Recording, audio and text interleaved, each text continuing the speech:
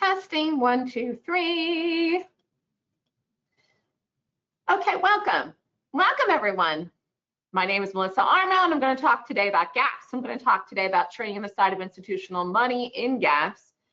Today, we did a great trade. We did a short. We shorted a gap that was an earnings gap in UAL. You can pull up the chart. It's earnings season right now. It's a fantastic time to trade, a very busy time to trade, actually. Pretty much the rest of October and the entire month of November is a very busy time to trade because it is earnings season. There are 4 quarterly earnings seasons a year. And again, people like to trade. It's busy in the fall. We have a lot of volume. And of course, we have a lot of volatility that's going on right now. The government shutdown, the tariffs are still untapped. So there's lots of things to do in the market and lots of stocks to look at.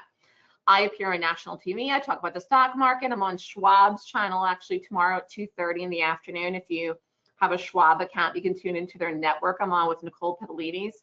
I talk about stocks. I talk about the economy. And if you're interested, I teach a class once a month. I only have 2 more classes this year, actually. I can't believe it's almost 2026. It's hard to believe. But the year is almost over. So we have to take advantage of the time that we have left to make money and really get organized so that we can have a spectacular close to 2025 and a great year in 2026.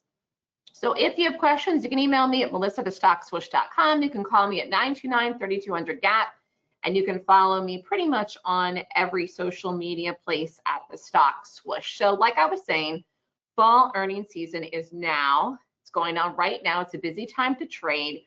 Are you ready to hit the ground running? You know, a lot of people have been going long the last 5-6 months. Ironically, actually, I'm mostly short. I mean, I do go long, but I'm mostly short, even in a bullish market. Like I said, we shorted UAL today. We did that, we made money. Yesterday, we shorted Amazon. We did that, we made money. So I am very specific, very focused, okay, very direct with everything I do, every trade I do. I do day trades in a trade room, I run the live room, and then I do options too, but I'm very, very targeted to find the best pick daily, okay? So if you're someone that's kind of been all over the place, back and forth, trying different things, or basically just buying every dip, as you even saw in the last week with the sell-off we had Friday, that's not going to work the rest of the year, and that probably is over, okay? So you've got to get a good strategy. You have to have a set strategy that you use every single day to trade, and I've been trading since 2008. It's hard to believe. I've almost been trading for 20 years, and I trade nothing but gaps, and like I said, I'm mostly short. So it's really kind of interesting to think about shorting, and as bullish as the market is with the money that I've made so far this year with mostly short trades. But financial freedom means peace of mind. I'm doing this as my career. If you want to do it on the side, that's okay. But I think it's really important to know why you're trading, why you're doing this. So these are the stats, run stats. And again, this is not actually updated through today, but this is updated through the end of September. 952,231 for the year. Again, this is through the end of September.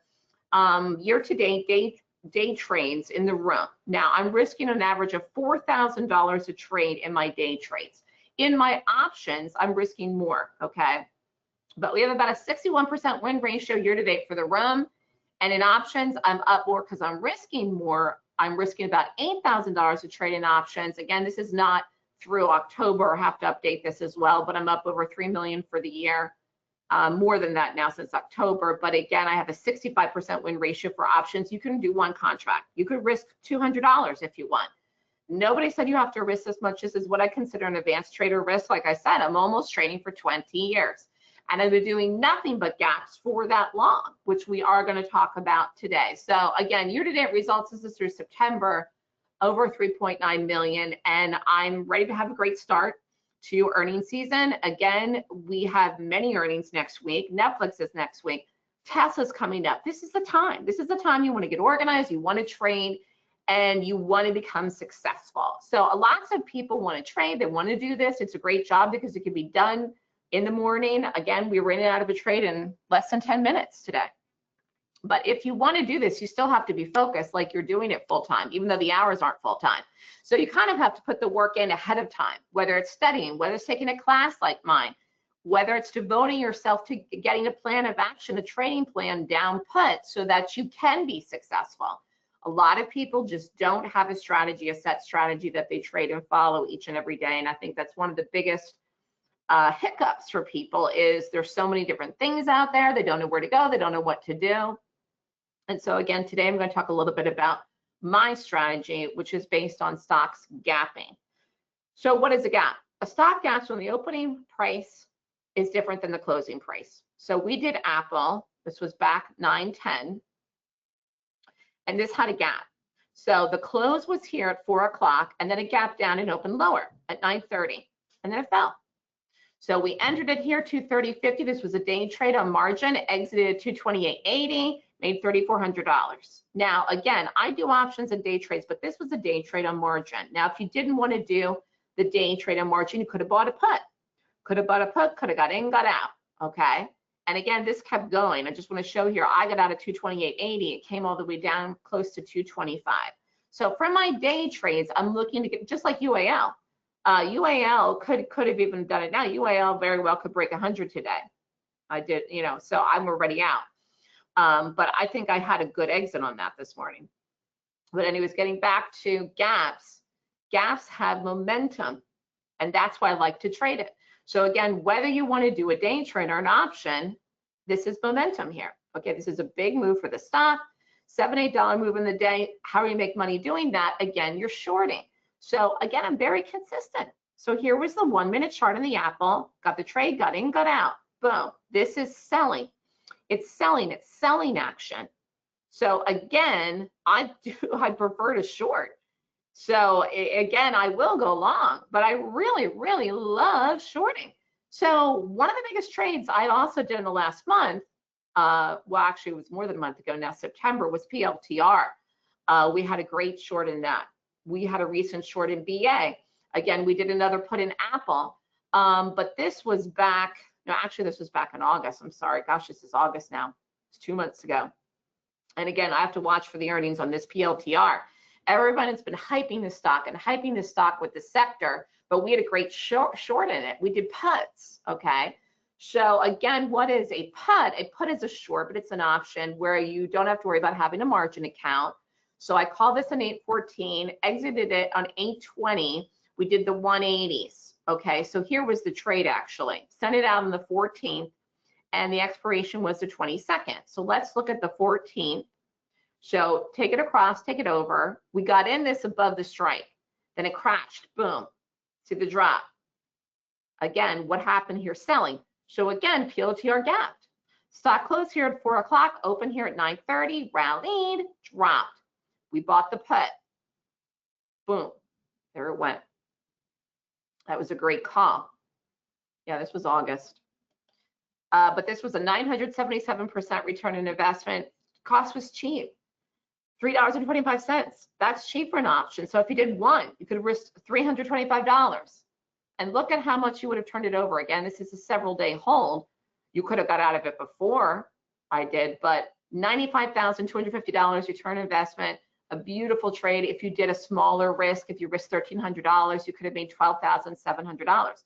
These are account making trades for many people who have, you know, small accounts or medium-sized accounts where you can, you know, really add to the size of your account by doing these trades. Because again, to be able to risk $1,300 and make over 12 grand is huge. So again, I have to Melissa, can you hear me? Yes, I can hear you now. Thank you. All right, thank you so much. I'm putting myself on mute. Thank you. That's okay. I don't know what happened earlier with you. I don't know either. I appreciate you starting it. Well, that's good you got it fixed because I know you have a whole day here. Yeah, thank you. Anyways, again, when you're taking an option, you're trading, trying to get the momentum. So when you're buying a put, you are betting basically the stock price is going to drop. So again, in order to make money in the market, I don't care if you do a day trade or an option, you got to get the direction right. So I'm trying to look every single solitary day for the best pick that A is going to get the direction right and B is going to have a big move, okay, which this did. So whether you want to do options, whether you want to do day trades, whether you want to do this as a career, full-time, part-time, whatever you want to do, you need the right tools to be successful. You need the right tools to be successful, to get good results, And for me, I developed over the course of 3 years, again, I started trading in 2008, a golden gap rating system that rates gaps on the daily chart by looking at the pick and rating it, trying to get 20 points or more using a 26-point system. Again, I did UAL today. So I rated that and said, this is the best short today, and we shorted it. We got in, got out. So there's thousands of stocks that you could look at every single day, thousands of things that are gapping. It's about finding the best one. It's about finding the best pick. It's about getting the entry, getting in, getting the momentum, getting the direction right, and getting out, and then adding the size. Okay, so again, when I'm adding size to a trade, obviously I'm making more, but you can't do that until you know what to do. Okay, we did another one in the PLTR. We did this on the 19th. I did the 160s. Again, stock close here, gap down. So we did this one, got the drop, boom, fell off the planet. So we did a lower strike in this one too. And look at the move. Again, came all the way down here, broke 150. So sometimes I'll do it away from the strike. Sometimes I'll do it at the strike. We did this on the 19th, beautiful trade. This was not as big as the first one. We were in that first one really, really early, but still a nice trade. 475 for one, 279% return on investment. Again, you could have done 3. You could have risked 1425. You could have made 39.75. Great trade, solid trade that's getting in and getting out. Again, how did I know to do it? I used a 26-point checklist. That tells me that I can, in fact, short or go long. You know, in this case here, we're talking about shorts because we're talking about bearish gaps. So again, I prefer to short. Why? Well, again, look at what happened on Friday. Look at what happened a week. That wasn't even a week ago. Tomorrow's a week. Massive sell-off in the market on Friday. Out of nowhere. Boom. And again, I prefer to short. Why? Panic equals selling. Panic comes into stocks in the market fast. There's something called panic selling that comes in so fast, so quick, and you can make a lot of money if you're in the right direction, if you're short. Again, whether you buy, put, or short as a day trade. There is panic buying, but that's very, very, very, very rare. I have played some panic buying moves. Tesla we did last year. That was one of those ones that was kind of like panic buying. There really hasn't been any panic buying lately in anything, to be honest with you. So we saw panic selling actually last week. So I'm always looking for institutional money or smart money. It's big money in the market, hedge funds, okay, big or small, professional traders. So how do we determine where the smart money is doing? I use my tools. It is my rating system. It's based on technical analysis in the gap. And I get up every morning and I do the work and I do the analysis and I go through and I do the checklist. Here's another one we did. Walmart, stock closed here, gap down, open, dropped. Anyways, this closed up here, snug as a bug, around 1 and 2 and change, gap down here, around 99, open, fell. So again, you could have shorted this, could have done a day trade, could have done an option, again, could have done a put and held it, came all the way down. Walmart has earnings at some point. I have to look up the date on that. Here was the day trade we did in this, 822, shorted it at 98.45, boom. I'm looking for $1 or more. Exit, 97.38. We got about $2 today in the UAL. So again, it depends on the stock. It depends how big it goes. I'm trying to get $1. Again, you could have done 1,000 shares. Nice trade. Could have made $1,000. So that was a good one in Walmart. So how did I figure it out? I find gaps and rate them using a checklist. Gaps have to be qualified. The checklist tells you what to look for in the price of the stock. Okay. So this tells me if the stock's gapping down, do I want to short it or buy a put? If the stock's gapping up, do I want to go long it or buy a call? And again, it's all about the rating system for me. I feel like that gives me high odds. And I won high odds in my trades. A lot of people don't even have a system that they use to figure out the odds. They're just buying support or shorting resistance or going with the trend. You cannot do that for consistent results. They say, well, I've been going long every dip in the market since April, since the tariff reprieve. That's not going to work forever. A lot of people have been getting fat and happy thinking they know how to trade. That's over. It ended actually Friday. That's done. Boom.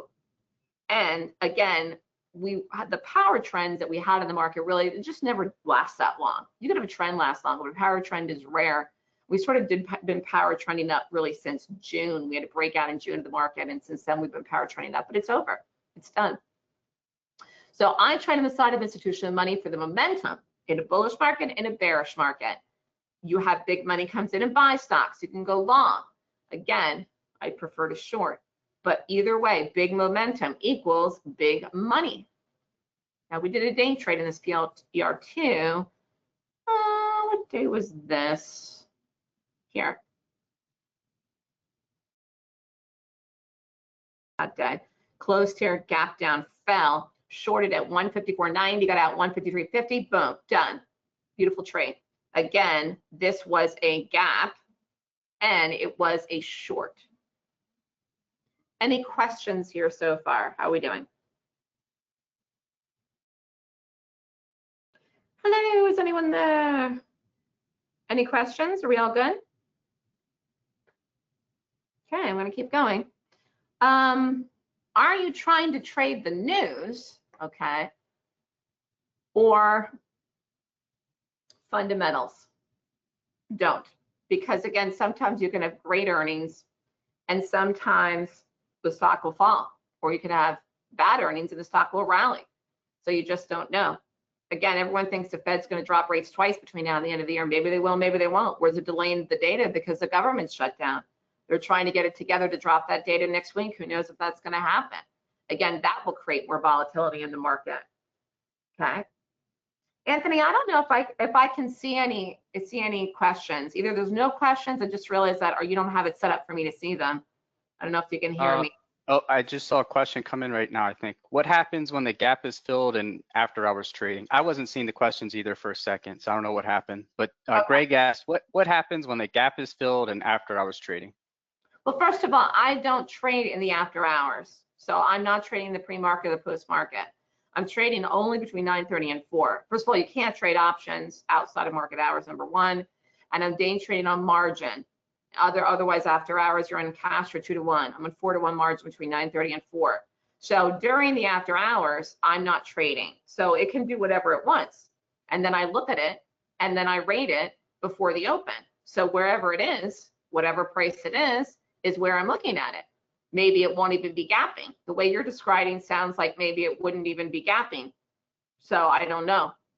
So again, I am not trading or in those trades overnight. Again, I'm not doing futures.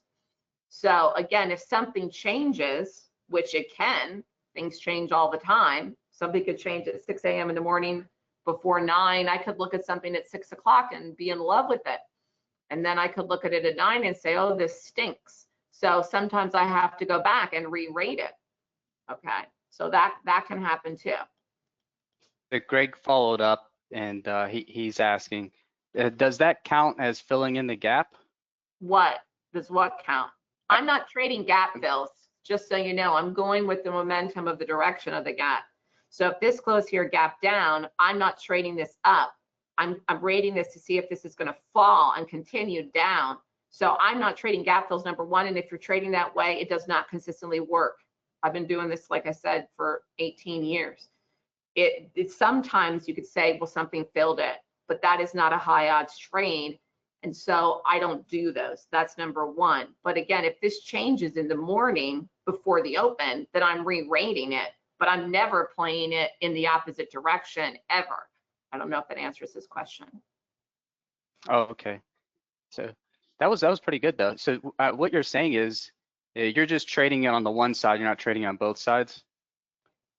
If I am doing PLTR, yeah, I'm reading it and it's gapping down, I'm either shorting it or I'm not doing it at all. I got you. Yeah, he Like probably thought, yeah, he thought you were filling that gap. I don't know if you can see. Can you see my charts? I just try to pull it up here. Yeah, no, this looks nice. I like your tree. Let me just look here. This actually looks really nice. Orbis Pro Trader. Apple, you see Apple here today. Let me make it fat. Stock closed here, gap down. I did not short Apple today, but if I had looked at Apple today, I would either short it or I wouldn't have done it. Now it's trying to flip with the market's green, but if you're saying, oh, would you short it then go long it? No. Would you go long in here for a gap fill? No. It's either you could have done it today and shorted it, and if I had, I would have been out. But again, if I had done a put in this today, a new put, which I didn't, but if I did, I'd be writing it down and I would just let it do whatever it's going to do today and I would still be in the trade. But I'm not going to go long here, even if this rallies. Again, a gap fill is nothing. It's just nothing. It's just a nothing burger. Just delete it from your vocabulary because it's confusing for people, but don't do it. That's the best advice I can say right now, because you're going to lose way more money than you ever make doing that. And again, this is someone that looks at gaps every day for almost 20 years. It's just one of these things where you have to understand really how to read the chart and what you're looking at in it. So I'm never playing it in the opposite direction, and that goes the case even if it's a bullish gap. If it's a bullish gap and I say, oh crap, this doesn't work good, it's going to fail, I won't short it, even if I can see that it's going to fail. That makes sense. All right, let's talk about, again, taking the guesswork out. I go through the rating system every morning. I do it in the pre-market, and this keeps me in a structured format where I'm not like trying to make guesses, trying to watch who's talking on CNBC, trying to figure out what Powell's going to say, is Trump tweeting. I use this tool each morning to determine what stock to trade and when. It's a very useful tool in any market, but particularly in this type of market. Why? Because things can change quick and fast. It also helps you decide if you should exit along. Like if something gaps down against, you can say, oh, I better get out of that. Melissa's going to short it today. It's going to fall. If you're long, if you're up, you can get out. It takes the guesswork out of your trading. Why? We're looking at price action. We're looking at the chart. We're looking at technical analysis. We can all see, you know, the price that UAL is at today within seconds, you know. It's not like, oh, we have to analyze it. No, we can see the price. So again, that's not up for opinion. The price is the price, and that's the information I'm using to make the decisions to make the picks, okay? But in order to become successful in the market, you have to become an expert, a specialist in one specific strategy. I choose a strategy that reads institutional money, or what I call power money in the market. This brings momentum and opportunity. Reading this is a skill. The skill can be acquired through education, and again, you learn how to do in a class. I think people just kind of start trading, they maybe make money, maybe lose money, maybe take a class, don't learn anything, and they think they don't need a class. Having a foundation in trading education is very important. You really do need it, okay? Unless you're going to develop your own system, which is what I do, what I did myself, but it took 3 years and it was a lot of money. It was a grueling process for me. I would never want to repeat that time in my life. Far too often traders don't understand exactly how important education is. And it's a lot easier to learn a system from someone else than to create your own. But it doesn't mean you're not going to have to take a series of classes until you find the right fit, the right mentor, the right person, the right strategy. That's part of the process that you're going through. Everybody goes through that. It's okay though to ask for help and admit you do not know. It's okay to admit that what you're doing is not working. And the sooner you come to terms with reality, if you're losing money, that you don't know what you're doing and that you need help, the faster you can turn it around. And you can turn it around and turn it around quickly. And I think that's important for people. Like we're talking about earnings season right now. This is a great time to trade. If you haven't been doing well, if you've taken a tumble in the last week because of the sell-off and you were long, you have plenty of time left in the year to get right. So how can you become successful trading? It's not by risking a lot. It's by being consistent, by getting the right focus, okay? And you really have to think about it in a very practical and professional manner, like you were running a business, like you're, you know, doing your own thing and you're working for yourself, because you basically are. So again, you need a winning strategy. Can't stress that enough. Mine is golden gap. So what's the gap? A stop gaps on the opening price today is different than the closing price of yesterday's trading. A gap is a break in price action from one day to the next. So again, almost everything gaps every day, to be honest with you. But it doesn't mean it's a good gap, or what I call a golden gap, or what I call a predictable gap. Do you understand what I'm saying? So again, what is a gap? Stock closes at one price, opens at a different price. This is a bearish gap. You have bullish gaps. Here's a bullish gap. Stock closed here, gapped up. Could have gone long. Boom, took off like a rocket. Could have bought it. Could have done a call. That was back a month ago in September. Okay. AMD, it's another one we did a bunch of trades in. Closed here, gap down, fell. Again, this closed at 4, opened at 9:30, fell. So I'm trying to determine who's in control. The bulls are the bears. The bulls are the bears. If you can determine the control, there's only two people in control, the bulls or the bears. That's it. And if the bulls are in control, guess what? You want to be long. If the bears are in control, guess what? You want to be short. So if you can determine the control, you know how to take the trade, because you've got to get the direction right. If you get the direction wrong, you're going to lose. If you get the direction right, you're going to win. Okay? And it's not always the same every day. You follow me? So for example, if you were long Oracle here, you made money. Stock ran up. This was earnings. It was back at the beginning of September. In this day here, guess what? Close here, gap down. Boom. You would have wanted to be short. Okay? Now, again, I developed a system called the Golden Gap. This is a gap that rates 20 points or more per the Golden Gap 26-point rating system. You take the trade in the direction of the gap. You can do the trade as a day trade or an option. I like to do both. Like I did UAL today as a day trader. I didn't do an option in it, but you could have. You could have bought a put. But how do I know ahead of time where stock will go? Again, I rate the gap. I use a 26-point checklist. This checklist tells me what to trade and what to look for each day, and that is very important. It's very important because if I don't know what I'm doing, I'm trading on the fly. I'm waiting till the market figures out what it wants to do. And again, this allows me, having the prep work done before 9:30 and having the pick all set up, or maybe I have a couple picks, it gives me a focus. It helps reduce my losses. And then again, I'm looking for the high odds trades. And if I don't find any trades, I don't do any trades. If I don't find any gaps to rate 20 points or more, I don't do them. Here's another one we did, Chewy. Chewy was a put. This was earnings 9:10. Here. Close your gap down. Boom. Whoever was asked the question, see how this gap didn't fill itself? Close up here around 42 and change, gap down here to 37, could have bought a put, could have shorted as a day trade, fell, boom. Again, this is momentum, momentum, momentum, momentum. $1.75, this was so cheap, could have sold at 3, almost flipped it around, trying to get 50% to 100% of my options, made 62.50, nice trade. If you risked that 1,050, could have made 750. Again, that's getting in and out the same day. Sometimes I hold options, but I will get out the same day if I feel like it has a big move, and that was a big move for Chewy. You know, again, you got to know the stock. But again, what happened there? Institutional money dumped it. They dumped the Chewy, okay? So you don't want to be long. If you learn how to read the footprints of big position players before the momentum occurs, you can take the position in the right direction and get out after the move happens for profit. But you have to understand how to trade with the side of power, and you need to know how to find it. Knowing how to read what institutional money looks like is essential to becoming a successful trader. The benefit is that you can win big trading on this side of power. So again, there's just so many people that are trading the market now, small accounts, big accounts, prop accounts. There's so many vehicles out there you can use to set up accounts and trade, but people are all over the place. They need a system, okay? Having a system to follow daily really will help give you a focus.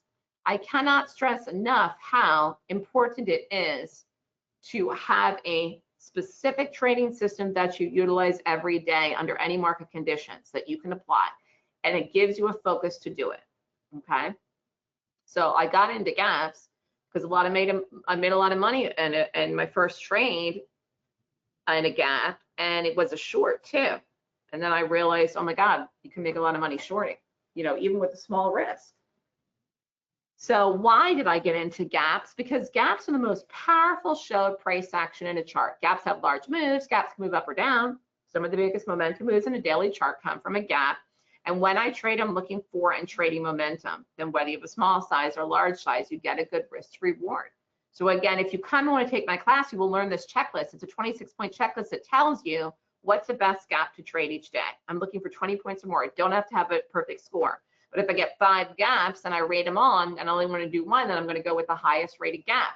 So the rating system helps me determine who is in control, okay? The bulls are the bears because you only have one control on any given day. Like I said, it's only the bulls or the bears. And again, I'm a fast trader. I'm a momentum trader. I'm not, you know, if I would short the market, for example, or if you did it like Friday, I'm not saying, oh, the market's in a downtrend now. No, I'm not like swing trading the market saying, oh, the market's going to fall by January 2026. No, we're doing fast trades. That could be a weekly option, could be a day trade for a couple of minutes, okay? So a big flow of money going a certain direction is what moves the market, stocks, creates momentum, and sets the trend in charts. And when you're looking for institutional money, you're really rating the side of power to stock. You want to be on the side of the power in order for you to make money trading. Institutional money is in charge of the market and stocks at all times. Even if you think it's not, guess what? It is. So I focus on the quality. And I only trade when a gap rate's good, very important. I also chunk it out. I call it chunk it, chunk it, chunk it, chunk it out in the live room. If your goal is $500 a day, you make 500 out, 500 out, Monday, Tuesday, Wednesday, Thursday, Friday. You reach your goals, however small, medium, or large they are, by chunking it, not by waiting for a piggy target and then taking 10 trades to try to get it there or losses. No, just think about it. It's like throwing an arrow at a dartboard. You're trying to hit the bullseye. Let's say you do. You're not going to hit it 10 times in a row and all day long for 6.5 hours. It's just the odds are not in your favor to do that. You understand? But I can be perfect for half an hour a day. That I know. So that is what I do and work on every day. And so it's about working smarter, not harder, because again, you've got to get the focus down. Think of it where you're hitting the bullseye. Any other questions here? How are we doing? I don't see any, but I think now is a great opportunity for people to ask questions. I don't know how long Can I ask a question? To talk, Anthony. Oh, I'm sorry. How long do I have to speak Okay. today? I forgot to ask you. Oh, you have just like 10 more minutes. Okay. Go ahead. Yeah. What do you think of this changing environment we got going on right now? Changing environment meaning, what do you mean? Just this trading environment this past week. I think the market's slower, but I say that all the time. Yeah. I think we're either going to be range bound in Friday's bar for a couple more days till the end of the week or next week till we get out of it, or we move out of it by the end of the week, which should be tomorrow. It's not going to be today. Like if people are long today, I don't think we get up over the high today or tomorrow. No, I mean the odds are in the favor now that if we get out of this range, it's going to be another sell-off, not another bullish move up. Like we might have set the high for the year last Friday, even though I know we're trying to rally here. But I mean, again, if you're someone, just pretend that you're a very, very, very, very, very wealthy person, and you were long the market in stocks and you're up a lot of money and you sold on Friday. Luckily, you got out before the, halfway through the move or something. Would you jump right back in 2 days later, 3 days later, 4 days later, 5 days later, not that far off the highs? No, you wouldn't. You don't know what's going to happen with the China stuff. You don't know what's going to happen with the government shutdown. You're going to wait it out. You're going to wait and see. Again, you follow institutional money. Big money sold for whatever reason you want to say on Friday. And I don't think it flips the market right around. So you have day traders retail traders that are buying this market the last couple of days. I don't think it continues. That's my 2 cents. I think that's great analysis.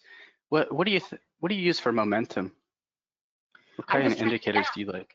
I'm just trading the gap and yeah. And like I said, we did the UAL today. We can quick look at that before I finish up here. Oh shoot, that was here.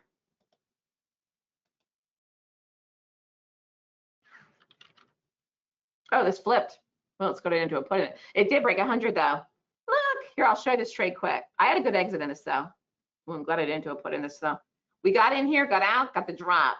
I had a beautiful exit in this, but it did go down. Looks like 99.58. But this was the trade I did today. I got in, got out here. I was done in 5 minutes. But this looks like you could have done it a couple of times because it did keep going. Yeah. So anyways, I like to short. Think about it. If you think about it intellectually, I mean, you really, really, really, it's like, oh, okay, this got dumped or this is getting bought, just like I was kind of explaining about the market. So again, how do you make money in the market? Trade a strategy and system that is profitable. Golden gaps are a highly profitable strategy because they focus on large momentum to trade. And what stocks should you trade? Stocks at gap, 20 points or more. Again, if you want to learn in the class, when do you trade them? Early in the morning. when they set up and trigger it. Again, I'm looking for, number one, a high probability of directional bias for the entire day, big move in the day, early confirmation of the bias in the move between 9:30 and 10, and precise entries with follow through and a good risk reward target potential. So again, my goal is to find the best gap every day, do the highest rated gap. You can create your own money management plan for yourself, start small, and then you increase your risk over time. But again, it's all about the rating system. So whether you risk a small amount or a big amount, whether you do an option, whether you do a day trade, it's up to you. So again, for me, it's like I'm looking to say, I have conviction to do this. Like this is worth risking my own money because I think the stock is going to fall today or whatever. And I'm telling you, if you understand why something's going to fall or rally, you will trade better. If the trade's down before it goes, you'll hold it. Otherwise, if you don't understand, you'll kill it. You'll take the loss and the trade will go on to work.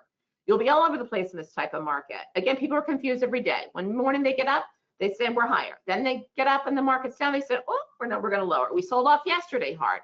Then we flipped. I mean, again, this is confusing for people. If you understand what's going on, you will have conviction, you will follow through the ups and downs and the wiggles and jiggles, and you won't get knocked out of trades that are really good trades or go on to work. So think about what I'm saying. You got to be grounded when you're making trading choices, and you can do this. I've been teaching people now for a long time. And again, I run the live trading room every day, but it is about empowering yourself to do it. You will learn in my class how to do it for yourself. You will learn a complete system, the 26 points, a rating system.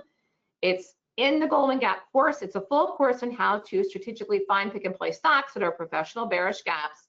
And there's only 2 more classes for me this year, one in November, one in December. November 8th and 9th, 9 to 5. Cost of the class is $69.99. It's a class on how to find, pick, and play professional bearish gaps. Class is online. And I'm doing an early bird special. I took that picture. I live along Central Park. It's Central Park there. It's cold here this morning. I'm doing a special for an early bird through tomorrow. You get the options newsletter free for 1 year and the training room free for 1 year if you sign up for the Golden Gap course for November by tomorrow. If you are interested in that, you can email me at melissa@thestockswoosh.com. Any questions? Any last minute questions from anybody here? Anthony, do you have anything? Anybody else? I don't see anything right now. Yeah. Is the Fed speaking today? No, today's Thursday. They Okay.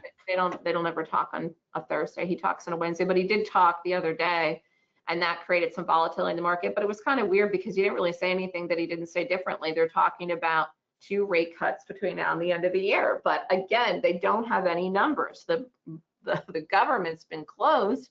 They haven't been dropping unemployment numbers, and they're trying to put a team together to get that out there. They're still trying to pass a budget. They have not been able to do it. So we could be going into one of the longest shutdowns we've had. Now, is that going to affect the market? So far, it has not. It has not affected the market at all. Let's pull up the market here, but it doesn't mean it won't if it continues on. So again, this is a very weak rally, very low volume rally here if you understand the market, like little baby green guy here today. So again, we'll see. But at this point, I'm in this market. I wouldn't be surprised if anything that happens with anything, but I think the most important thing that's happening right now is tariffs, the meeting with Trump and President Xi. Is that going to happen at the beginning of November? Again, that's coming up.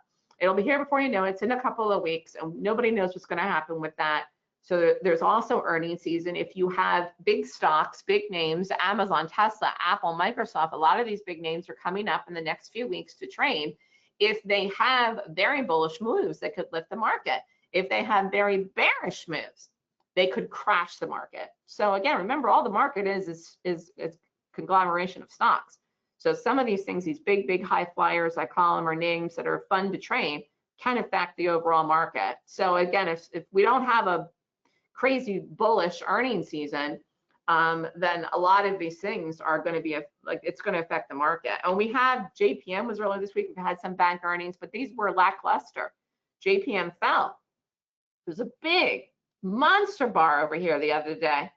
So again, this already reported one of the leading banks, and it's not over the high. Like you can say, well, it's a great report, but it crashed. So again, you can't always look and say, it said this, I'm going to go long, or it said this, I'm going to short it, or whatever. So a lot of these things are going to affect the market that are out. So we're focused on earnings. Like I said, I'm focused on earnings right now, but this is a good time to trade with activity and volume. But I got to tell you, again, the volume in the market is low. And again, that's another takeaway too. You have more volume in Tesla than you do in the overall market today. So come on, it's just like, so I mean, how can you get behind this? Again, institutional money is big, big money. Where are the people? It's like dead. This is like, it feels like it's like, you know, a 3-day weekend, like today. It's like a holiday or something. Like, what are you gonna do here with this? Nothing. Any other questions?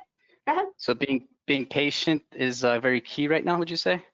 Well, I don't think it's patient. I get in a trade and get out quick in the morning. You know, when I'm in my options, I'm patient with my options right now, or I'm building an extra time cushion for things to go in my options where I would normally do weekly. Maybe I'm doing stuff out a couple extra days right now to wait for the move. But I mean, it's not like we're not going to move for days and days on end. We might not move tomorrow.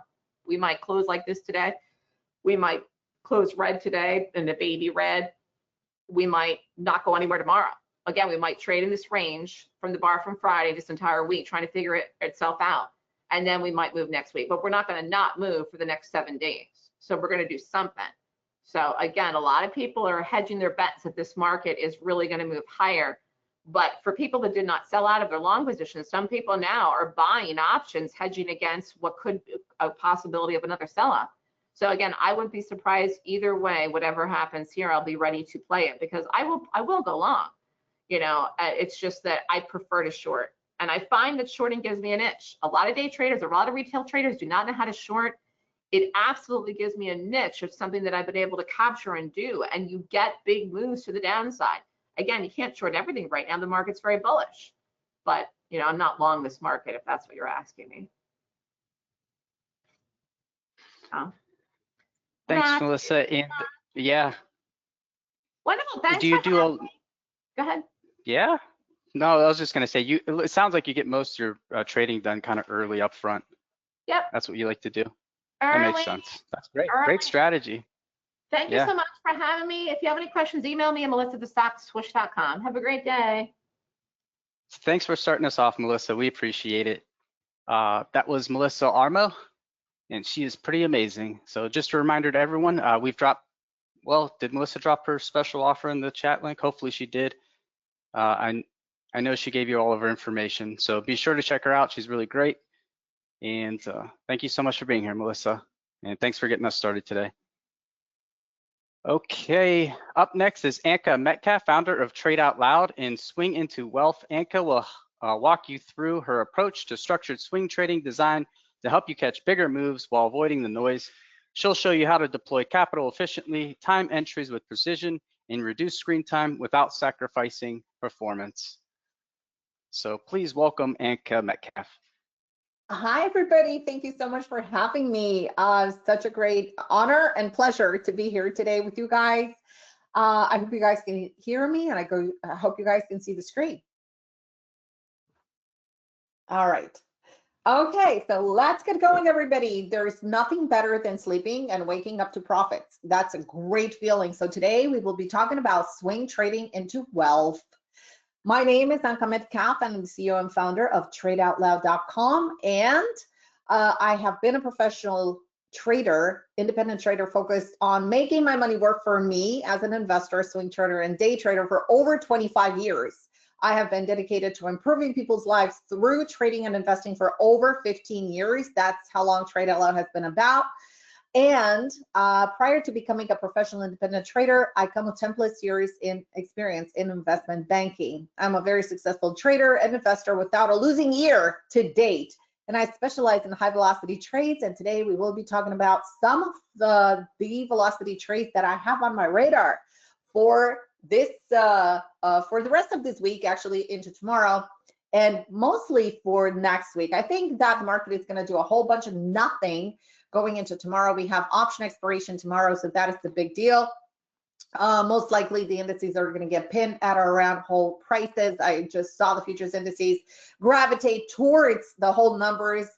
For example, NASDAQ into the 25,000, 6,700 for the S&P. Russell into the 2500, and you see the picture. So they're trying to pin it into the whole numbers. Now, whether you're in your 30s, your 40s, your 50s, even your 60s or your 70s, you could still make your money work for you because the market is so generous, and the market has its own slice of money reserved for you. But did you guys know? Do you guys know how much money you need to retire? Because apparently right now with inflation, everything that's going on, prices are going through the roof. People need more money, right? How are we going to get more money? Through the stock market. But here's a quick survey that that was done. Investors feel that they need an average of $2.5 million in retirement to maintain their lifestyles, according to the Legg Mason survey. Well, that's about 2.2 million more than the average balance of $385,000 those individuals actually had in their 401ks, RIAs, or other long-term retirement accounts. So let's talk about this today, how we can get into that 2.5 million or 2.2 million so we can retire comfortably, or we can supplement our income or supplement our pensions. Welcome to the future of wealth creation, and get ready to unlock the fastest and the smartest way to grow your money. The hidden wealth secrets of the top 1%. That's right. We're going to be talking about that secrets that 1% of the traders and investors of the wealthy keep to grow their money even while they're sleeping. Swing trading is the key to multiplying your money with precision. It offers cash flow, and it's a money magnet. Now, here's this. 80% of the Americans are worried about having a secure retirement, and that's not a shock. 21% say it'll take a miracle for them to retire securely, according to a recent survey. Why? Because they didn't dedicate their time into learning about trading and how they can manage their own money. Retirement feels impossible in 1 in 5 Americans, which is super sad, according to the same survey. But you don't need a miracle. I guarantee you, you don't need a miracle. You just need a plan, and you just need a really good trading plan. So here's what Warren Buffett said. If you don't find a way to make money while you sleep, you will work until you die. That's right. So make money any time when you're swing trading or active investing, or even when you're investing. You just have to decide your time horizon, even with day trading. Even if you have a full-time job, you could do it. When you're on vacation, yes, you could do it. Do you guys think that when wealthy people go on vacation, they just close their account, close their positions, and then go on vacation, and then they start trading again? No, they have their money working for them. And you can work anywhere in the world as long as you have an internet connection. That's it. You can manage your money better than any kind of professional. Here's why. You get hit with huge fees charged for your long-term money in your 401k, monthly management fees, and this is an average. This is like the bottom average is about $300 a month. It could go as far as $1,000 or $1,500, or depending on the amount that you have with your investing company, your hedge fund, it could go much higher than that per month. But if we kind of like think about that $300 a month, that's about $3,600 a year. That's for the average person, because we're talking about the average person. That's $3,600 times 30 years it takes you to retire. That's $100,000, 108 actually $1,000 in management fees. Guys, in management fees. Funds do not care if you make money or you lose money. That's why you need to become educated. So here's how to avoid pitfalls. And these are the 5 mistakes that cost traders thousands of dollars. Number 1, chasing the wrong stocks. Trades are overcrowded. For example, I have traders email me, say, hey, can we get in gold right now? I mean, like, hello? It's like super extended. No, wait for a pullback. This is why people lose money, because they're chasing the trades. Trade the stocks, and trade the stocks that, and especially not the hype ones, not the ones that are in CNBC all the time, right? Mistake number 2, over trading and burning out. Again, Melissa was talking earlier about how she trades in first 30 minutes. I trade in the first hour when I'm day trading, and then I do all my work within that hour. Because other than that, you're burning out. You can't give your 100% concentration the whole entire day. You can't. I've done it, I've tried it, and you can't. And when I first started day trading, I was literally day trading around the clock. I was in front of the computer around 7 o'clock in the morning to scan for gaps, and I was literally shutting my computer down at 9 o'clock at night because I was evaluating, scanning, learning from stocks, learning from charts. You're burning out. And I felt a deep burnout until I said enough. And I have to redesign my trading plan. And this is how I redesigned my trading plan. And I came with a system to trade only the power hour, to trade only the first momentum in the morning when it comes to day trading. And that momentum allows me to look and scan within that hour for the best possible moves in the stock market as well. So it's basically a 1-hour job a day. So more trades doesn't guarantee you more profits. And learn to be patient and very, very calculated. And mistake number 3 is trading without a plan. I just mentioned a trading plan before. It is essential. I was one of those traders when I first started day trading, not swing trading or investing, day trading. That is very tedious. I thought, you know what? I have the trading plan in my head. I don't need a trading plan. I don't need a written trading plan. I have the trading. No, you have to have a written trading plan because you have to have your risk. You have to have your risk tolerance. You have to have the patterns that you're going to trade. It's your little Bible that you're going to have it on a little Post-it. That's it. It doesn't have to be a novel. Your trading plan needs to be so simple that if you give it to your neighbor would be able to trade. So mistake number 3 is about random trades, about random results, right? If you take random trades, yeah, you're going to have random results. You need a proven strategy. You need to know exactly what strategy to deploy at different market environments. So when the market is bullish, you need to make sure that you deploy a certain strategy. When it's bearish, you have a different strategy. When it's sideways, you have a different strategy. And also that refers to risk. When the market is sideways, you're going to apply half of your risk because you're not in a trending market. If you're in a trending market, if you're taking a long position, yeah, you're going to go full risk. But if you're in a sideways market, waiting for a breakdown, you're going to apply lesser risk because you really don't know. You're into that indecision phase. That is either in a cycle 1 or a cycle 3 in the stock market cycle. So you don't know exactly which way the market is going to go, and you're going to apply less risk because you don't want to risk a full R when you stop out because it's going to take you more tries before the market starts going. And mistake number 4 is letting emotions control your trades. Fear and greed destroy accounts, and here's how to stay disciplined. Have a solid money management plan. Have a risk determined. Make sure that your allocated risk is 2% or 3% or 1%, depending on your personal risk tolerance. Also, make sure that you apply that 1% or 2% or 3% of your entire account size. Your risk per trade is in sync with the momentum of the market, and make sure that it's written in your trading plan and stick to that until your account grows at least 50%. I see traders all the time say, oh, you know what? I have a good feeling about this this trade. I'm just gonna risk a little bit more. Or standard size. That's what kills everybody. Standard size. If the number one reason for blowing up accounts is because like, oh, I'm gonna trade standard 300 share size or 500 share size. Or if you're trading futures, oh, I'm gonna trade standard 1 contract or standard 2 contracts. That's death of the account. Mistake number 5, not investing in the right education. Most traders fail because they go blind. Okay, they go blind. Don't be one of them. That's why you're here, by the way. Self-directed trading and investing is all about taking control of your financial future, managing your own money. Because guess what? Nobody's going to take better care than you. And this is how you can make your money work for you. Put them at work. So swing trading is about generating cash flow. It's about income, but it's also about wealth.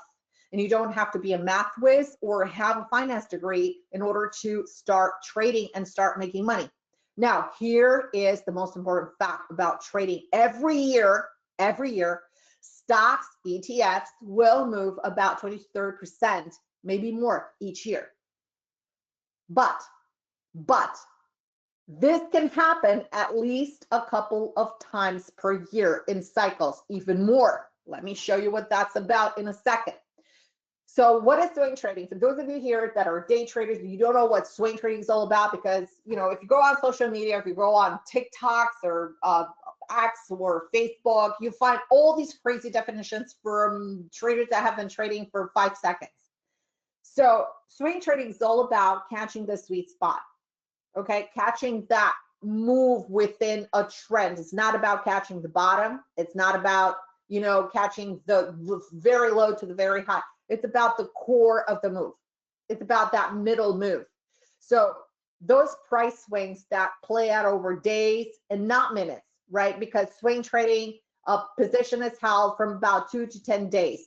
So instead of scalping tiny intraday moves or sitting at the desk and, you know, penning yourself to death, swing trading is for traders that want to ride powerful short-term waves into the market. And the waves, like I said, they tend to last from 2 days to about 10 days, depending on the velocity. Some trades stretch into months or maybe 2 months or even more because of the strong momentum.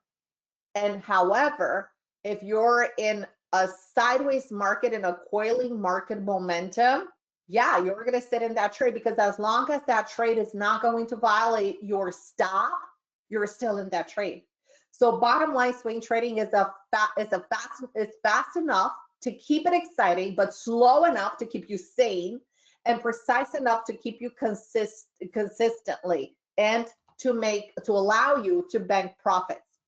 So here are some examples. This is a chart of the Qs here that we were running into September, and look at the massive uptrending move that it had. Now we're going to go to some left charts in just a second.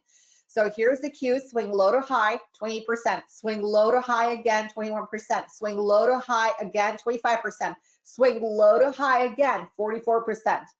This is crazy pants, right? Take a look at Microsoft, swing low to swing high, 63%. This is like active investing. Google, active investing, swing low to swing high, 73%.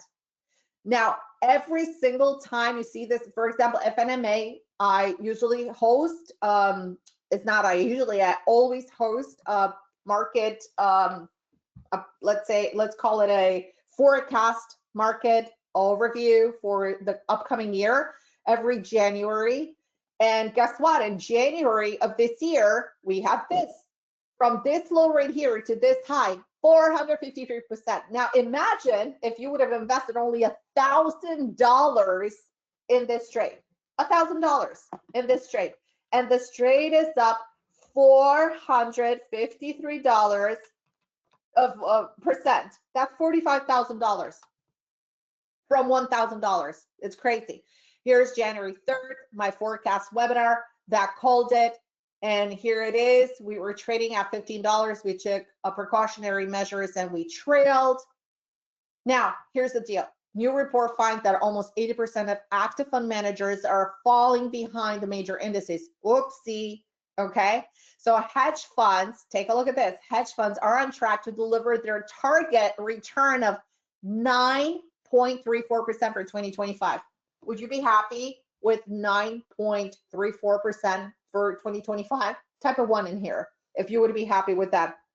If you put in the work, you could do much better than that. Let me show you something. I'm going to show you some stats from our stock swing trader program, and I'm going to go here into the stats. This is the total. This is 698% only on swing trades. That FNMA was an investment, so it's not calculated in here. This would have been like skyrocketing, would have been like 4 digits, 5 digits.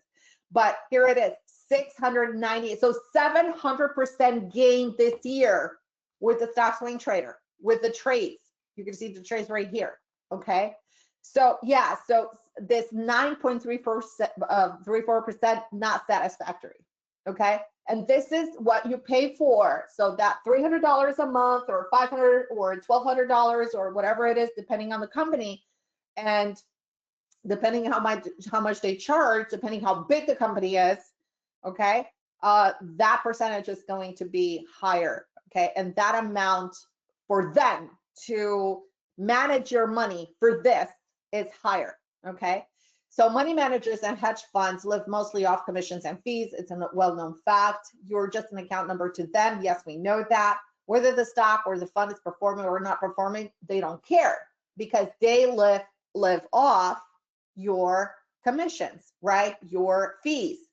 So Barclay Hedge reported that over the past 5 years, the average hedge fund and its universe produced an annualized return of 7.2%. I don't know you guys, but I'm not going to have my money sit with a hedge fund for 7% when we can perform better than that.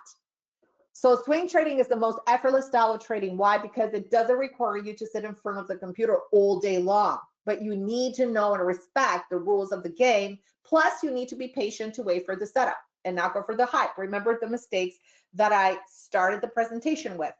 And it's not about the trade as much, but it's about the risk and the management. Paul Tudor Jones said, Paul Tudor Jones, by the way, hedge fund manager, ultra billionaire, said you can be, and I quote, you could be a complete imbecile and literally have 60 or 80% of losing trades, but as long as your 20% or 40% are winning trades, you're gonna triple, quadruple your account every single year. He's right, because he's referring to risk and reward ratios.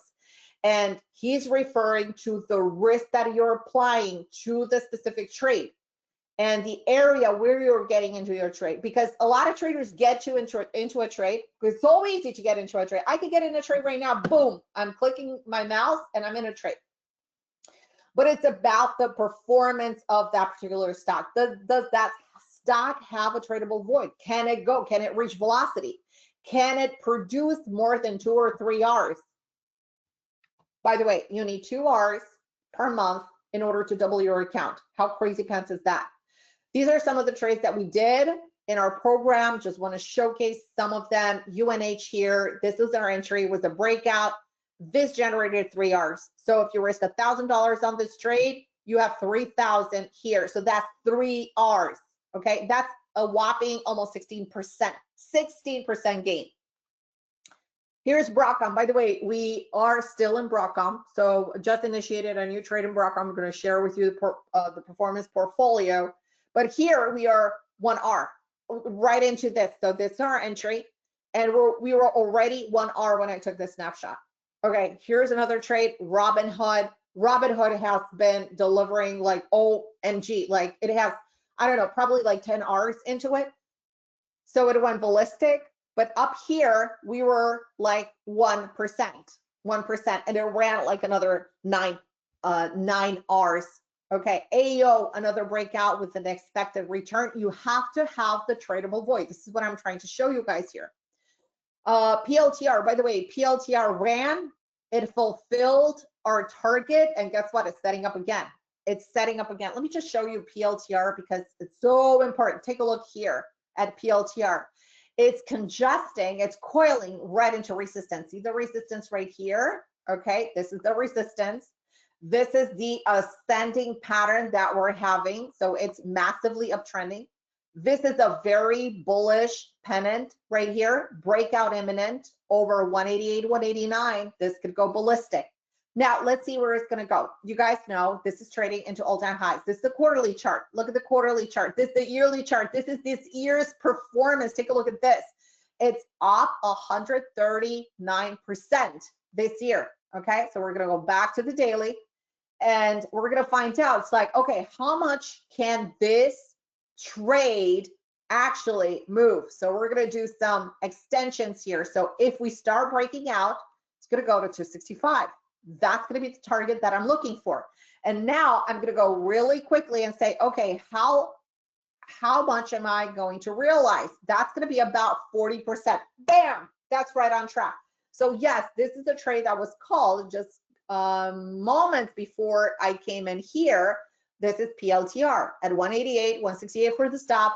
We have target into 200, 208, 220 just to start off, but we have further targets into 270. That's how you roll. That's how you roll. All right, let's move forward. Tesla. By the way, Tesla is grinding up again. Tesla's going to make another big move. You can see it right here. And let's go to Tesla. By the way, Tesla, it's slightly higher today. This is the resistance right here. You see the 479. Dum da dum. Okay, let's go back here. Okay, you can see how far and how much profit we made in this when we took this trade, and we took this trade, it was back in August. All right, so let's talk about Tesla now. What is Tesla doing right now? So Tesla hit a high, 479. Look at the beautiful move that it had. This we took full advantage of. And right now it's just chopping around, but it's chopping around in a really nice way. Okay, so here we have the support. Here we have the resistance area into these highs, and it's just compressing. Usually what I do is I go to the monthly chart, and we have a couple of weeks until we end the month, but we're so far in the doji, so there's a lot of indecision. So definitely go into a time frame that is closer to a potential trigger, not the daily, because the daily seems a little bit noisy. And we also see here that Tesla's going to report earnings on October 20th. So guess what? That's going to be next week. So exciting, right? Because we're in full swing earnings season. We got some financials report. Charles Schwab reported today. By the way, I trade on Thinkorswim. So Charles Schwab making good money off our commissions, I have to say, and our fees. But yeah, we had a pretty strong earnings season, right? The financials are still holding really well. Everything is, kind of holding. I'm not saying this is the top or it's bearish or it's bullish, but as long as the market is holding into the highs, we have no reason to be concerned about a pullback. As long as we have the parameters, the price action trading, let's say above the 21 SMA, above the 10 EMA on the daily, we're still holding strong. If we violate them and if we form lower setups with lower highs, then we are going to look for shorts. But until then, we're into that indecision phase. We're in that stage 1, stage 3 type of market. So here's what I'm looking for this week in Tesla.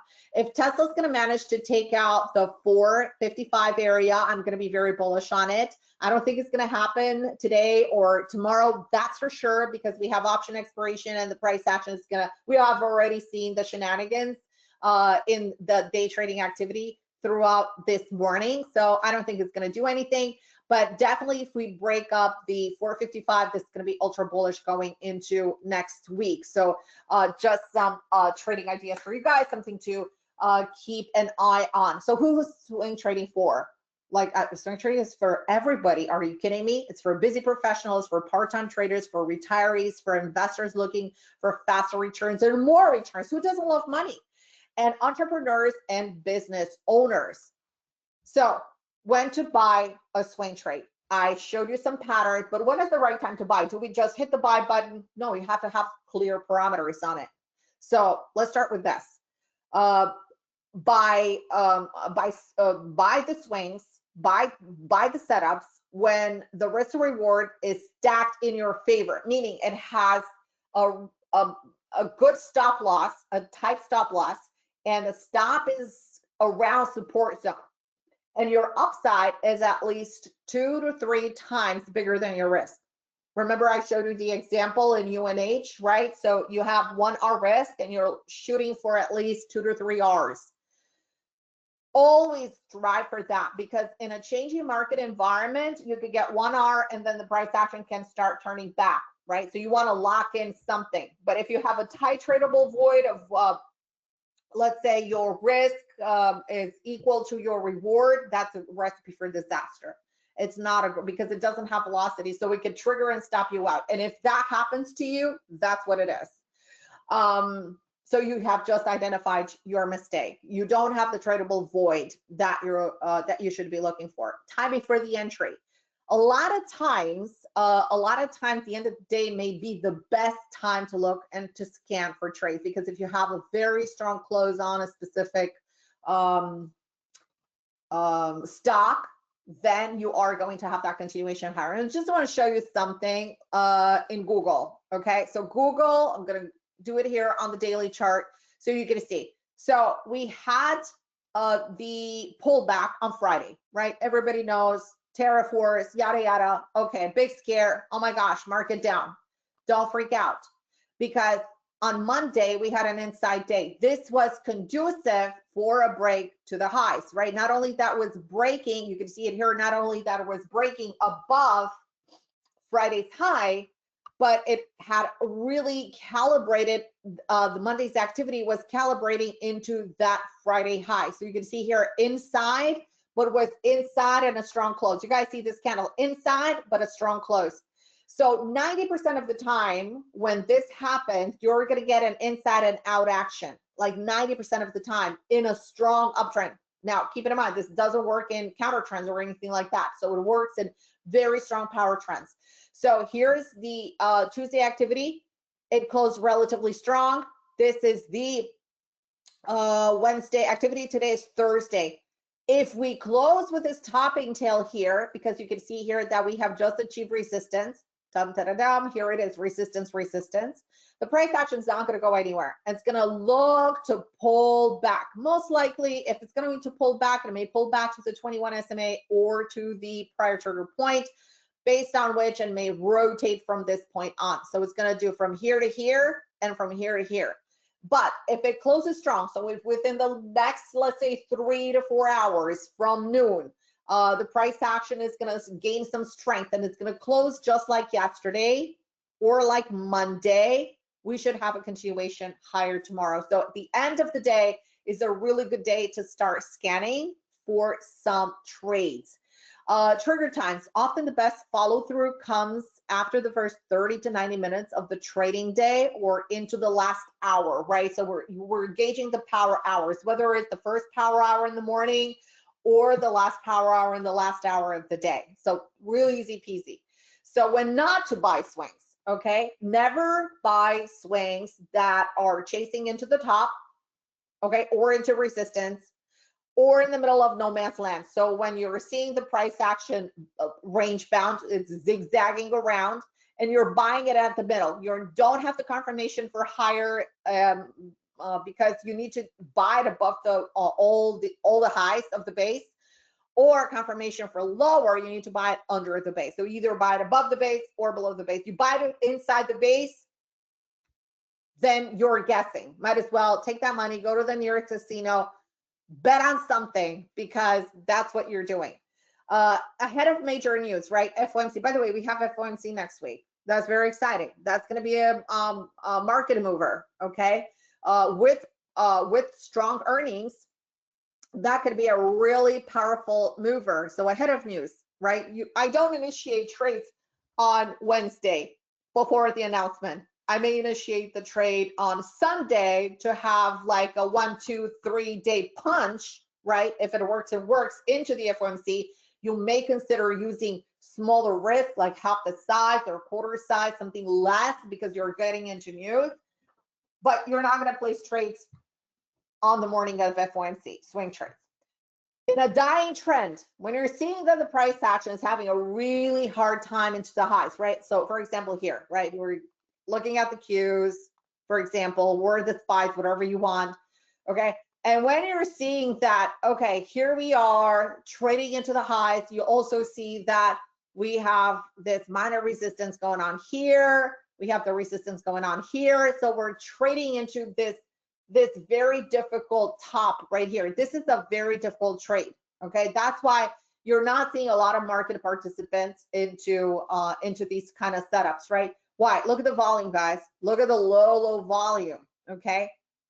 So there are stocks that have higher volume than the market right now, that's SPYs or the Qs, or the futures indices, right? They have, look at the volume today. It's almost non-existent. Guess where the volume is going to be tomorrow? Even lower, okay? So low volume plus volatility equal garbage, okay? Stay away from the market. When you have high commitment, high volume into the market, like so, or like this, okay, then you have high volatility that you can trade. So there are two distinct things about volatility. Volatility can work with you or it can work against you. So pay very close attention to the volume to determine whether that's a good setup or not a good setup. And low volume, illiquid stocks, exactly. So bottom line, swing trading is about precision and patience, binary support or breakouts or short. below support or breakdowns, and never buy into FOMO spikes, chop zones, or downtrends. All right, here are my trading rules. You want to jot them down. Entry rules, trade with the trend. I always trade with the trend. Why? Because the power of institutional money. Do you want to go against the institutions or you want to go with the institutions? You want the institutional money flow to push your price higher if you're a long, right? Or short, depending on which direction you are, right? You have to trade with the trend. Buying your support, only enter if the risk reward is at least 2 to 1, like that's a bare minimum. I'm generally looking for more than 3 to 1. Sometimes that doesn't come, sometimes it comes, sometimes it delivers more, but sometimes it doesn't. And again, confirm with the volume, because big moves need big money behind them. Okay, even if you have the perfect setup, but if you see low volume, wait another day.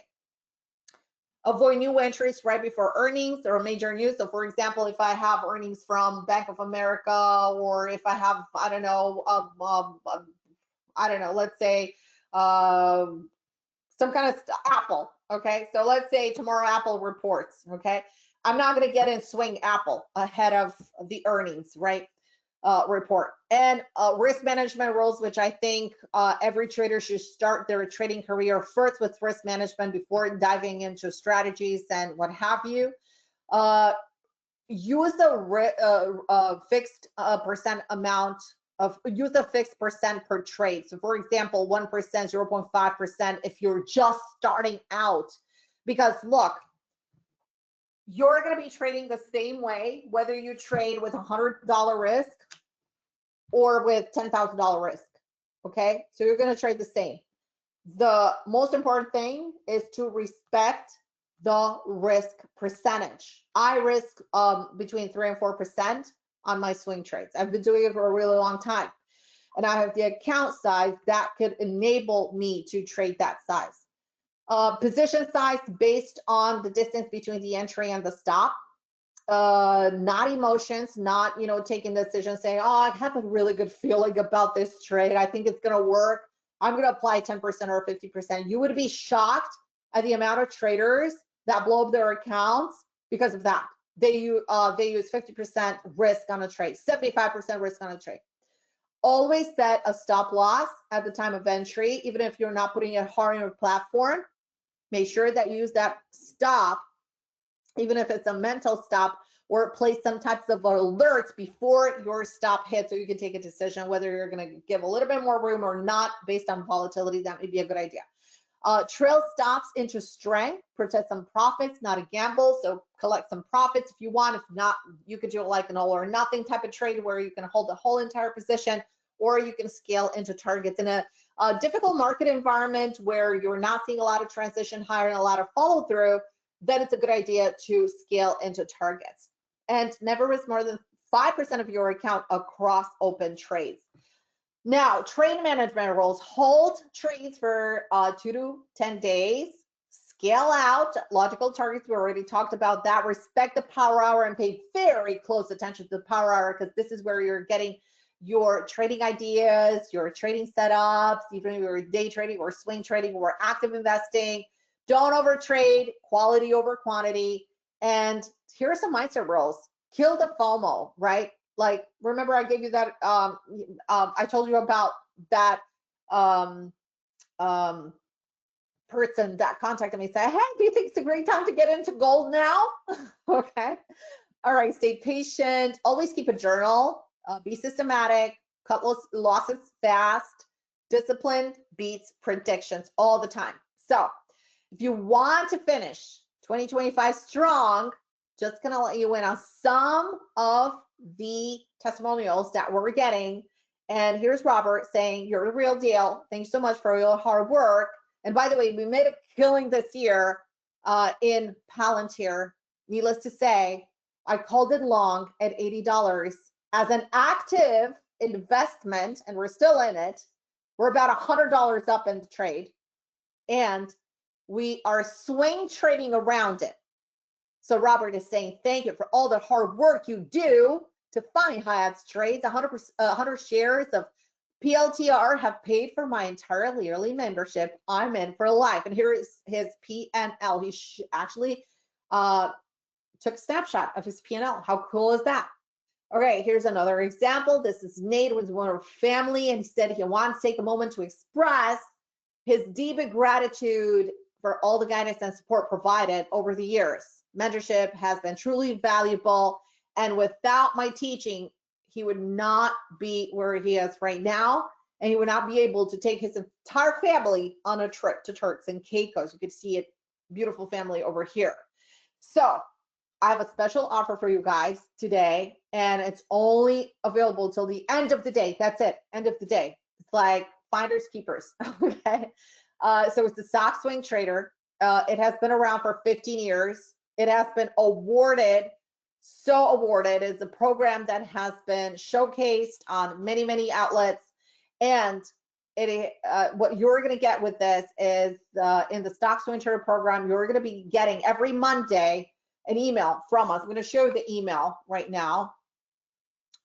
Here is the email that you're going to be getting. And we talk about the market right here. And again, we're going to talk, you're going to also get the market focus themes, which is super important, right? Because sector rotations, sector performance, you're going to get a technical market overview of trades in video, right? Market outlook video and the upcoming trades explained. You're going to get the earnings calendar, economics calendar, etc., and what is likely to impact the market for the upcoming week. Also, you're going to get access to the performance portfolio, access real time. You're going to see every time I make a change in it. Here it is. Okay, here it is. Okay, with performance and everything. Okay, you're going to get a pre-launch access to my investing picks. That program is going to launch very soon. That's designed for investing, only for investing. You're going to get private X feed. So here it is. You're not going to be left alone saying, oh my God, what do I do with that stock? Okay, and here it is. I talk about stocks, QGen. These are some of the stocks that we're in. AI, APPS, yada, yada, comments, charts again, so you don't feel alone. So, okay, you're not alone, okay? All right, so you're gonna get a lot of information. You're also gonna get a platform layout. If you're trading on Thinkorswim, you're gonna get student personal support via email. If you have questions, you can ask. You get the risk sheet, so you know how to position size, money management cheat sheet as well with the newsletter. Oops, sorry about that. Okay, so the stock swing trader right now for you, just for today, it's just crazy offer. It's $97 a month. Then it goes back to $299. So you sign up first month, 97 bucks. Okay. And I'm going to share with you the link in a second, but before that, I'm going to put the link right here, copy, and I'm going to paste it right here. If you want to jump on the offer, it's only for today.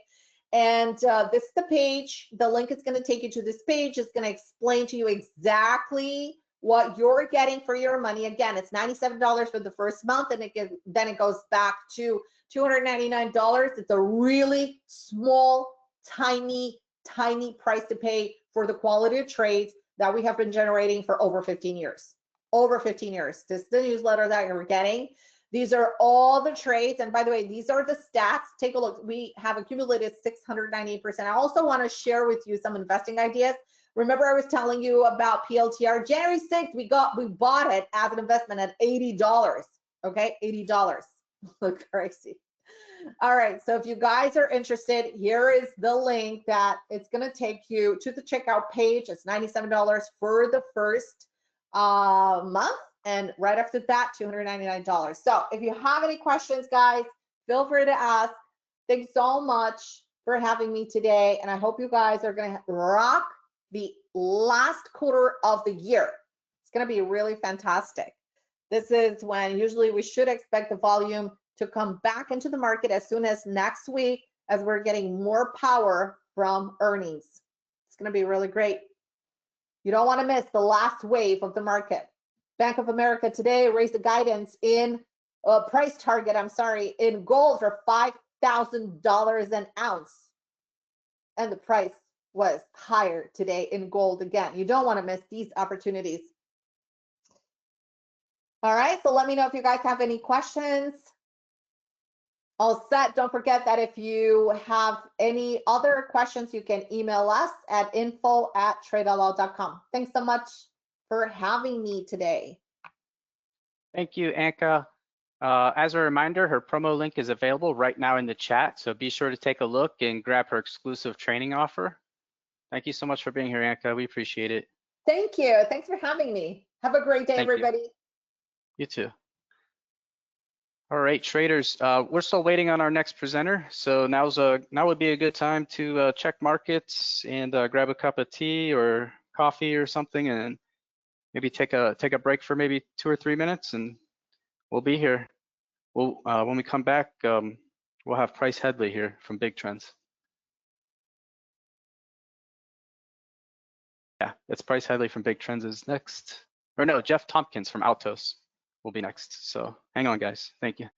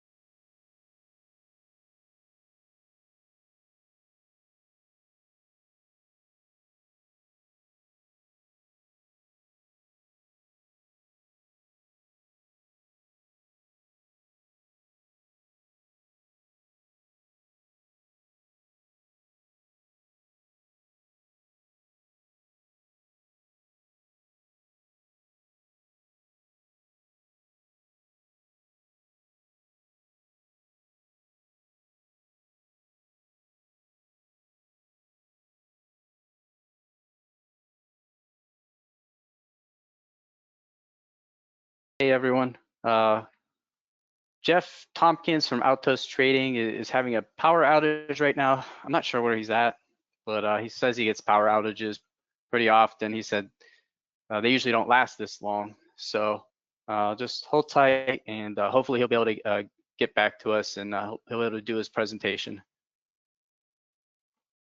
After Jeff, then we'll have Price Headley from Big Trends, which is always really good too. So in case Jeff can't make it, we do have Price Headley coming up at 12:45.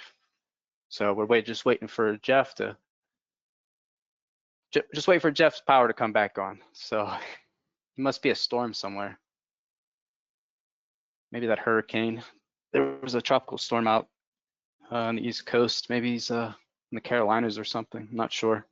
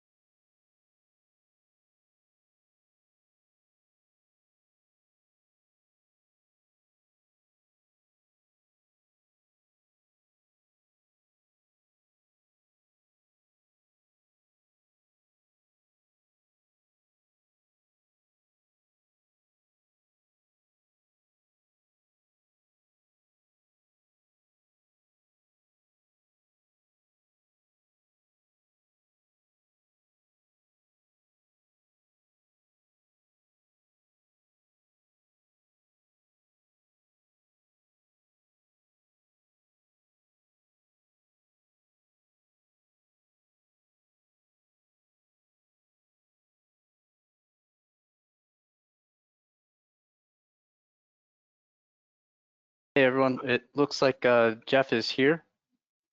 So I just put his link in the chat as well.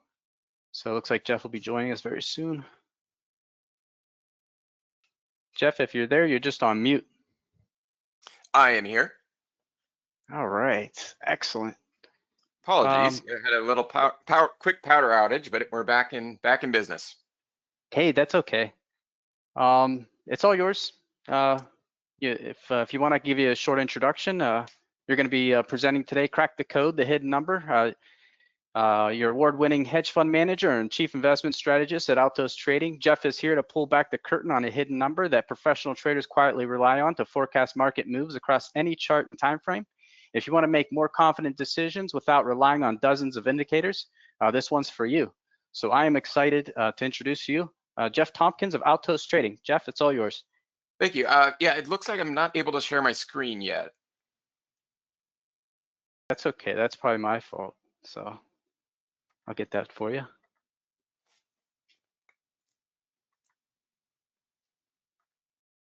There we go. Yeah, okay. All right. Well, apologies for the technical difficulties. Hopefully we don't have any more, but in the interest of time, I'll just go ahead and get started. So welcome everybody. Thanks for being forecast markets and is relied upon by hedge fund managers, institutional traders, but highly underutilized amongst the retail trading crowd. So before we dive in, I'll just cover you a quick disclaimer. Trading securities and options involves risk. Prior to buying or selling an option, an investor must receive a copy of characteristics and risks of standardized options, and of course need a broker to trade securities and options and must meet suitability requirements. We will be going over some various results in our session today, but just know that due to the time critical nature of trading, brokerage fees, activity of other traders, I don't guarantee that anyone will mirror the performance of what I share on the session. All right, so by the end of our session, you're going to discover one simple statistic that has the power to transform your trading. And the secret number is hidden in every options trading platform. I'm going to show you where to find it, how to use it to stack the odds in your favor on every trade that you place. So whether you're just starting out or you're a seasoned veteran, this is must-have information for today's markets. So you're going to discover the one simple number hidden in every options trading platform.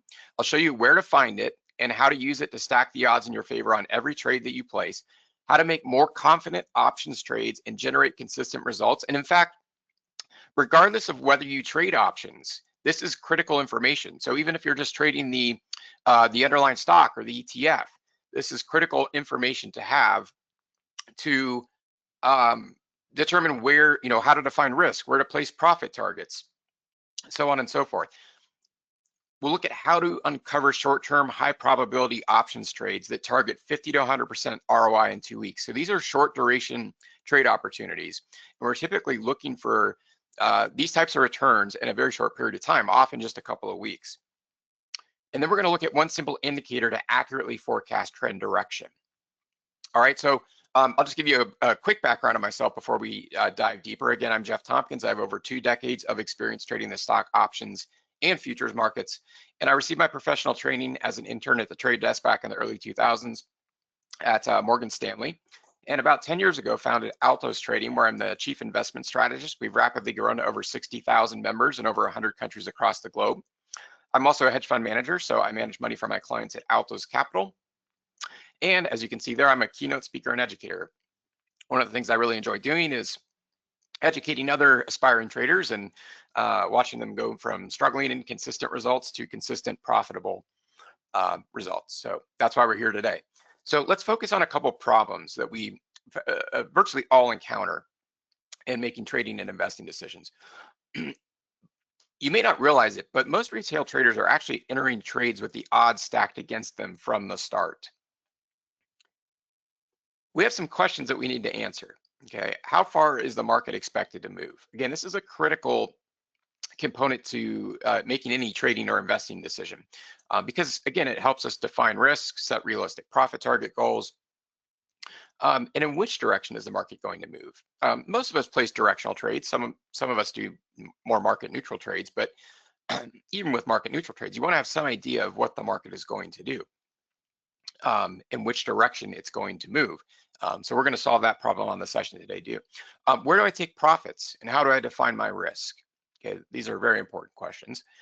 How do I avoid getting stopped out of trades that would have been profitable, right? This has happened to probably all of us at some point. We get into a trade and it moves against us, maybe right off the bat, and we get stopped out, right? And we lose money.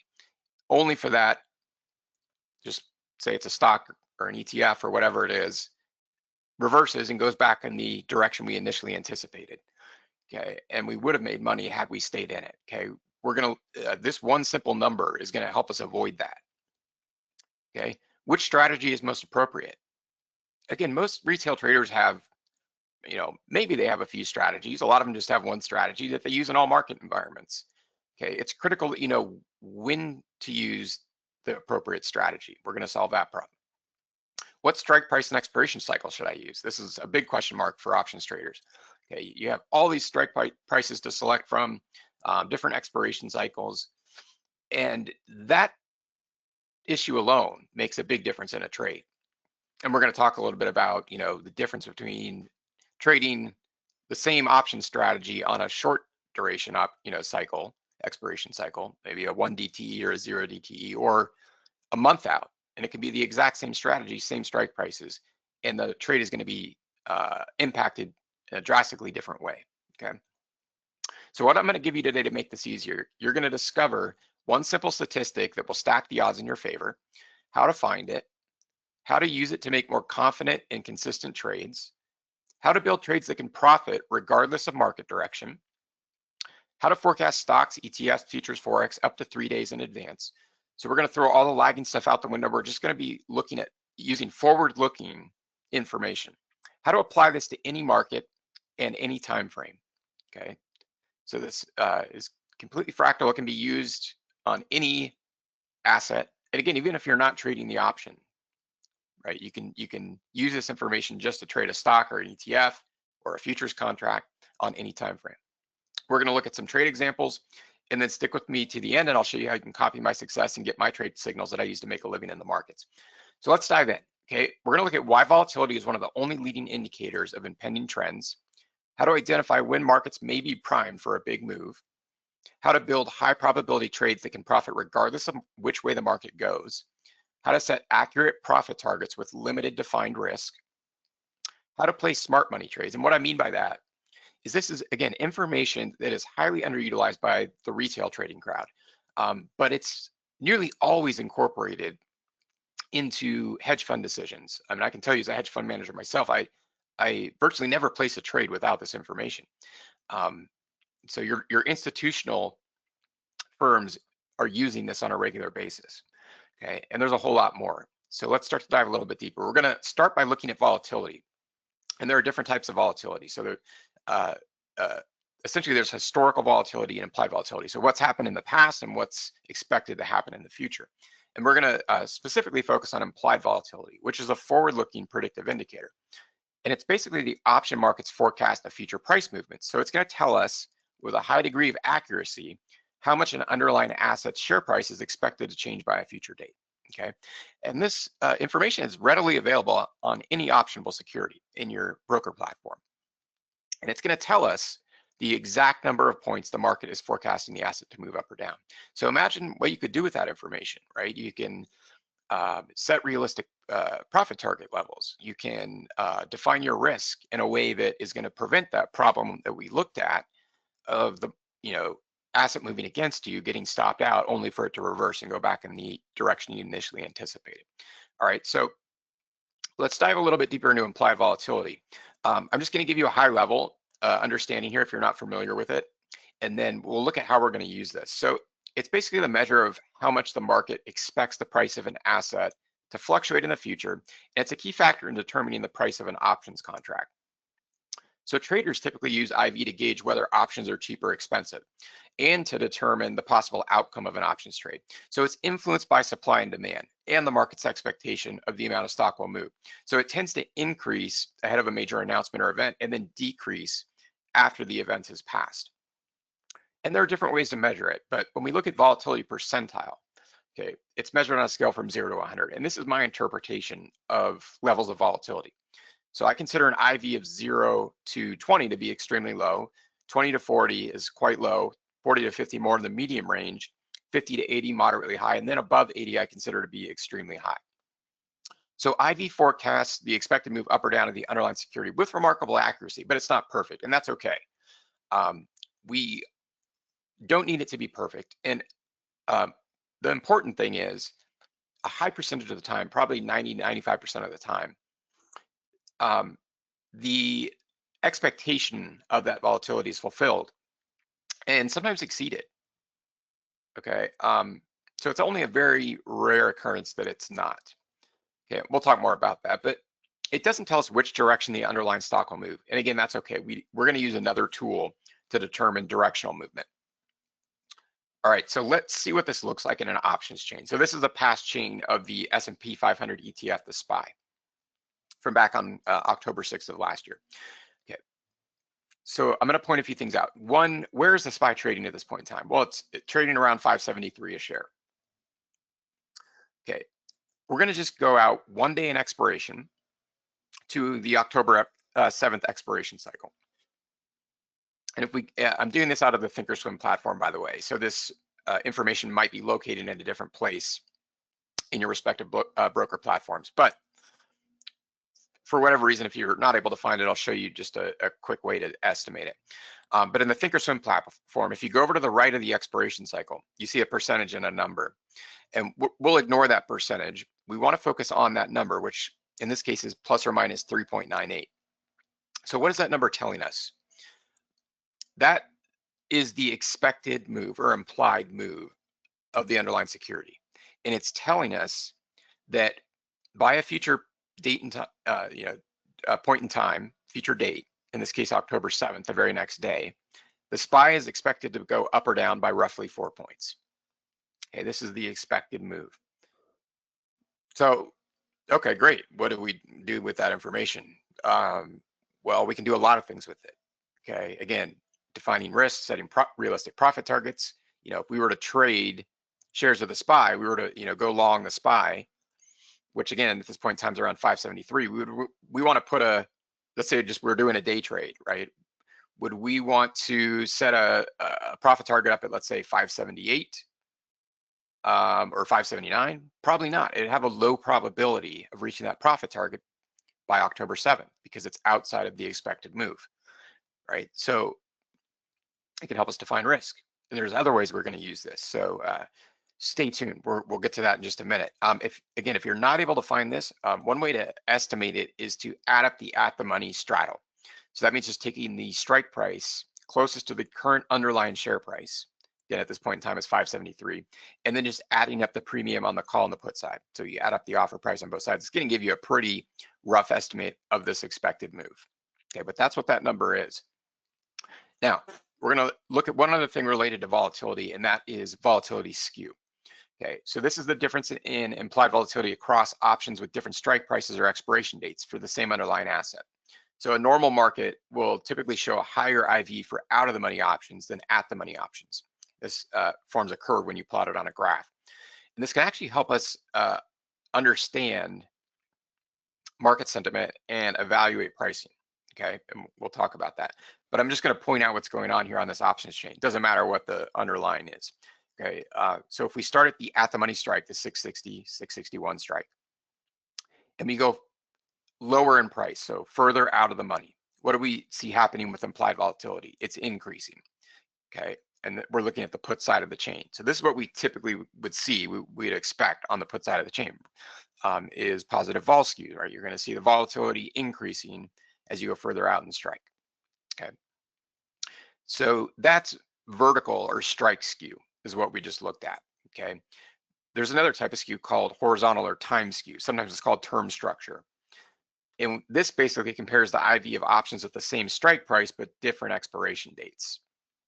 Okay, so a normal time skew is where the vol increases for options with longer expiration dates, because obviously there's more uncertainty the further you go out in time, right? More can happen. Inverted time skew, okay? This is when near-term options have higher IV than longer-term options. Okay, and this can signal that the market's anticipating a major event in the near term. So if you've ever noticed, we call this often backwardation. But if you've ever noticed, vol is very high in the near term, but it's lower out in time, and wondering why. Okay, well, that's telling you that the market's expecting something to happen in the near term. Okay, but we're going to specifically focus on vertical or strike skew. Okay, with our option strategy. So we're going to look at an option strategy. And frankly, this can be applied to any option strategy. We're going to specifically apply it to vertical debit spreads. But you can do this with credit spreads. You can do this with calendars. You can do it with butterflies. You can do it with any option strategy. In fact, you should be using this information if you're not. Okay, but we'll focus on vertical debit spreads. And this is basically an option strategy where you buy and sell options on the same underlying asset, same expiration date, but different strike prices. Okay, so there's a bull call spread. Okay, these are directional trades, and this is where we buy a call option at a lower strike. Okay, sell a call option at a higher strike, and we expect the underlying asset to go up. The bear put spread, right, is a bearish strategy. Buy a put at a higher strike, sell a put at a lower strike. We expect the asset to go down or fall. All right, so let's look at how we build one of these. And we're going to incorporate both expected move and vol skew. So we want to build a spread with favorable vertical skew. This is probably one of the biggest mistakes I see retail traders make, is they trade with the skew against them. And again, it doesn't matter if it's a vertical debit spread, a credit spread, whatever the strategy is. Okay, this is a big mistake that traders make. The the long strike in the spread should have lower IV than the short strike. So think of just the adage, buy low and sell high. It's like anything else that you buy and sell. You don't want to buy it at a higher price and sell it at a lower price, then you lose money, right? You want to buy low, sell high, always. Well, the same thing goes with options. So we're going to use the expected move to select strikes and then define profit targets, okay?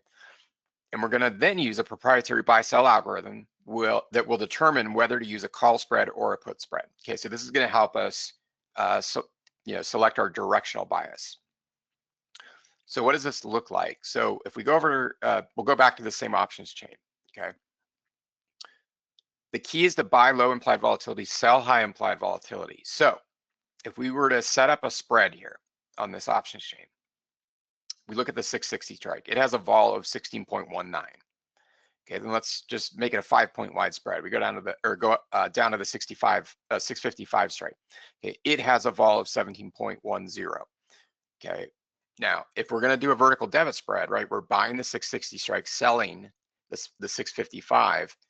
We want the long strike, or the one we're buying, to have a lower vol, lower implied vol than the one we're selling. Does it have that in this case? Yes, it does. Right? The 660 strike is trading at a lower vol than the 655. So if we were to build a vertical debit spread here, the vol is in our favor. The vol skews in our favor. Okay, so that's step one. Now we're going to incorporate the expected move. So we're going to go over to a different options chain now, one of NVIDIA. This isn't a current chain, but it doesn't matter. This would apply if you looked at an options chain of NVIDIA right now. All right, so if we wanted to build a spread here, we want, number one, how are we going to use the expected move? We want the strikes in the option spread to be inside the expected move. Okay, again, this is a big mistake I see people make. And ultimately, why people end up building low probability trades. Okay, they'll build their spread outside the expected move. Okay, well, we know that often that expected move is not exceeded. Okay, it's often reached but not exceeded. Okay, and so you'd have a very low probability if you're using this for a vertical debit spread, right? So we want those strikes inside the expected move. So our expected move in this example is just over 16 points. Okay, so that means the option market is expecting NVIDIA to go up or down by roughly 16 points. Okay, now, would we want to buy, let's say, a 150, 145 vertical spread? Well, let's just say we're expecting NVIDIA to go down, right? Well, if we subtract 16 from the current, the underlying share price of NVIDIA at this point in time, which was 177.75, okay, we'd be outside the expected move. We'd have a low probability of trading down to that point. Now we could, but over time, as we do more and more of these trades, right, it's going to be a low probability trade. Okay. Whereas, what if we set up a 170, 165 vertical spread? Okay. Well, those strikes are actually inside the expected move, right? Now, let's look at an actual example here, and we'll build a trade around this information. We'll stick with NVIDIA. And I'll be explaining what these buy and sell arrows are. We'll incorporate that as well. But for now, I just want to focus on the strategy. So we see that back in February, there's a sell signal on NVIDIA. And sure enough, the stock plummets, right, over the latter part of February into March. Okay, so we have a nice move down in the stock. Now, what strategy would we want to use, right? Well, we wouldn't want to use a bull call spread because we're expecting the stock to go down. So we're going to look at a bear put spread or a vertical put debit spread. Okay, so we're going to go back over to the options chain. So that signal came in on February 21st. Okay, at that point in time, NVIDIA is trading at 140.11. Okay, we're going to go out 28 days in expiration. Now, we don't necessarily have to hold the trade that long. So I'm going to give you my different profit target intervals. They're based on time intervals. We'll get to that in a second. But we're going to go out to the March 21st expiration. What's the first thing we do? We reference the expected move. Okay, so at this point in time, that's close to 20 points. Okay, 19.43. So you can round here. You don't have to be right on the penny. So what is that telling us? It's telling us that over the course of the next 28 days, starting from February 21st, the market is expecting NVIDIA to move up or down by roughly 20 points. Now, we've identified that our directional bias is to the downside because we got a sell signal.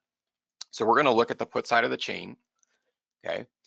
And we're going to build a vertical spread inside that expected move, okay? Because why is that? We have a high probability, if that expected move is fulfilled to the downside, of reaching these price levels, okay? And then we want to make sure that the implied volatility skew is in our favor. So let's say we were going to build a 135, 130 vertical spread, so a 5-point wide spread. Well, if we check the 135 strike, that's the strike we're going to be buying. It has a vol of 58.08. And then if we're going to sell the 130 strike for a 5-point wide spread, that has a vol of 58.72. So not a huge vertical skew, but there's skew there. We're buying the low vol, selling the high vol. Okay, that's critical.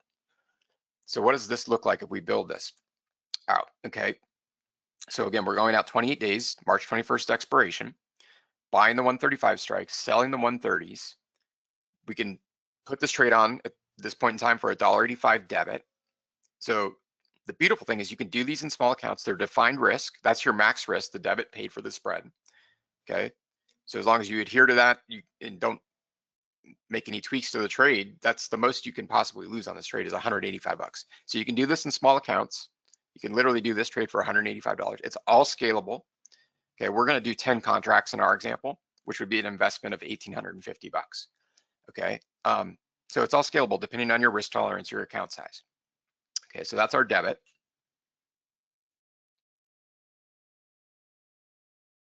Let's see what happens. Well, first, let's understand what our risk profit targets are. And I'm going to talk to you a little bit about how I set profit target goals.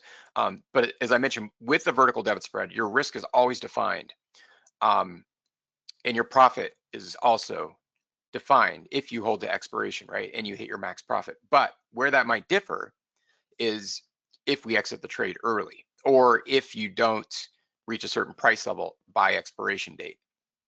But our maximum profit is always the width of the spread minus the debit. Okay, so if we have a 5-point wide spread, we pay $2 for the trade. Our profit potential is $3. That's our max profit. Now, here's the time horizon component that I use to determine ROIs, or return on investments. So I'm looking for a 50% return on my investment at 1 quarter DTE. That means days to expiration. So in this example, we're going out 28 days. So 1 quarter of the time to expiration would be about a week, right? So in that first week, I'm looking for a 50% return on my investment. 1/2 DTE, so that's half the time until expiration of our trade. I'm looking to double my money. I'm looking for 100% ROI. If I hold all the way to expiration, okay, I'm going to be targeting the maximum profit potential. Okay, and again, that's the width of the spread minus the debit paid. And just to reiterate, the maximum risk is always the debit that you pay for that spread.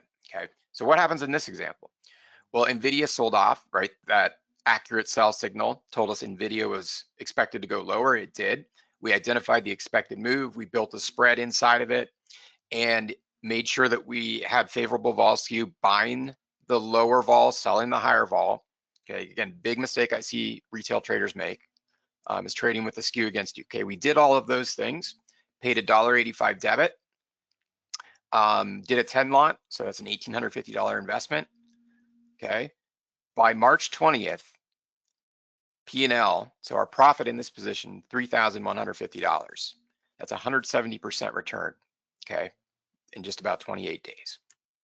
Let's look at another example. We'll look at one on the long side this time. This is on Alphabet. Okay, and again, I'm going to get to these buy and sell signals in just a second, but we can see the stock is in a well-defined uptrend at this point in time. Okay, we're getting some very nice buy signals along the way, a couple counter trend sell signals, which would have been nice for some just short-term counter trend trades. But let's focus on the most recent buy signal here towards the end of August. Okay, so we get a buy signal. we're expecting the stock to go up, okay? The algorithm's actually going to tell us the exact entry price. So if we were to actually buy shares of Alphabet, it's telling us to buy at 209.10. Okay, I'll get to that in momentarily as well. Okay, but the way we're going to use this information is we're going to buy a call spread when Alphabet trades up to 209.10. Okay, so if we go to August 26th, okay, which is shortly after we got that buy signal, Alphabet is now trading up at 209.16. So it reached that 209.10 price level. Okay, so we're going to go ahead and build a vertical call spread. Okay, what's the first thing we do? We reference our expected move. So we go, we're going to go 17 days out in expiration to September 12th. Okay, we go over to the right of the options chain. We see the expected move is plus or minus roughly 13.5 points. Okay, again, we can round here. And we're going to go to the call side of the chain this time. Now, we want to build this spread inside or slightly, we can build these around the expected move. So like in this case, we're going to add that expected move to the underlying share price, right? Because we're expecting the stock to go up. We don't want to build our spread far outside of that expected move. So if we go out to the 220 strike, okay, and let's just do a 5-point wide spread again. We'll look at buying the 220s, selling the 225s. Okay, so we're building the spread right around that expected move. Okay, we then check the vol. So the 220 strike has a vol of 34.17. The 225 strike has a vol of 34.48. Okay, so again, not a huge vol skew, but every little bit counts. It makes a big difference, amazingly. So everything looks good there. We're buying the low vol, right? Selling the high vol. So if we build a spread around this, okay, we're going to go out to, again, the September 12th expiration, go long the 220s, short the 225s. This one can be done for a debit of 93 cents. Okay, so let's just say $93 a contract. So again, you can do this inside a small account, absolutely. Okay, and you can also scale it based on your risk tolerance and your account size. Okay, so we'll do 10 contracts again. That would be an investment of about $930 in this trade. Okay, that's our debit. So what happens? Well, we see, again, we got a very accurate, nice buy signal there. The stock moves up as expected. Okay. And by September 12th, the expiration of our contract, so just 17 days later, this trade has a profit of $3,900. Okay, that's a 420% return in just a little over a couple weeks. So you can see the potential with these, especially when you incorporate these three critical things: an accurate buy or sell forecast, the expected move, and setting realistic levels, right? Profit targets, building that trade inside the expected move or around the expected move, not going far outside of it, and making sure that you're trading with favorable vol skew. Those are the three components that you need to do this.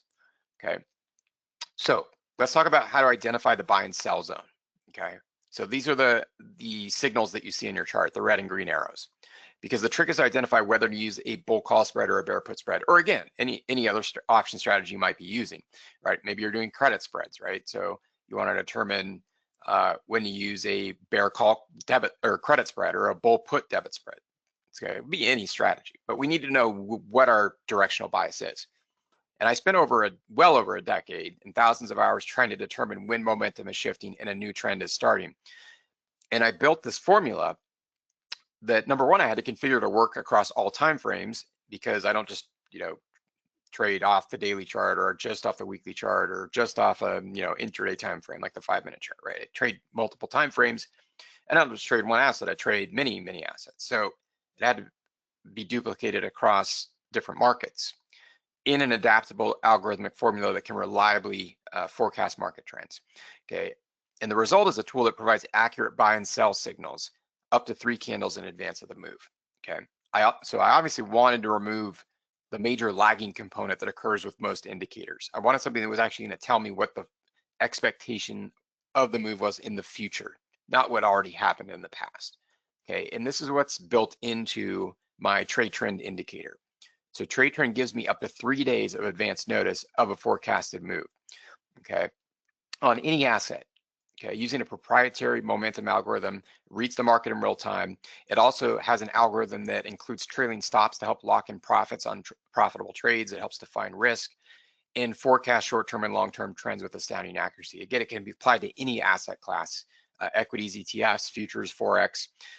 It also has a scanner, so we can scan for buy and sell signals at the click of a mouse. Works on any time frame, and I love using this indicator to supercharge my option strategies like we're doing today. With the vertical debit spread strategy on our session, right? It doesn't repaint. So that means once you get a signal, a confirmed signal, it's set in stone, and you can confidently look back on your chart and know that those signals were where they occurred at that point in time. They didn't change on you after the fact, but this is what's called referred to as repainting, and unfortunately many indicators do this. It has built-in protection to avoid whipsaws. It helps us capture most of the trend before it reverses. It's designed to limit losses and let profits run. It can be used with any other indicator system for added confirmation and help us remove the guesswork from our trading. Okay, so we're never wondering which direction is the asset expected to move. So I use this indicator not just with vertical debit spreads like we're doing on our session today, but with virtually every strategy that I trade. I do a lot of trading in the futures markets. And I just really believe in backing up what I teach and the tools that I use with real money results. So this is right out of my personal Thinkorswim account, trading the E-mini S&Ps, and just off of one buy signal. Okay, got a buy signal not all that long ago on the E-mini S&Ps, and the algorithm told me to get in at 64.3277, and I just rounded up there, right? Because you can't actually buy the E-mini S&Ps at that price. 64.33. Okay, I went in, bought 4 contracts right where the algorithm told me to, and had an open P&L of $7,100 in a single day, just off this one signal. So guys, this works in any market, any time frame. You can do this with any size account, and it's going to give us predictive buy and sell signals before the move occurs up to 3 candles in advance. So that means if you're trading off a daily chart, you have up to 3 days of advance notice. If you're trading off a 5-minute chart, okay, you have up to 15 minutes of advance notice of a forecasted buy or sell. Okay, and incredibly, and I'm going to let you know how you can get this indicator in just a minute. Okay, trade trend has forecasted every market crash and rebound in the history of the market with 100% accuracy. So I challenge you, once you have the indicator on your own charts, apply it to the chart of the S&P, the NASDAQ, one of the major index products. Go back as far as you can on your chart. You can go all the way back to the dawn of the stock market if you want. Okay, look at every bear market that we've been in, every market crash, black swan event, whatever. You're going to see the trade trend sell signal. Okay, and when the market ultimately recovers, you're going to see the trade trend buy signal. Here's some examples. This is the flash crash of 2015. There's the sell signal on August 19th from trade trend. The market wasn't doing a whole lot. It didn't look like it was going to crash, right? But it literally gave me a 1 day of advance notice before the market tanked. It also gave me a buy signal on the double bottom in early October before the market rebounded. This is the 08 mortgage crisis. Okay, we're in this this big bubble, right, that nobody knows is about to burst. Okay, but May 21st of 08, trade trend gave me the sell signal.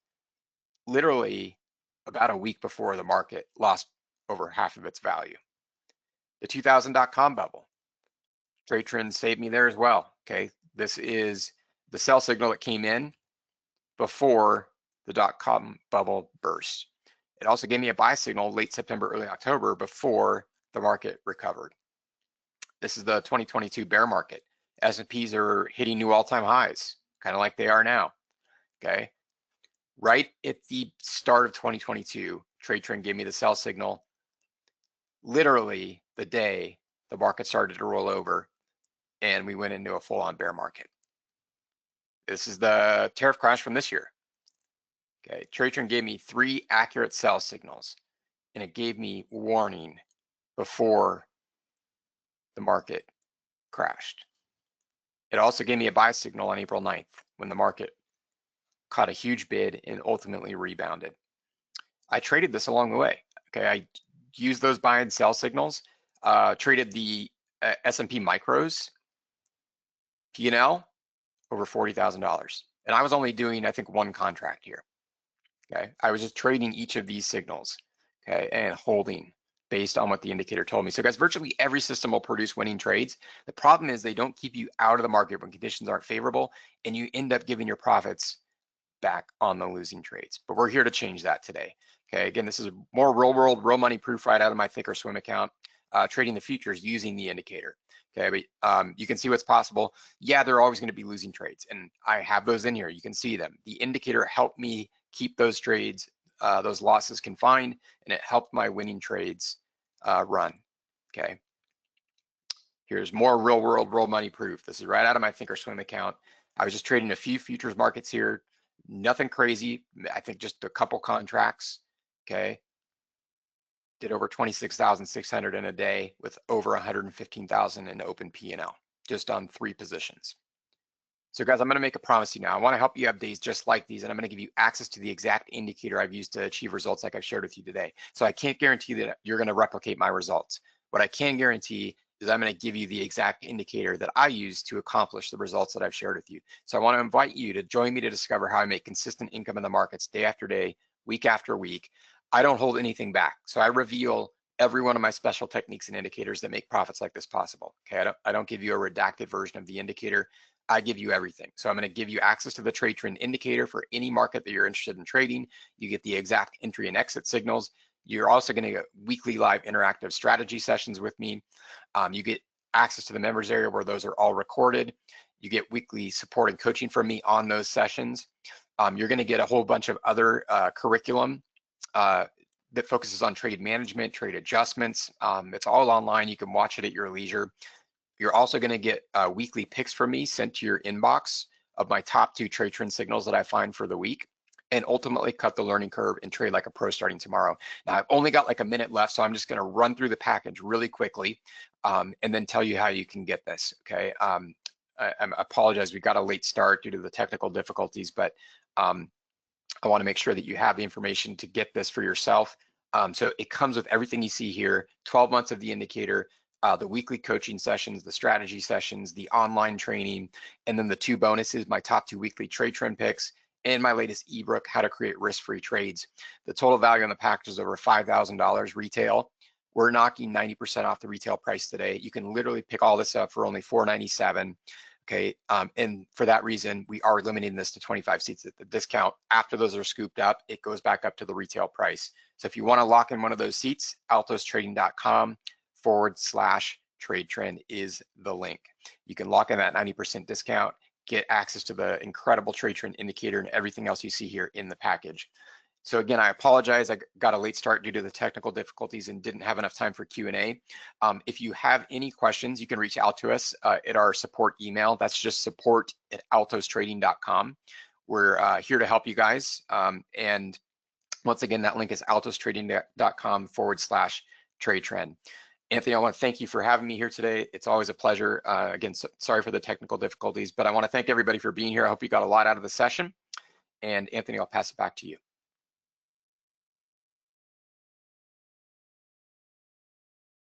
Thank you, Jeff. I just put that offer in the chat there. It says Lynn, that's supposed to be link. So Jeff's link is in the chat there. So be sure to check that out.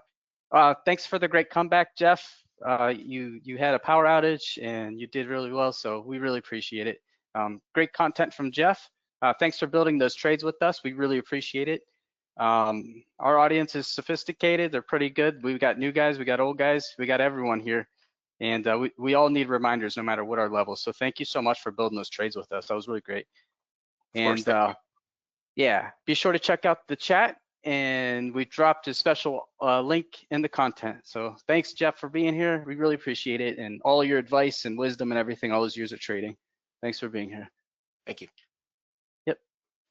Up next is Price Headley. He's going to be presenting how to trade NVDA options with Donchian channels and multi-timeframe signals. So we have Price Headley from Big Trends, and he's going to take you deep into the world of NVDA options using Donchian channels and multi-timeframe confirmations. He'll show you how to filter for high probability entries on one of the hottest stocks in the market right now. And whether you've traded NVIDIA before or not, this session is packed with real tactical gems. So please welcome Jeff. from Big Trends, or sorry, Price Headley from Big Trends. Apologies, we Hey just there, had Anthony. Jeff Altos on. Yeah, thank exactly. How you doing, sir? you. Good, good. I'm doing good. How about you? Oh, wonderful, thanks. Let's see if we can share my screen and we'll get things ready to roll here. Let's see. We need to make me maybe presenter.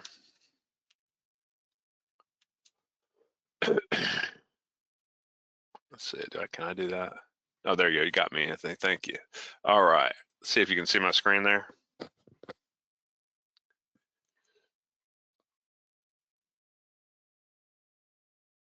Assuming you can see my screen, and basically, I'm not seeing any other comments on here. So folks, pleasure to be with you. Price Headley, founder of BigTrends.com. We're really about zeroing in on specific symbols more than ever these days. You know, it's really, of course, you know, NVIDIA by now, it's basically the poster child for AI and the build out that we're seeing. Of course, all the talk about OpenAI and ChatGPT and how it's driving so much business to so many companies. You know, NVIDIA has become the biggest company in the world, you know, some $4.5 trillion market cap headed towards, appears to be headed towards 5 trillion market cap soon. Bottom line is that, you know, you'd think that stocks like that become like battleships, that they don't trade well, but actually NVIDIA trades so well. We love it here at Big Trends, and we love calling out real-time email alerts for our NVIDIA Options Master subscribers. We've actually got a couple of different time frames we're going to teach you about today. One is for holding them up to a week, where we've got a kind of a really unique strategy to get risk capital back faster and then let the rest of the trade run. Then we've got a little bit of a longer time frame, buying out several weeks before expiration, taking advantage of that too. So I'm going to teach you both methodologies today, kind of for both kind of quicker swing trades and also for more position trades to take advantage of this market leader and bellwether really in NVIDIA, NVDA options. Now, remember that as we get started, everything that I share with you in today's presentation is based on our proprietary research. It's intended for illustrative purposes only. What we talk about here should not be considered specific advisory recommendations. As you know, stock and options trading have large potential rewards, but let's face it, they also have large potential risk. We're going to talk about risk. We're going to talk about how we manage both sides of the coin, both the reward and risk on our strategies today. Remember, any past performance that we talk about on any trading system or method is not necessarily indicative of future results. Future results are going to vary. What doesn't vary is our consistency in firing out the alerts when it's time to get in and time to get out. We do not win every time, okay? We have wins, we have losses, okay? I'm never a fan of anybody saying that you're going to win 100% of the time. You've got to realize that losses are part of the trading game. In my 36 years of trading, the biggest kind of growth area is when you can identify your losses quickly enough, move on out, don't get stuck holding losers too long, whereas let your winners run, at least on part of your position. That's really the name of the game, right? So we're going to talk about how you trade options on the largest stock out there. And like I said, the poster child for AI, artificial intelligence, which, as you know, if you read some of the stats, I mean, the artificial intelligence or AI stocks have driven so much of the market's gains in the last several years, right? And people are starting to worry about bubbles. And my view is that, hey, whether it bubbles up or bubbles down, it's our job as traders to take advantage of those up and down moves, right? So you can have all the views you want about what the long-term outlook is for the market, for NVIDIA, for any stock. But what you've got to get yourself recentered and refocused on is what's happening right here, right now. Be in the now moment and learn how to trade the now moment and adjust when it's working and to the upside or when it's headed to the downside. So we're going to talk through a bunch of success stories, chart examples when we have bull trades buying calls, when we have bear trades buying puts. And we call our system NVIDIA Options Master. It's actually got 2 different time frames, like I mentioned, how you can start getting trades as early as later today, potentially. I mean, we don't ever force trade, so we won't promise a trade today, but we're saying, look, whenever we have a signal, we'll get it out to all of our subscribers. If you don't know me, I've been trading options for 36 years and counting, launched BigTrends.com, November 99, coming up on our full 26-year anniversary here next month.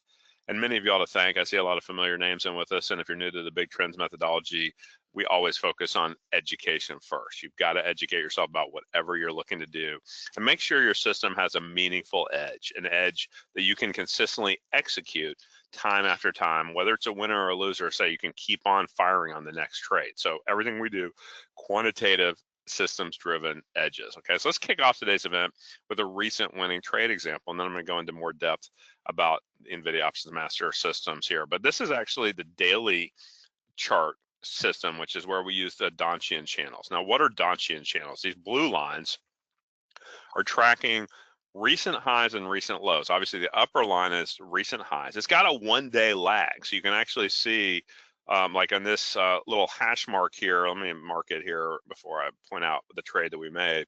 If you're saying, well, why is the Donchian channel right there on this little spike? Because it's pulling back to those recent lows, and then it's putting a 1-day lag on it. So when we break down underneath it right there, that's an aha that we're actually making what we believe is a short-term low in NVIDIA relative to recent lows. You can say, well, isn't that a breakdown?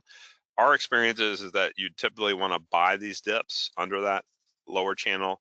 You typically want to sell the rips above the upper channel with the 1-day lag. Okay, now we're not talking about what time frame of Donchian channel we're doing here. That's for subscribers, but bottom line is that when you become a subscriber, you get all of our rules and settings for both of our NVIDIA option systems that we've got here. So we were recommending at that point back there on September the 17th, hard to believe that's almost a month ago. It seems like it wasn't that long ago, but you can see it back then, the stock had pulled back to 170. If you remember, NVIDIA had earnings in late August, and the earnings were good. They talked about having some kind of a little bit of a revenue shortfall against their estimates for their data centers number, right? And that's where the stock got sold off initially from about the mid 180s down towards, went as low as about the low 160s. This next little pullback came down near 170, maybe 169, 168 and a half, whatever that was. The point is, at the close, we're back around 170. So what do we recommend to our subscribers off of our daily system? Into the end of that day, we on bullish trades, we like to buy right near the end of the day.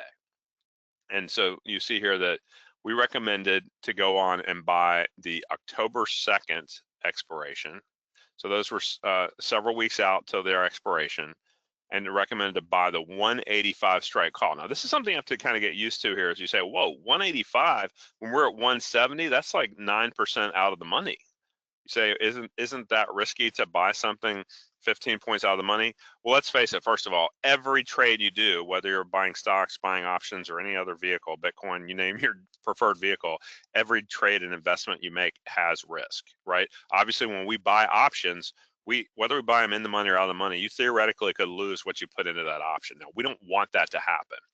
But what we're looking to do here in this system is we say, look, we want to give it a chance to triple. Okay, so notice we paid $150. That's $150 for each option contract controlling each 100 shares of NVIDIA. Now remember, 100 shares of NVIDIA at 170 would cost you $17,000, right? So we're controlling $17,000 worth of stock for just 150 bucks, less than 1% of the stock value to control that 100 shares of stock, right? That's truly leverage, right? Theoretically more than 100 to 1. Now, we're going to get some time erosion as this trade, you see, snaps back up the very next morning. This is part of why we get in the last hour of a given trading day on our daily trading system. We will send an email alert, and you can also get text alerts set up where you get reminders, hey, it's time to get in, it's time to get out. You're never left hanging or saying I missed an email. It's like I always recommend getting both of the delivery methods set up so you don't have any kind of, I don't want to hear it later that you missed out on a big winning trade, right? Or an exit instruction on something that wasn't working. Like, we want you to follow you through all the way to the end of every trade, win, lose, or draw. We never leave subscribers hanging. So the point of this is that, look, here we go, 3 trading days later. So we got in on the 17th of September. We go through, that was a Wednesday, or Wednesday afternoon. Thursday and Friday it starts to rally up. Then Monday on September 22nd, it just absolutely rips higher. And you can see it actually rallies back right near our strike price. And this is what's interesting for a lot of traders. It gets to maybe 183 and a half or so. A lot of traders would say, hold on, I don't understand. How can I be making money when I haven't even gone above my strike price of 185? If you're newer to options, the idea is that, look, you bought them almost 9% out of the money. Now we're about 1% out of the money, right? We've made about an 8% move in our favor as we've snapped up from 170 to 183, right? So the key here is that we are now in a position of saying that the time premium of if you look at in the money, at the money, and out of the money options, the at the money or near the money options near the strike price are the ones that are going to hold pump up, a big inflation. This is a good kind of inflation, right? This is the inflation of your premium that you paid 150 bucks for that's now risen, and just 3 trading days later, since you've lost so little time, has now inflated from $1.50 a contract to $4.50 a contract, right? And does that make sense? Because it's like, yeah, it's closer to the mid 180s. It's closer to the strike price. It could very easily pop to 190. As you saw recently on NVIDIA, it did indeed pop on up a bit higher. But the point is, we take the bird in the hand. If we can get a triple on our daily system, whenever we get it, which we've had plenty of them, we will take the triple on the daily system. Now, we're going to show you on the shorter term system that we can actually make even more on our remaining runner piece. We'll get into that in a little bit, but basically we like having a couple of different objectives for different types of traders, okay? So the basic goal here is that we say, okay, look, we want to focus ourselves on tripling whenever we get the chance. Obviously, this only took 3 trading days. We spiked up to a new high, but we spiked up over that upper band. We said, thank you very much, Mr. Market, and the NVIDIA buyers that have rushed in there over those last 3 days, and say, okay, we lock it down, take the triple and run. Okay, so think about it. If you were putting $1,000 in, that means that you would at maximum, that would mean you get 6 option contracts controlling 600 shares of stock, more than $100,000 of NVIDIA you control for just $900. Okay, 6 times 150 bucks a piece. That turned into a triple, and your $900 turned into $2,700, and you made $1,800 before commissions. Now remember, commissions are small relative to when I got started in options trading more than 3.5 decades ago. I remember when we had ticket charges of $30, even if you did a 1 lot. Now there's no ticket charges on options. The most you should pay is $1 a side. 6 contracts in, 6 contracts out, no more than 12 bucks a commission. And some brokers are not even charging a commission on closing side trades now. So it's a really great time to be an options trader. Best in my 36 years of options trading personally is right now to be trading options, keeping the vast majority of what you earn and make. So strategy guidelines wise, we've got a couple of different things going on. We've got our swing trading system here where that only took like three days. Sometimes it can take a little longer on the daily chart system. But our 30-minute system is one that we look for even a quicker strike on the first part of our objective, and then trying to ride the rest over a 5-day span once we get our first target objective. Which options we trade depends on which system it is. If we're trading our 30-minute system, we're usually going out to the next Friday's expiration because we want to hold them at least 5 days if they are working. And then for the daily system, we usually go out at least 3 weeks till expiration, right? Every single week, NVIDIA has weekly expirations every single Friday. So that's another nice thing is you can adjust. There's tons of volume in each of those too. So it's really something where you have a lot of confidence that you can get, kind of custom tailor which options you want to buy at what time frame, not just 1 month at a time like in the good old days.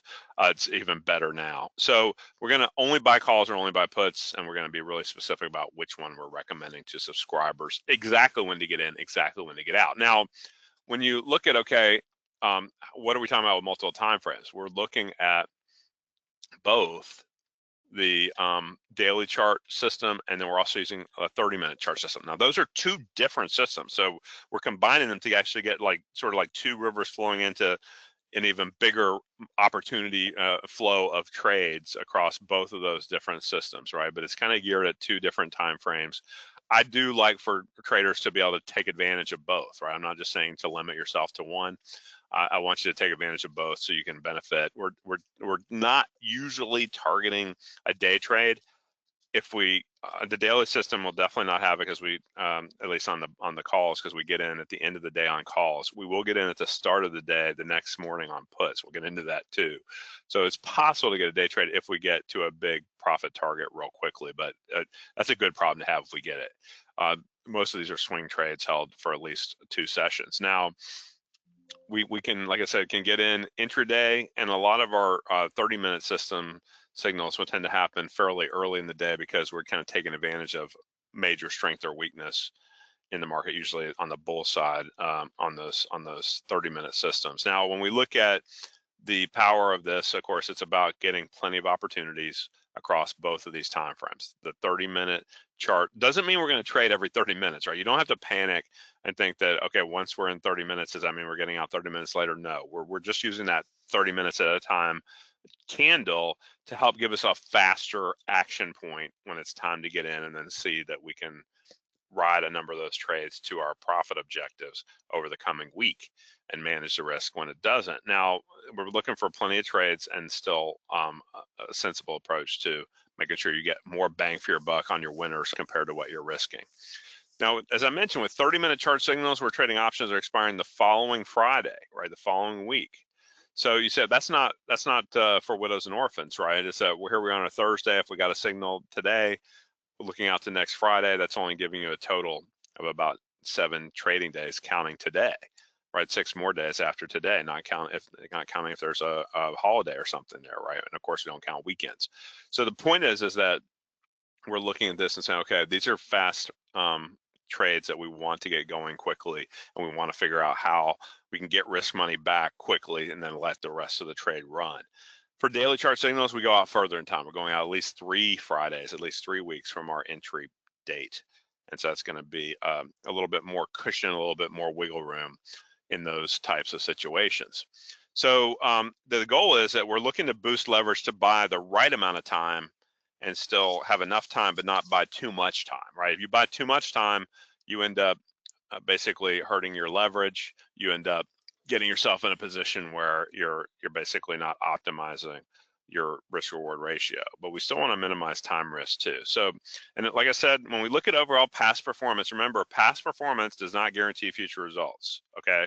This is just looking backwards. We can't guarantee what it is looking forwards. We just went back to the most recent data since the NVIDIA last split back in early June of last year.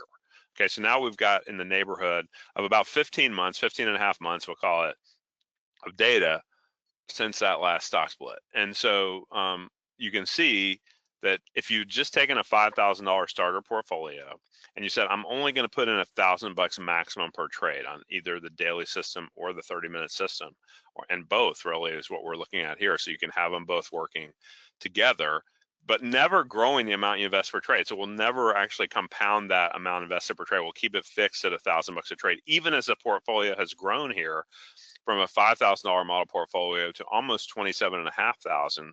That's gross value, for a gross profit of $22,467. That's gross before commissions, and it's also before subscription investments. You got to factor those things, but those are relatively small parts of the puzzle here compared to this past gain. That you can see that the portfolio went up 449% gross. That's like a 5.5 bagger. But again, before commissions and subscription investments, so that'll cut into it a little bit, but still keep the vast majority of what you make. Now you look at this and you say, okay, well, again, the daily chart system, we're using these Donchian highs and lows. If you see Donchian, it sounds confusing.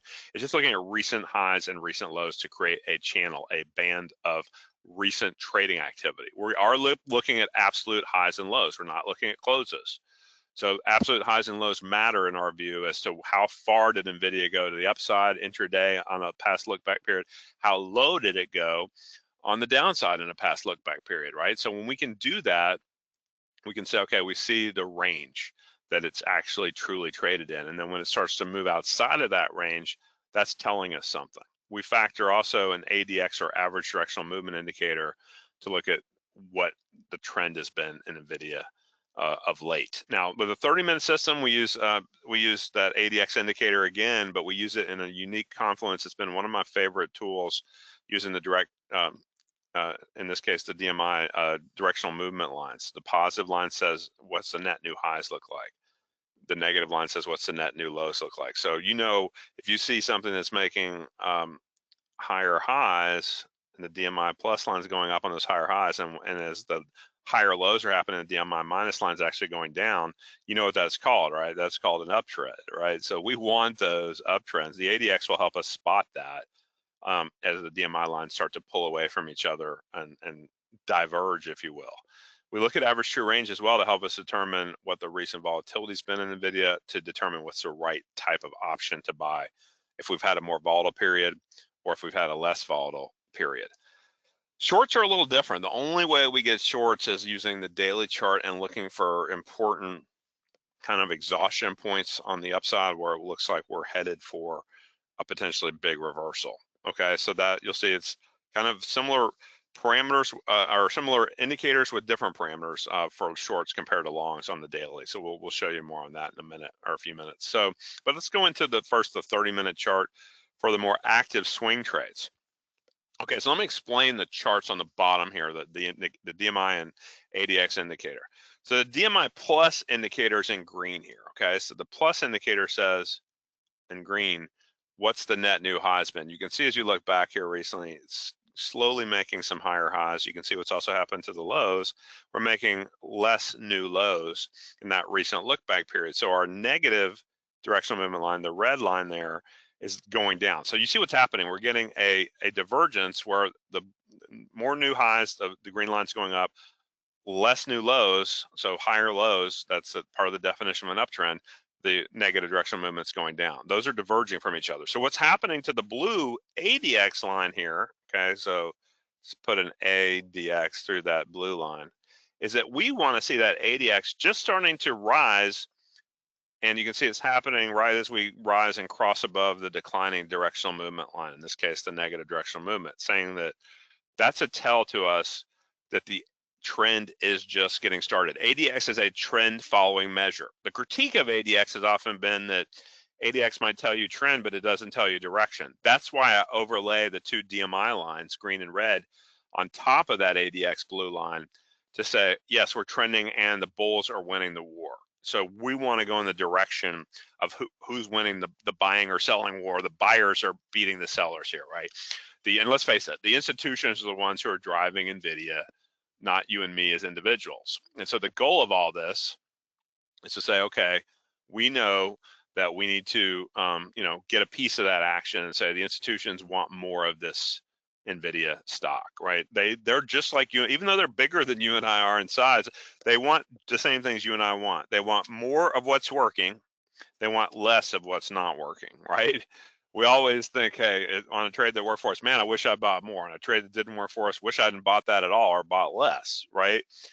I don't want you into that all or nothing thinking. I want you just saying, look, just follow the system, be consistent with your capital allocation.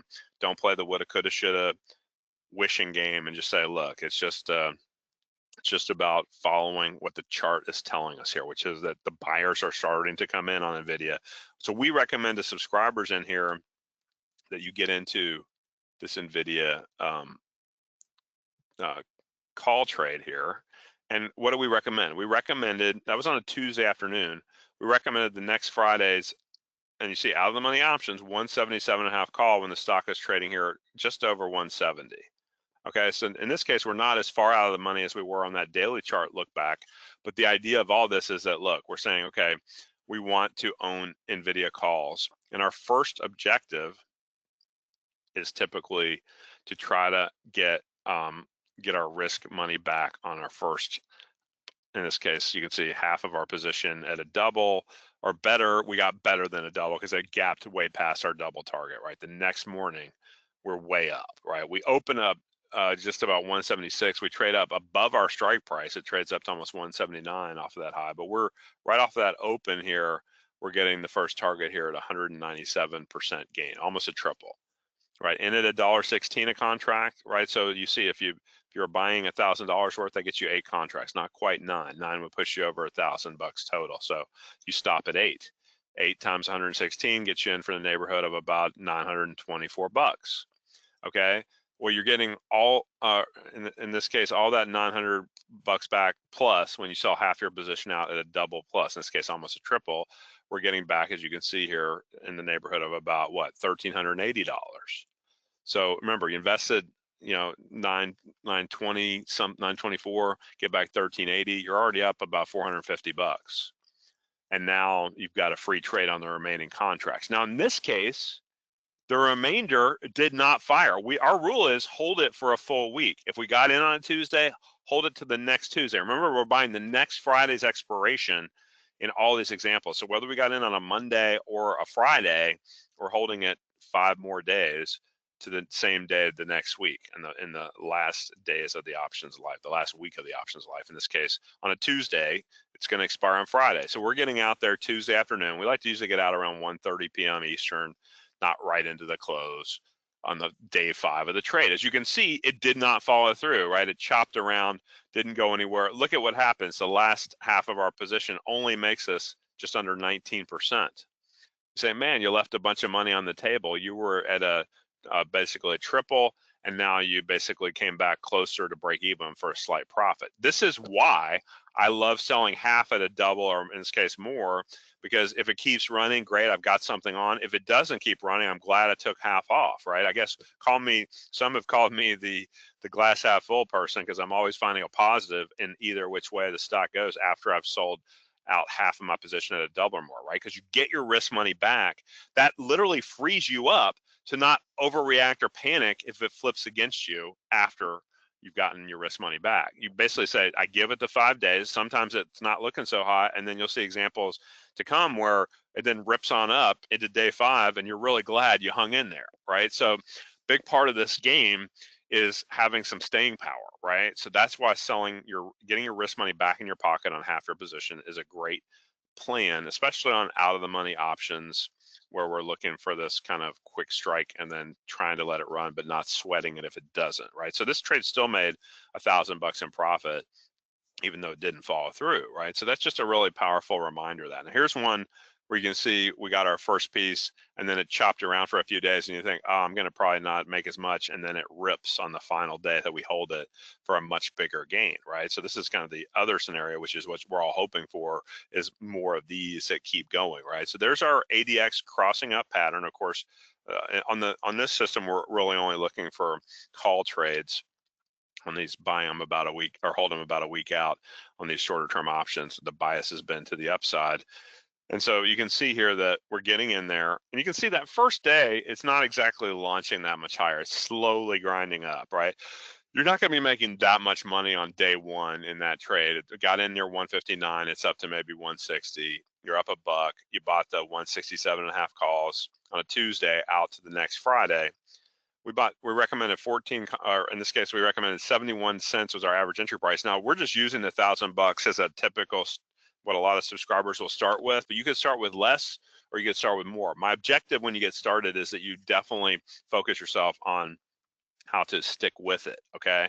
And not overreact, not get too high or too low. That's the basic principles here.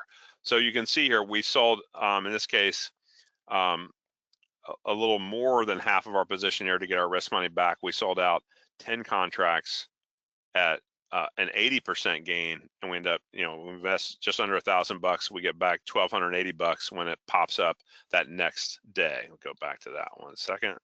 There it is. And so that big spike up, and we're really glad we did, because you can see that next day and a half, it then settles back down. Even as it rallies back up, we settle back down on day 4. We're chopping around. You think, oh man, I'm probably not going to make as much as I made on that first piece. And then look what happens on day 5. We're gapping way up here, right? We had been at 164. The next day we go to 172. Remember, we've got a 167.5 call that we only paid 71 cents. $71 a contract is now worth $4 to $5 that day. We get out in the afternoon. It settles back off that high of 172, comes back to about 171. So we're out at 425, because of course it's worth $3.50 intrinsically at 171, but we have about another 75 cents a time. So that last piece of the trade makes us 498%, nearly a 6-bagger, which ends up making your total profit on the trade that you put in just under $1,000. You make about a triple on the overall position when you average those 2 pieces out, $1,986 gained before the commission of $14 a side or $28 maximum for all 14 in and out.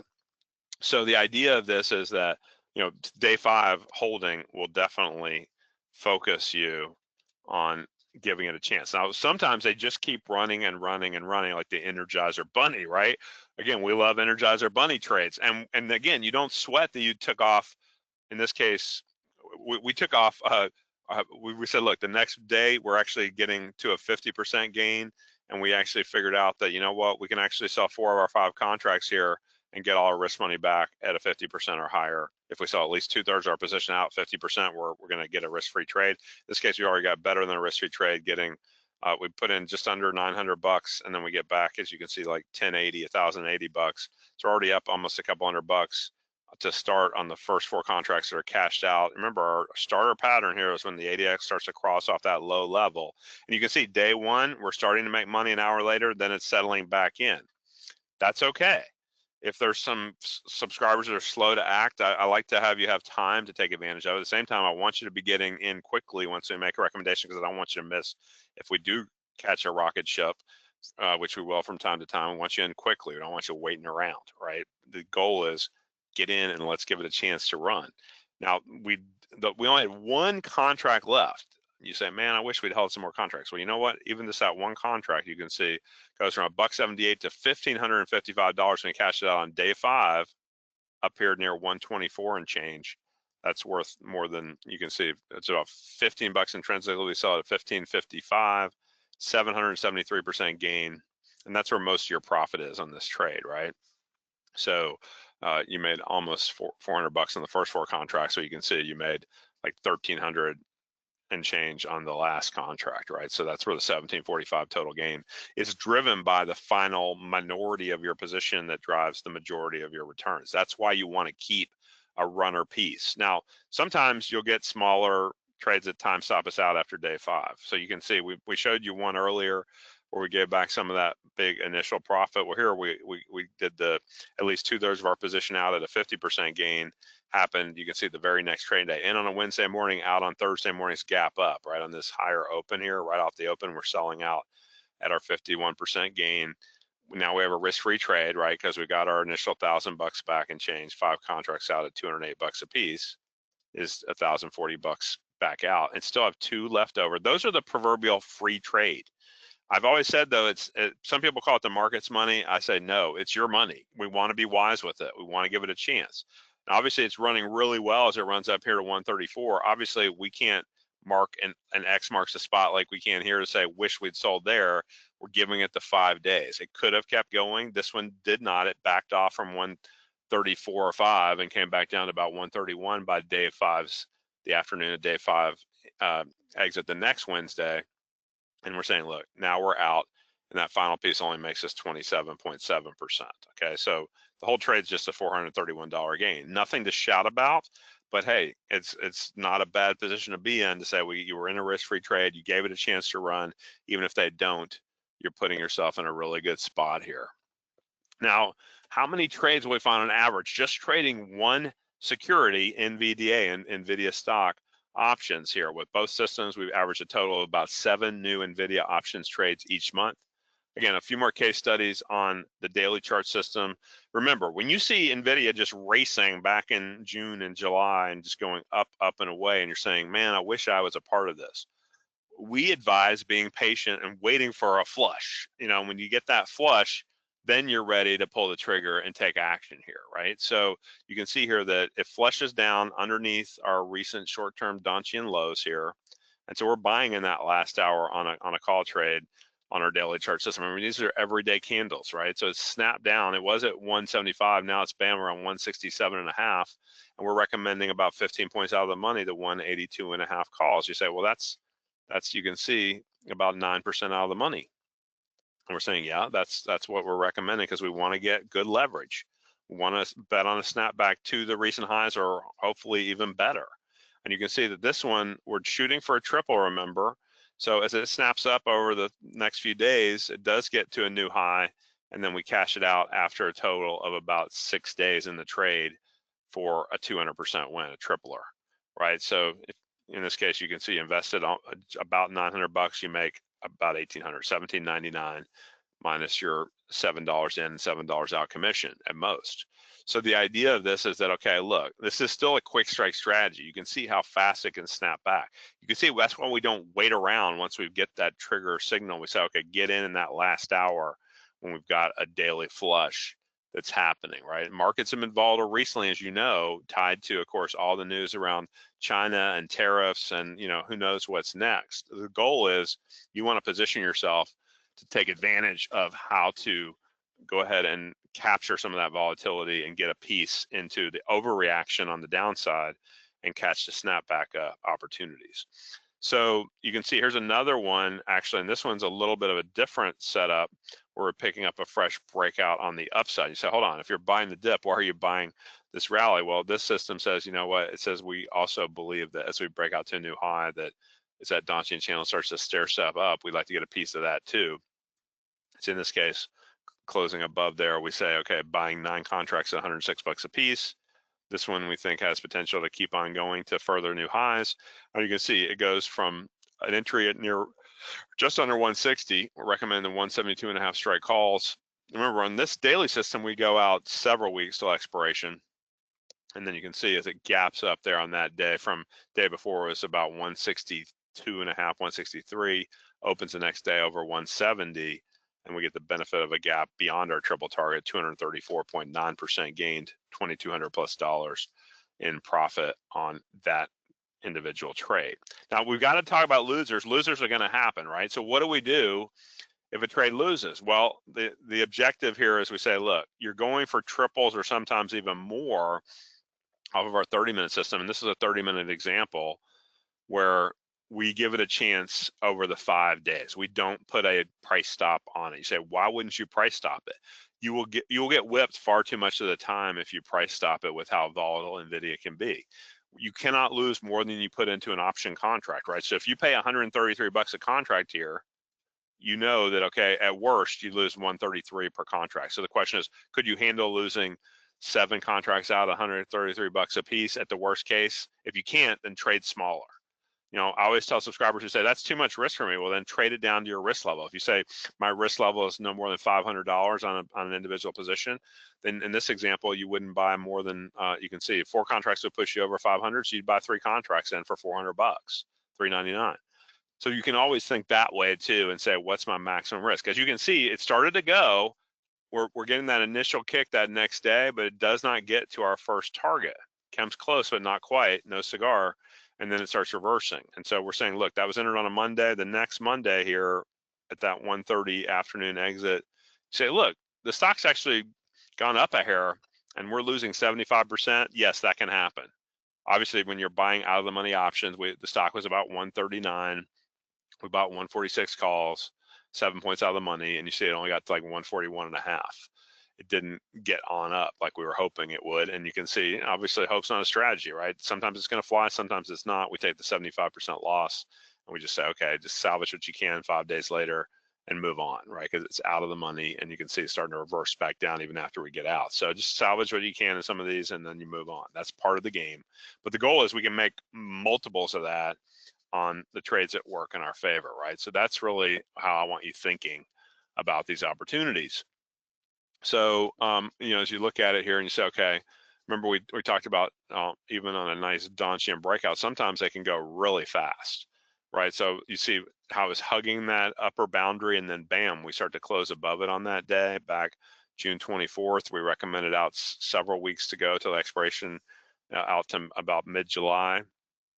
You can see here, the stock's about 148. The very next day it pops to 154 plus. Up about $6, our $1.32 a contract has now turned into a triple at 398, and we're ringing the register that very next trading day on that quick 6-point rally in our favor, right? Because you're losing very little time. That's part of the secret of the game is don't hang around very long. Now you can see on the puts, we've got a different setup here. Look at how the puts are waiting for a big time reversal, right? So when you see it go higher on this big red candle and then surge lower by the close here, we say, okay, don't get in at the close there, get in at the next bar's open right here, which is off of this top of this red candle here. We're getting in off that open about 142 on the stock. Why do we do that? Because that's called a bearish engulfing pattern in candle terms. It means you tried to break out and then you had a big time slam the other direction, which says that something's not right about this breakout. That breakout is actually looking like a fake out, and you're probably going to see a lot of disappointed bulls who start selling as the pressure mounts. You can see over those next several days, it goes from 142 to about 129. You can see we had bought the 128 puts. So remember what I said before is that as you're about 10% out of the money when we first put this trade on, we paid 172 bucks a contract, which on 1,000 bucks maximum would get us 5 contracts times 172 bucks a piece, gets you in the neighborhood of about 860 bucks total investment. Well, the idea of it is You say, okay, well, look, as we go from 10% out of the money to almost the strike price, a point away from the strike price, there's our near the money now option has really experienced a great inflation in its overall time value as we've gotten very close to the strike price, and therefore we've now tripled it on just a 3-day move in our favor when the stock drops about 10% from 142 down to 129. So that trade made us, you can see $1,740 on the initial 860 invested. That's the tripler. So that's the unusual pattern here. And here's another one where it reversed like that, and we had to wait a couple days on it. There's the reversal. You see, there's the higher open, the big time lower close, big bearish engulfing, close lower, and so we get in right off the open of that next bar right there. And you see that first day we're wrong. Right, it's 128. That day it rallies to 132, closes at 129. Guess what? We're losing a little bit, having bought it on the open and the first day it not going in our favor. The next morning it's against us, but then it reverses down hard these days 2, 3, and 4 in the trade. Whereas by day 4, remember, we bought a 113 strike put several weeks out before expiration, paid 123 bucks a piece. I got to say, contracts in for just under $1,000. And look, we've gone down now again within a few points of the strike price back to the old lows near 116. We started, remember, about 128. So we've dropped, you can see, about 12 points or almost 10% in the stock, and we're making 200% in the options, about 20-to-1 ending leverage compared to what the stock did. So the $123 turned into 370. We just take the full triple on this daily chart system. And I know I'm kind of tight on time because we got started a little late, so I'm going to try to speed it up here a little bit. But remember, this is not for widows and orphans. I recognize that. But just define what your risk is that you're willing to risk on any one trade. And just for new subscribers, got a super trial starter for you. Since Traders Corner has been so good to me, we're going to give you a way to try it out for the next few months and let the system prove it to you, right? Past performance cannot guarantee future results. Here's the past history over the last almost 15 months here, 15 and a half months. But you can see here, I'll take it back 16 months. But basically you talk about, okay, 16 months, 22,000 plus in profit, never putting more than $1,000 into any one trade. That's using both the systems, the daily and the 30-minute. Remember, in all these examples, past performance does not guarantee future results, but what we do assure you is that we're going to follow the system, win, lose, or draw.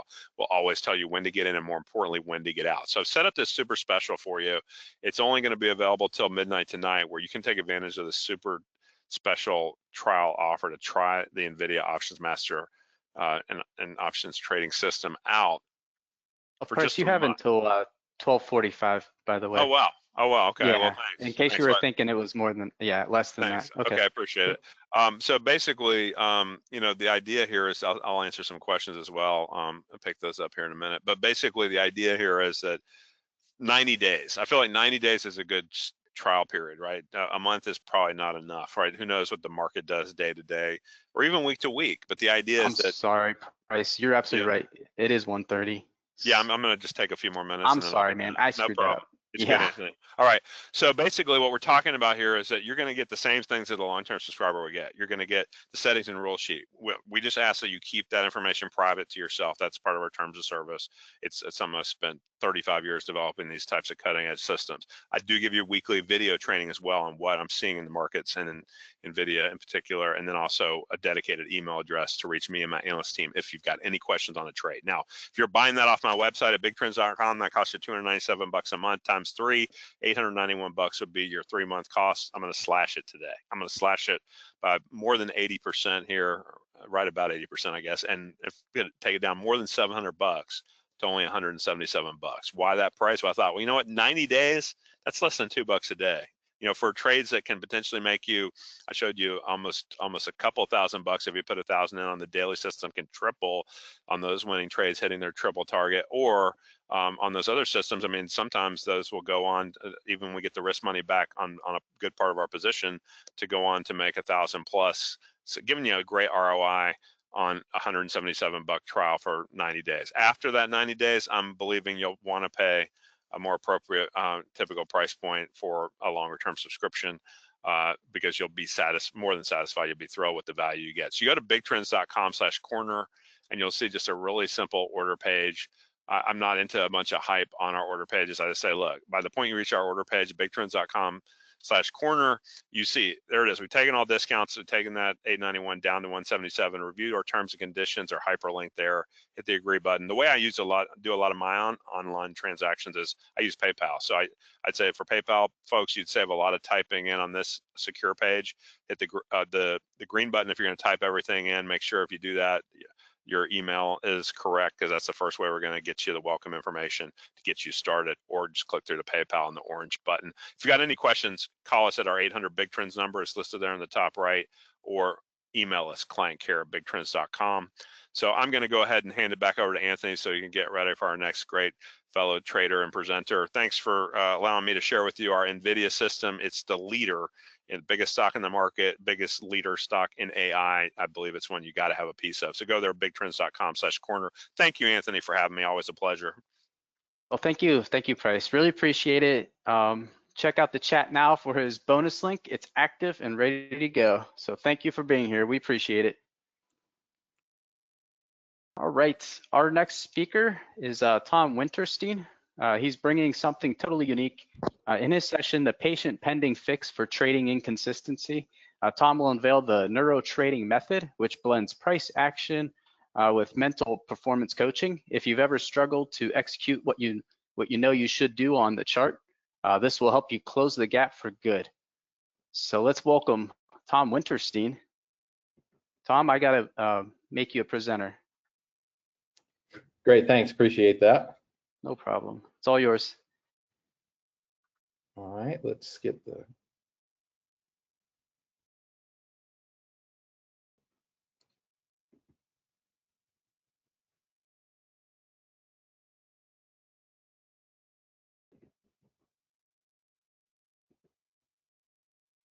And if you can't see the questions, if any questions come in, I'll let you know if there's any. Yeah, I'm having trouble sharing the screen at the moment. Okay. You're not seeing it, are you? We don't see it yet.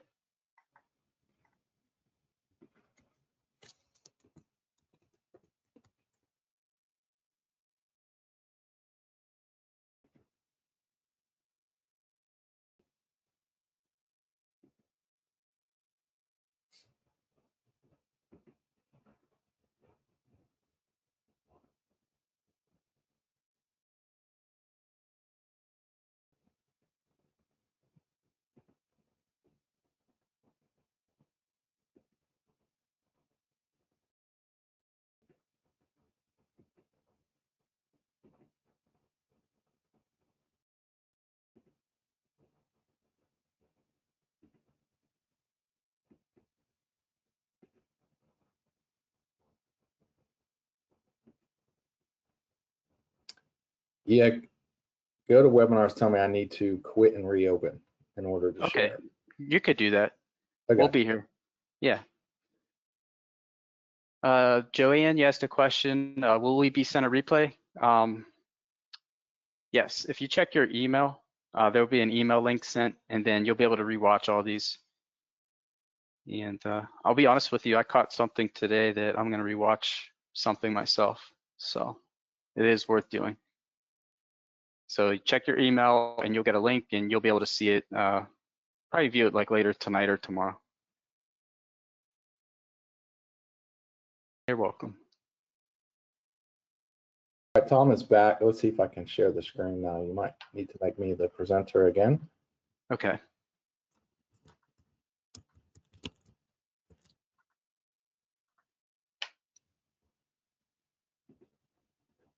All right, we could see your screen.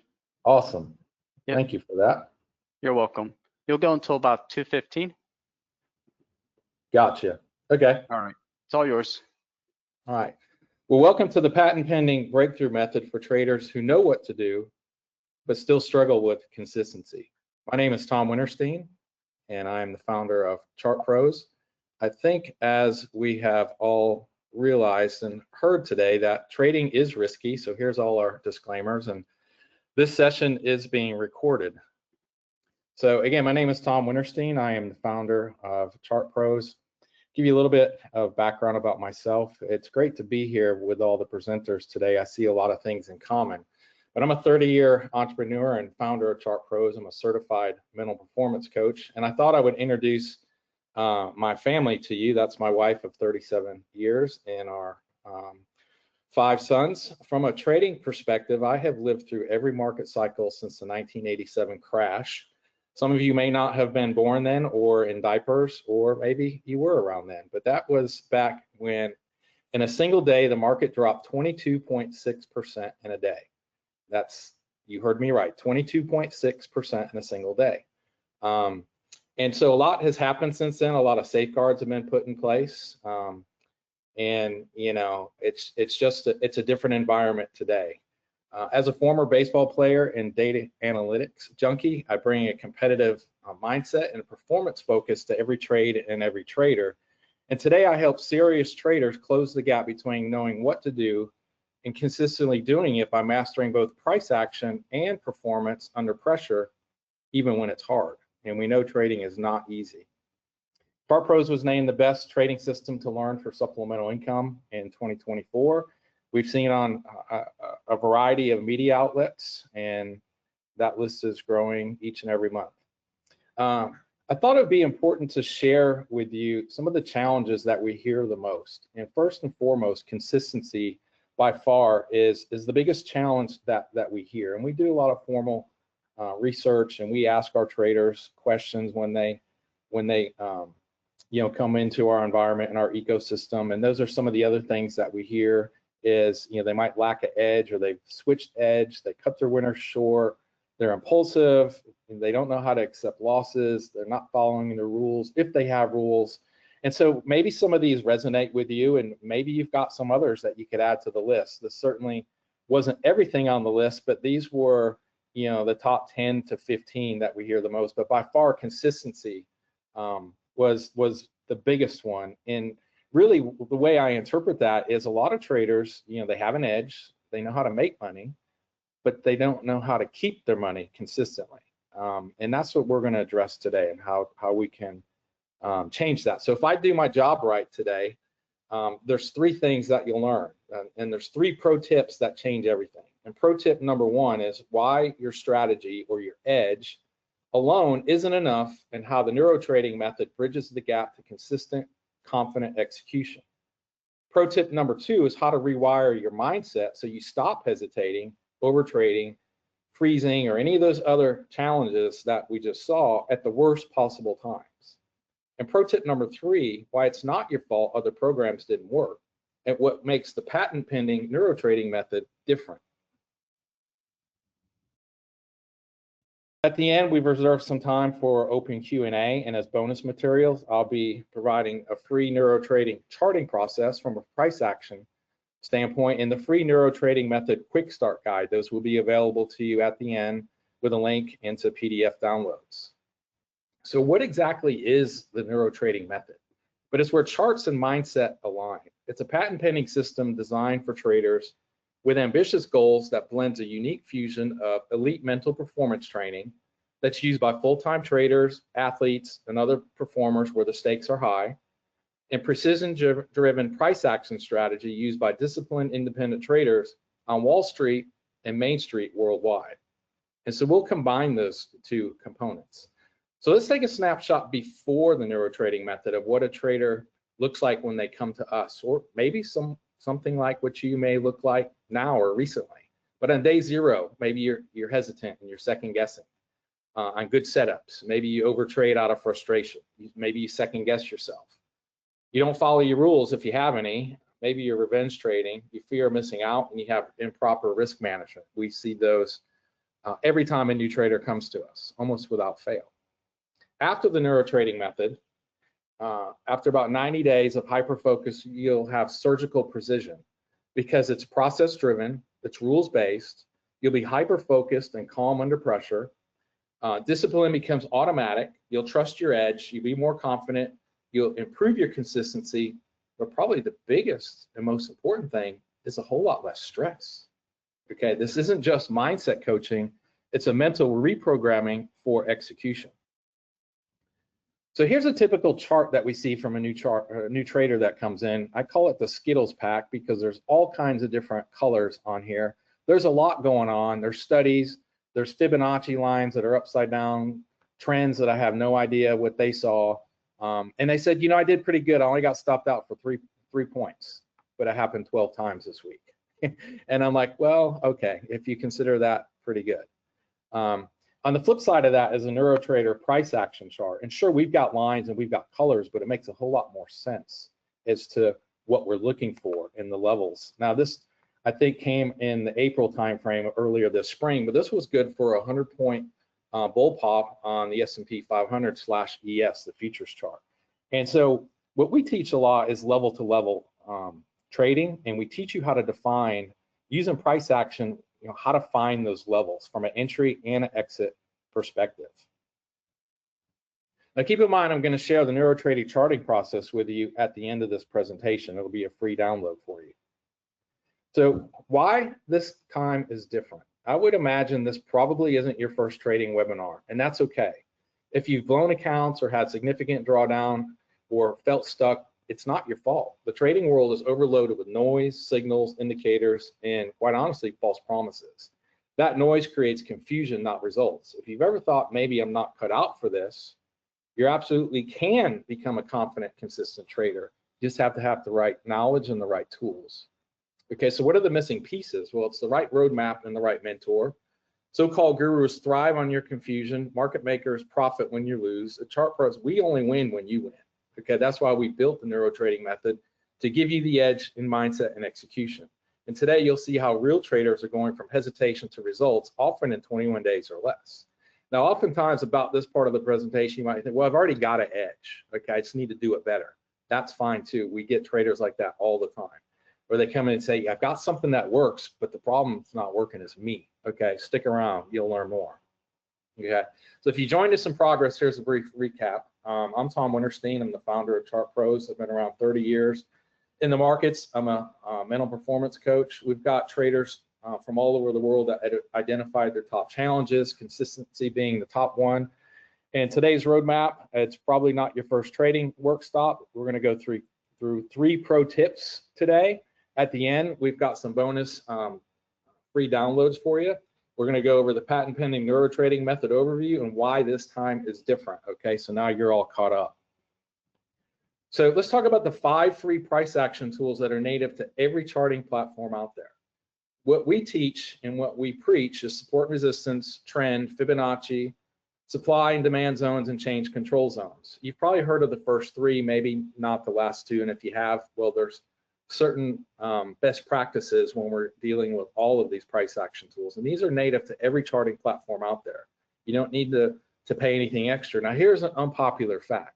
Okay, you don't need any indicators, signals, or secrets to successfully trade price action. All you need is those 5 simple price action tools. So what is mental performance? Because that's what we're going to blend it with. Well, it's both an art and a science of learning how to overcome mental barriers that trip you up, and so you can build habits, behaviors, and routines that you need in order to achieve your goals and perform at a high level, even when it's hard.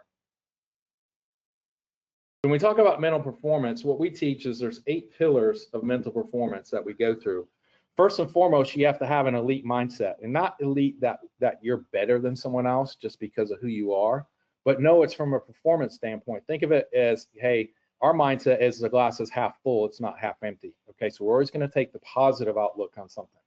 We talk about motivation and commitment. Motivation is what gets you started. Commitment is what keeps you going. Okay, and we go through focus and awareness. And number 4 is probably the biggest reason that people come to us, and that's self-control and discipline. Okay, and we spend a lot of time teaching traders how to implement self-control and discipline. And it is a technique that you can learn. It is something you can adopt. You can adapt it to your own trading style. It's just like if you want to go to the gym, whether you're a man or a woman, and you want to build a specific muscle, or you want your arms to look a little bit bigger, or you're trying to reduce your waist, you will come up with techniques to accomplish your goal, okay? And the pillars of mental performance are very similar. There are techniques that you can use to basically train your brains, okay? And we measure these, okay? And we analyze this against a trader scorecard. We focus on process over outcome. Mental imagery and meditation is extremely important. And I'll be honest with you, when I was first introduced to those concepts when I was younger, I thought it was something I didn't need. I thought it was for others. I thought it was for softies. I truly and honestly didn't believe that I needed stuff like that. Okay, routines and habits of excellence and time management and organization as it relates specifically for trading. Okay, because there is just a wealth of best practices and do's and don'ts when it comes to that and all of these. Okay, so at the end of the day, we have to know as traders, anything can happen. You don't need to know what's going to happen next in order to make money. There is a random distribution between wins and losses for any given set of variables or that define an edge. And a strategy or an edge is nothing more than an indication of higher probability of one thing happening over another. Every moment in the market is unique, and these were adapted from Mark Douglas's very popular trading book of he's the author of Trading in the Zone. Okay. So I didn't make this stuff up, but I do put it to use in a very specific and unique way in our patent pending methodology. So keep in mind, I'm going to share the NeuroTrading Method Quick Start Guide with you at the end of this presentation. It's free. There'll be a link to a PDF download. I'll have some QR codes. You can just point your phone and camera at, and it'll take you directly to the link. So we'll have that for you at the end. So if you truly understood how your mental framework was sabotaging your execution and had a clear plan to fix it, you'd finally start seeing the consistent results that your edge promises, okay? And this is the method that finally turns knowledge into consistent results, okay? A little bit more about my background and how I got to where I'm at. Really from the early 2000s to about 2015, I was chasing strategies and was coming up empty. I felt like I tried everything. You know, perma-bear, unusual options, Nadex binaries, you name it, I tried it. I was in a variety, just numerous and countless different trade rooms. And it was kind of like the idea of the week or idea of the month. And, you know, some of you may have experienced some of the same courses of action as yourself. But when trades failed, I blame myself. But the real truth was it wasn't me, it was a lack of a real process. I didn't understand the market or my own mind. And honestly, I had some soul searching to do.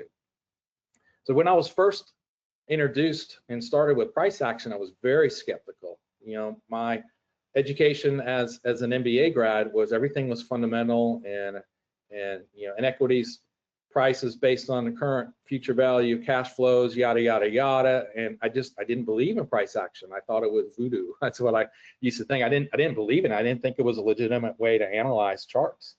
And I believe that most traders did, that only the fundamentals worked. And I thought you needed or expensive indicators or paid alerts or some guru's black box secret system to make money. And that mindset held me back, you know, for years. And I never believed in technical analysis until I saw this on a chart. This is an actual chart. I went back and found it. This is from 2016. And if you look really close, the thing that really resonated with me is their standard deviations on this chart. This was, you know, the S&P 500 back in the day when it was at 2197, okay? And when I saw standard deviations on a chart, my undergrad was in management science, which is computer science and business administration, so a lot of statistics. And I didn't know futures, but I knew what a standard deviation was. And this was what really captured my attention and say, well, maybe there's more to this than I'm giving it credit for. And so that was kind of the beginning of the journey for me, because I understood probabilities, I understood standard deviations, I understood the mean and stuff like that. And so that kind of got me down a path of studying price action in a very serious way. And that was a shift that changed everything. I stuck with it, and technical analysis started to make sense. I realized that, you know, the technical analysis I'd seen before wasn't the problem. The real issue was no one taught me how to pair price action and mental performance, okay? And that insight changed everything for me. And that's when the now patent pending neurotrading method was born. And isn't experience a great teacher? You know, also in my career over the last 30 years, I've built training programs for IT professionals, engineering, construction, a lot of very hands-on, high-tech sort of stuff, if you will. But the key lesson that I took away and all that is skills are taught, but transformation takes structure. And I have infused that into our trainings at ChartPros, and success requires repetition and feedback, okay? So I've applied that same approach to everything that we offer at ChartPros, because trading isn't a hobby, it's a highly skilled profession. And so that's why it translated very well from all the other professionals that I had led in workforce development, to the tune of over 1.4 million professionals over my career and have translated that into the training industry. And so why your edge alone may not be enough and how the neurotrading method bridges that gap. For years, like I said, I chased every strategy you can imagine. Scalping, swinging, alerts, indicators, courses. Some worked on paper for me, but I still couldn't stay consistent. And at the end of the day, I realized the problem wasn't the strategy, it was me. I hesitated, I overthought, I moved stops, I canceled winners, I got emotional. I knew what to do, but couldn't do it when it mattered most. Okay, it wasn't about finding a better edge. It was about building the mental skills to execute the one I already had. In that case, it was price action. And that's where the neurotrading method comes in, because it is a complete fusion of elite mental performance coaching and precision price action mastery. It's designed to reprogram how you show up as a trader with clarity, confidence, and control.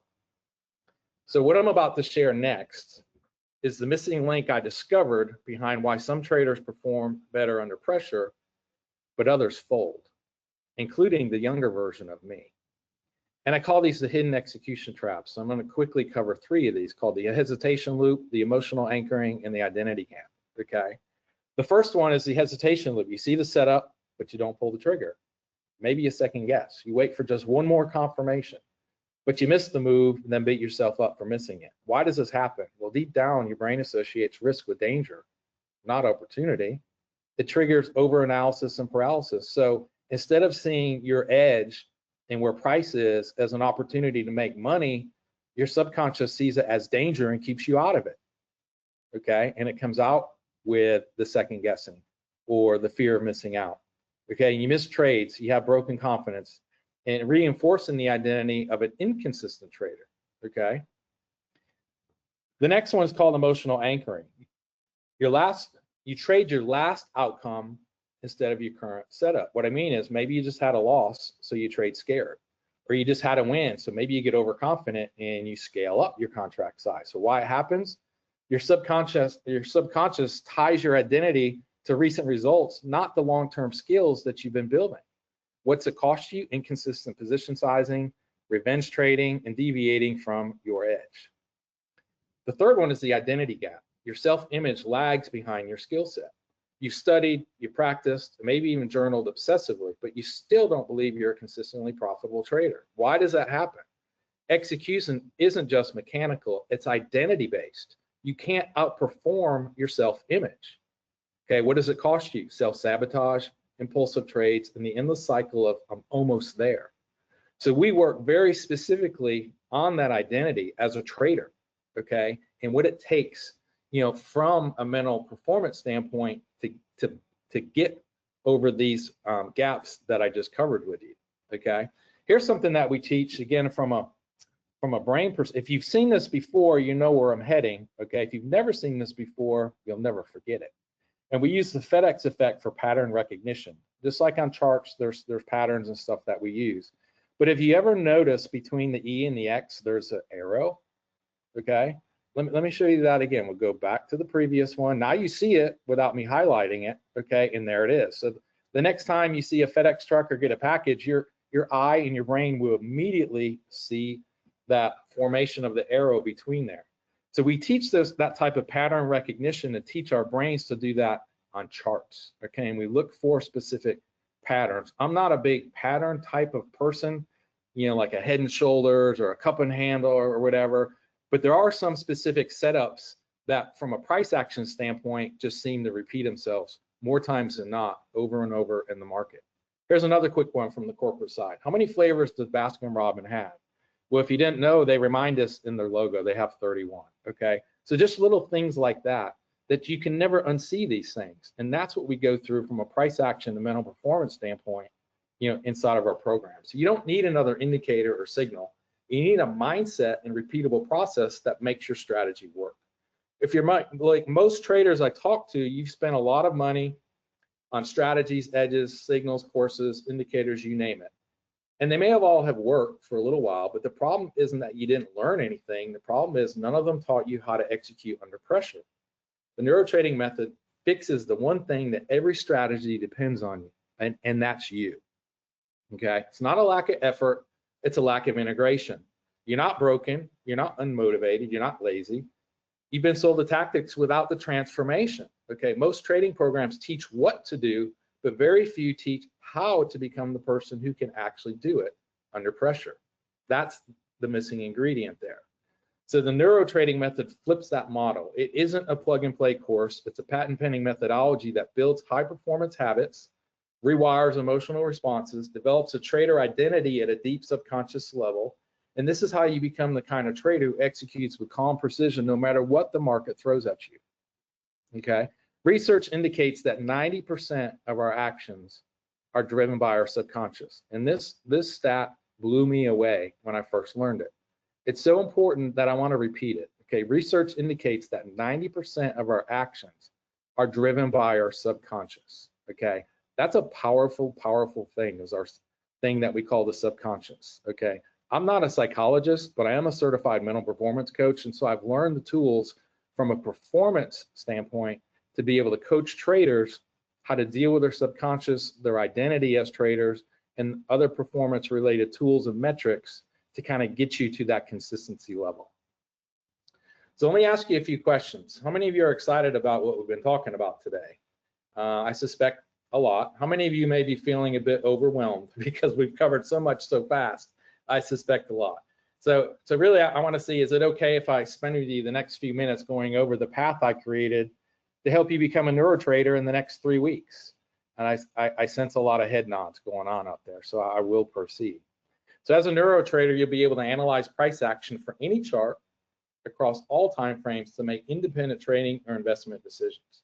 Use a rules-based system to squash emotional decision making. Develop a personalized style. When I say personalized, whether you're a scalper, whether you're a day trader, whether you're a swing trader, whether you're an investor, doesn't matter. These same principles apply across all the styles, and you can adapt them to make them your own. It incorporates a checklist and a NeuroTrader scorecard for 100% accountability, not to me, but to yourself. So you can achieve a consistent process that builds confident and lasting results. Along the way, you may be even able to ditch costly indicators, signals, alerts, or secrets, relying on others, when to let you know when to buy, sell, or exit trades, guessing on what and how to trade or invest. You may even be able to ditch your day job.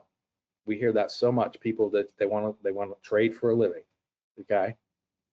And so I've been where you are now. When I was first figuring out trading, I ran into some big roadblocks because I didn't know how to properly manage or exit trades or risk management for that standpoint. I honestly felt like I was gambling. I had to develop a decision-making process that essentially outsourced that in the heat of the trade that systematically locked in gains. Okay, I kind of took myself out of the picture because my picture is in the process, and I just have to follow the process. Okay, so but now you're probably thinking, okay, maybe the neuro trading method sounds like what I've been missing, but how do I actually get started? That is exactly what I'm about to show you. Let me walk you through everything that you get inside the Neuro Trader Masterclass. When you enroll in this program, you're not just getting another course, you're stepping into a complete done with you trading transformation experience. Remember, I talked about workforce development and how transformation is key. Okay, so let me show you exactly what's included in our program. We start with the Neuro Trader Method Quick Start Guide, which is something you're going to get as a free download today. Okay, you're going to get that as a takeaway from today's presentation. Then we have self-paced courses online. From a price action standpoint, we cover the introduction to price action trading. So basically, we cover support, resistance, and trend when it comes into this. And you'll learn the 5 free price action tools that are native to every charting platform out there. Okay, then we jump into what I call the mastering the magic of Fibonacci. And if you've ever used Fibonacci correctly, you understand the magic. It just seems magical. Price goes to these levels and they work more times than not. Okay, but most people know how to implement swing Fibonacci. Well, there's 5 other types that you can use, and knowing these 5 other types gives you more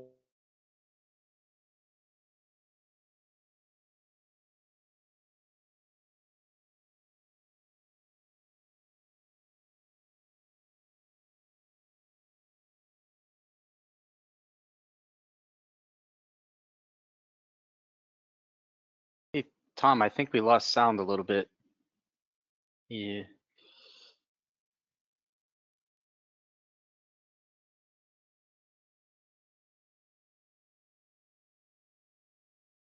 Tom, if you hear me. It might be, if you have a Bluetooth, it might be your Bluetooth. Yeah, the audience is also saying they lost some sound.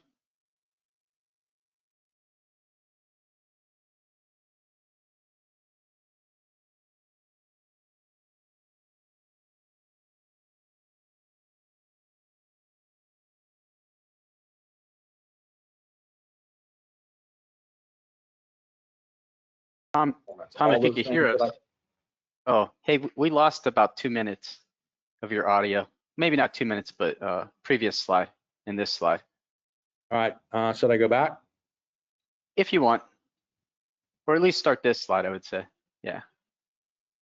Yeah, so let me start here. I was going through the components of the NeuroTrader Masterclass, which is our patent pending program. And so not only do we teach the 5 price action tools that are native to every charting platform out there, we do that through self-paced e-learning, but we also have group mentorship recordings that go through each and every of the mental performance pillars that I had mentioned earlier on in the presentation. So now everybody should be caught up to speed on that. I include the NeuroTrading Method Starter Pack, which includes a lot of my mental performance tools when it comes to vision boards, my actual trading rules, my affirmation scripts, a pre-trading checklist that I do that's part of the program. And the newest thing that I think is cool, given my technical background, is something we're calling the NeuroTrading Sherpa. And basically, you can consider it as your personal trading assistant. It's an AI-driven guide to clarity, discipline, and consistency. It's built on ChatGPT, and I have trained it on our patent methodology, and you can interact with it as an agent within the open AI construct. So if you don't have an account, you can get a free account, and then you can interact with our personal trading assistant, and it will guide you on the patent pending methodologies. So there's bonus content for our people. For the next 10 or the first 10 who would enroll in this program, you'll get 14 days free in the Insider's VIP trade room access. And so let me just kind of recap what you're going to get in our NeuroTrader Masterclass. You get the price action trading, the introduction, you get the Fibonacci course, you get the ebooks, you get the trade entry timing course, you get the mental performance group mentorship recordings. As a fast action bonus, you would get the trade room membership. All of this is 100% on demand. You learn anywhere, anytime, okay? We've got testimonials like everyone else. Here's Arthur, who said it's the best program he's seen in the last 25 years. Here's Lewis, said the best investment he's ever done. We've got tons of others out on our website, so the social proof is all there. So who does this methodology work for? Well, a variety of different traders: experienced traders, frustrated traders, high performers. Maybe you excel in other areas of your life but feel stuck in trading. What I mean by that is we have pilots, we have doctors, we have dentists, we have lawyers that have all been successful in their careers, but they've been humbled as traders. Funded traders, the do-it-yourself traders, okay, and traders who are coachable and ready to take ownership of their mindset and execution. So that's who this works for, okay? So inside the NeuroTrader Masterclass, we'll teach you the method that transforms you from just another strategy hopper into a confident, consistent NeuroTrader. When you sign up, you're going to get instant access to the entire NeuroTrader Masterclass program. And so it's a method leading to lifelong changes. So I know what you're thinking. I've already spent a lot of money, too much. That isn't the problem. It's what you spend it on. Most traders aren't failing because they're unmotivated. They're failing because they've been handed incomplete solutions. Courses gave you strategy, but not execution. Alert rooms gave you entries, but not confidence. Indicators gave you signals, but not clarity under pressure. NeuroTrading fills the gaps. It's not more information, it's transformation. So if you're serious about getting consistent, this is where that finally starts. So now here's what I'm not going to do. I'm not going to charge you $7,995 like other people try to. Okay, but if I did charge that much and all it did was produce consistent results, would it be worth it? Maybe. If all it did was give you a clear discipline system for trading and managing risk, would that be worth it? To some, maybe. If all it did was help you stay calm, focus, and execute under pressure, how much would that be worth? If all it did was show you how to finally join the top 5% of retail traders that win long term, would that be worth it? Okay, And I had two choices. I could price this, as low as possible, or I could ask for a higher investment so I can give you the time, energy, and personal attention that this truly deserves. One gets you more noise, the other one gets you real transformation. I chose the second because that's what it takes to finally become a consistent, confident trader. This isn't for everyone, but it's for traders who are ready to go all in on themselves. So at the end of the day, what would the end result be worth to you waking up knowing exactly what to do? No more second guessing, finally hitting your income goals with confidence, trading with clarity, okay? Becoming the kind of trader others turn to for advice. And knowing that without a doubt, you've broken that cycle for good. You've already seen how to some it may be worth $79.95. Even at $795, it's a steal, but I won't ask you for that much today. And even at that price, traders say it's worth every penny. But today, because of my pay it forward mission to help serious traders win, you're getting a special one-time offer. Why do I do that? Because I know what it's like to be stuck, and I know what it takes to break through. Okay, so today, $297 gets you the NeuroTrader Masterclass Core. It gets all those things that we talked about: the introduction to price action trading, the Fibonacci, the trade entry timing course based on the VIX, the ebooks that I wrote, the NeuroTrading Method Group Mentorship Program recordings. It's fast action bonus. You get into the VIP access of our trade room. You can go to that QR code or to that website. This is a $34.95 value for $297 today. It is patent pending. We also have another option of the NeuroTrader Masterclass Pro, gets you everything in the core, plus 30 days in the Insider's VIP room. 2 live coaching calls with me one-on-one, Ask Me Anything webinar replay, the advanced algo-driven Fibonacci sequencing course, an optional price action homework assignments to reinforce your learning, $100 towards future one-on-one coaching packs, and other bonus price action modules. That total value for that is over $9,900. So you can go all in on your future for only $997. You get instant access for that. That QR code will take you out to a comparison side by side, which is in each one out there. It has the side by side pricing and has instant access links that are out there. So 21 days and beyond, inside this masterclass, we'll teach you the patent pending method that transforms you from just another strategy hopper into a confident, consistent neuro trader. When you join the program, you're not getting just a course, you're getting a new path forward, a system with coaching, feedback, unmatched support, and a lifetime transformation. Ultimately, the tools that retrain your brain to trade like a pro, even if you struggled for years, okay? As promised, here is the charting process. It's actually inside of one of the free downloads, but if you want to take a quick screenshot of this or a picture with your phone, that's fine. This is the 5-step NeuroTrader price action charting process that's in as part of our patent pending methodology and how to apply those 5 price action tools that we teach. Again, as promised, here's the NeuroTrading Method Quick Start Guide.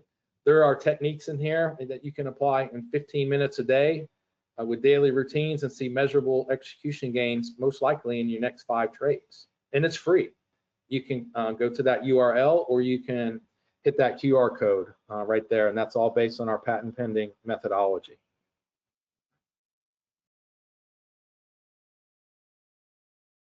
All right, so I know we've got a few minutes left. I think we got like 5 or 6 minutes. Then we've hit the part where I promised that I would reserve some time for questions and answers. And Anthony, if you see those, if you could maybe read those to me if they come in. And while we're waiting for that, I'll put that QR code and the URL link back up there as well.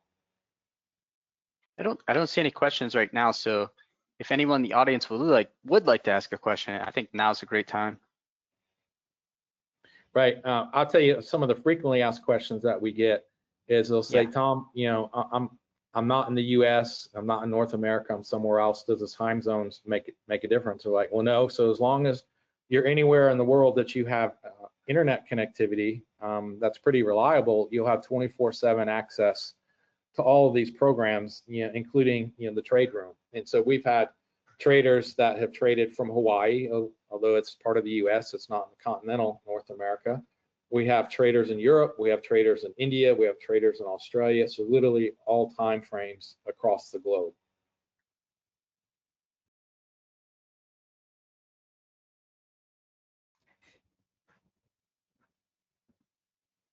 So this is a program that's been around. I started creating this program back in 2018. As you can imagine, it wasn't something that got developed overnight. And I applied for the patent on this in May of 2025. So it's 6 years of professional development, instructional design, price action mastery, mental performance, all kind of baked into the ultimate patent application that was submitted in May.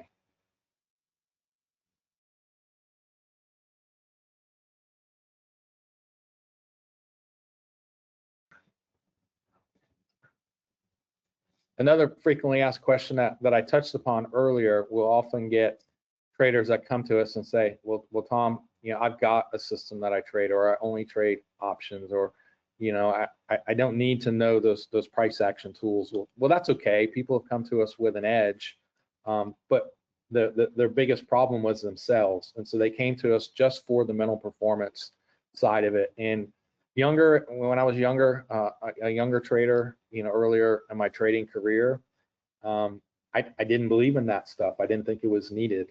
But as I mentioned early on, I'm a baseball junkie and an analytics junkie, and I've coached at a lot of different.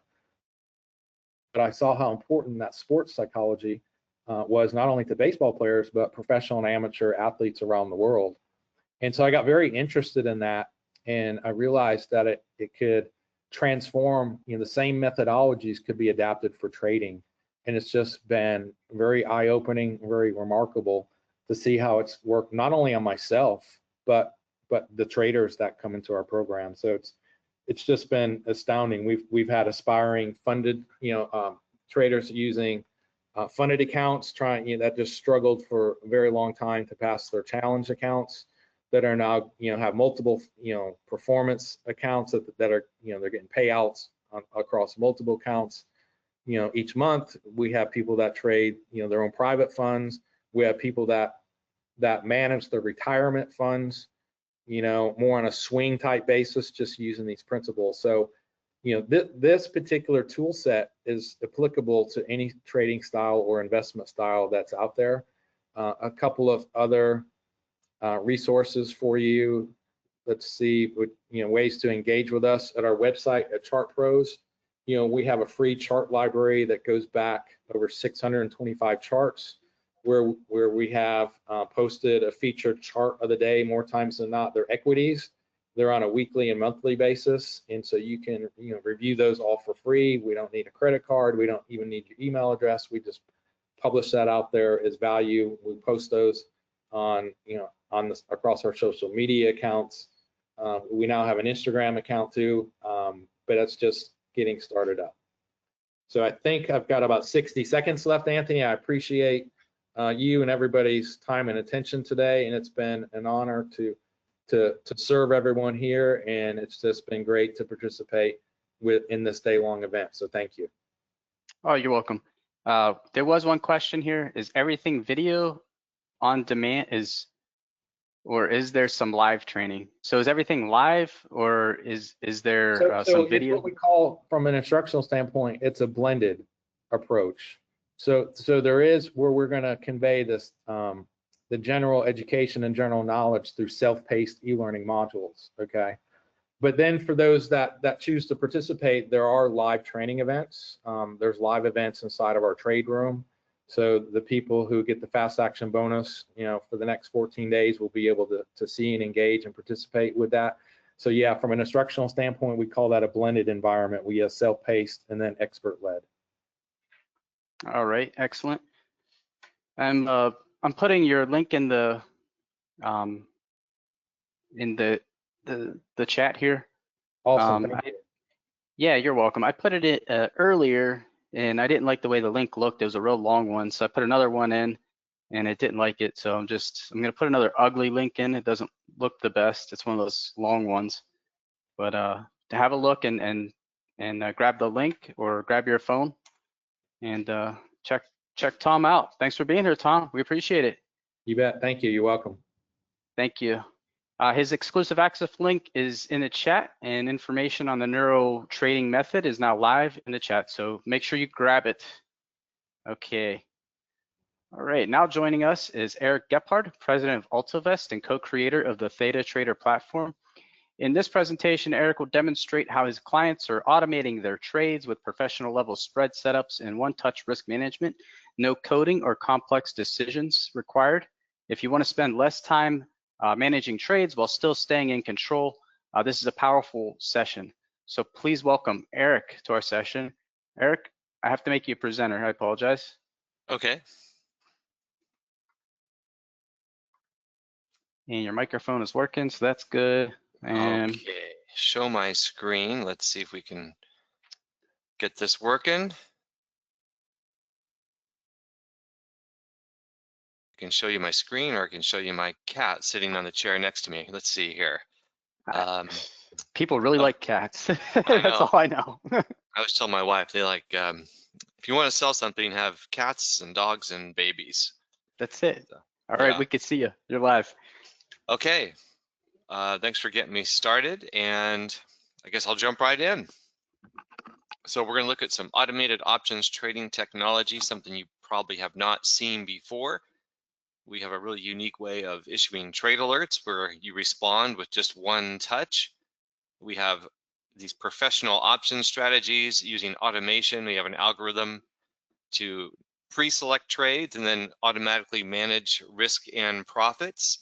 And then we kind of work with people individually as well. So it's not just behind the scenes and purely technology. So we'll go ahead and get you started here.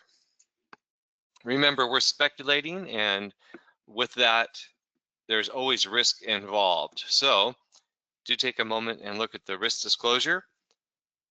We're not going to read every word of this right now, but you can take a screenshot of that, or take a picture of that if you'd like to read that for your, your thrilling nighttime reading. But it is important to note that there is always risk of loss when trading. You should be using risk capital when speculating, and that past performance is never a guarantee of future results. Just a little bit about Altavest. We've been doing this since 1997 as an introducing brokerage firm. We've developed our proprietary options technology. We're going to display that and demo that. We traded millions of futures and options contracts along the way. We're registered with the CFTC. We're members of the NFA. We're located in California. I graduated from USC with my business degree. I'm a co-founder of Altavest. And I've had various securities licenses in the past, and currently have my Series 3 and my Series 65 license as well. And maybe you've seen us before. We often do presentations and other venues. We love these kind of webinars as well. And you may see us every now and then in financial publications. Here's just the other day, MarketWatch was asking us about what's going on in treasuries and silver and gold and so forth. And so we had some comments there. My business partner, Mike, made some comments, and perhaps you see us every now and then. But with that said, we're going to get into the presentation, a little more meat and potatoes here. And there are three common hurdles, I think, to trading, and we can pretty much all agree on. But which one of these does resonate the best with you, or most with you? Not the best, but what can you relate to out of these three?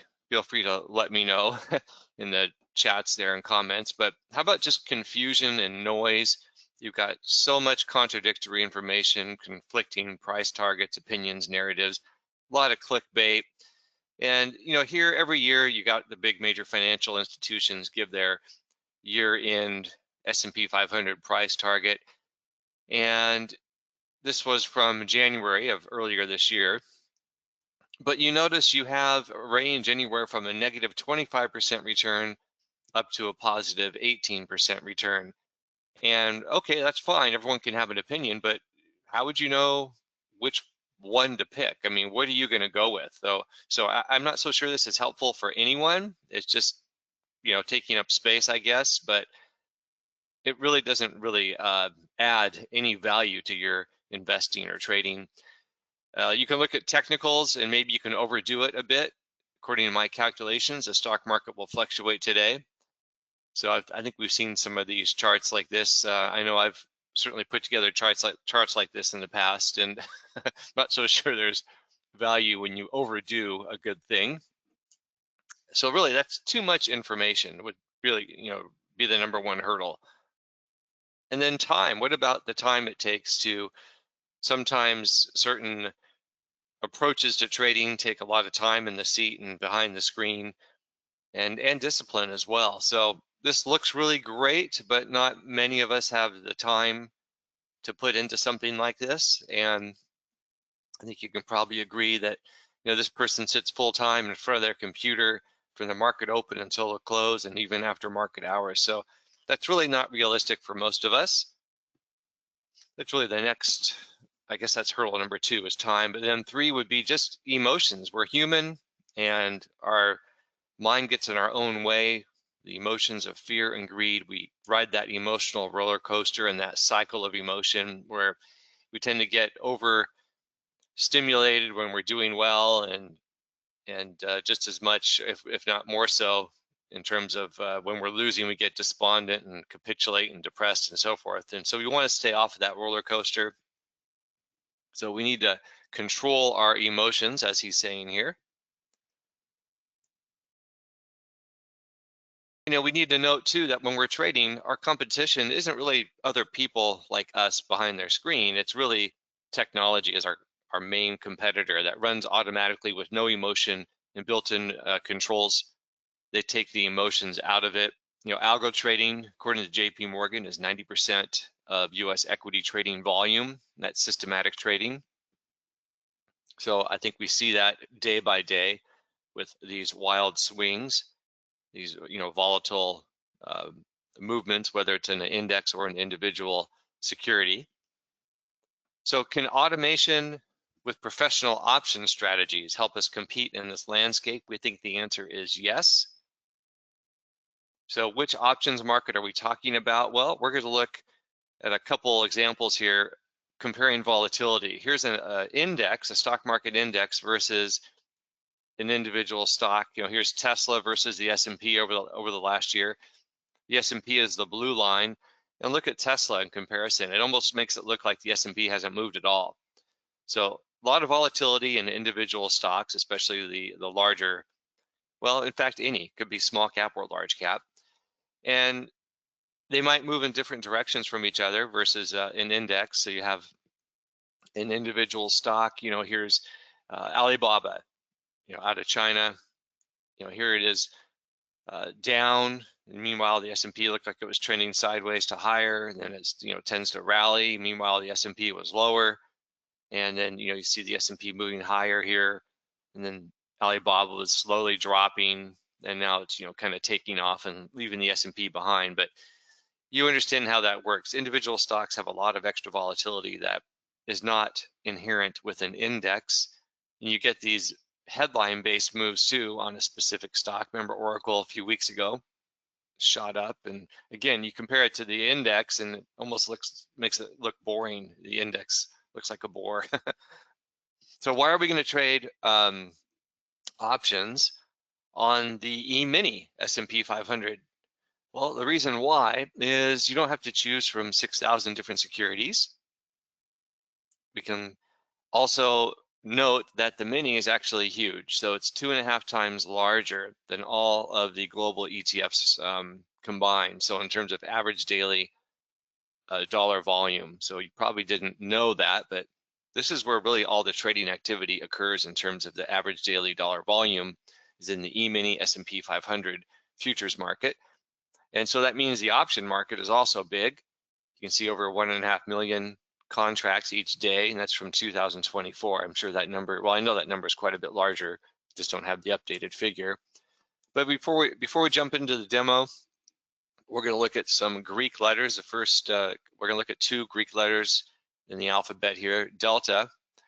It's how much does the option value change with a change in the underlying index? That's the definition, but it also is the approximate probability of an option expiring in the money. That's how option traders view it. So if an option delta is 0.25, that means there's a 25% chance that option would expire in the money. But conversely, 75% chance it would expire out of the money or worthless. Remember, delta is always moving as prices move and as time ticks away. and it is not the probability of a winning trade. So you can't look at delta and just extrapolate your percentage probability of winning or losing on a trade. And theta is the other Greek letter here. It's sensitivity to time. Remember, options have limited life, and theta is a negative number. It equals 1 day of time decay.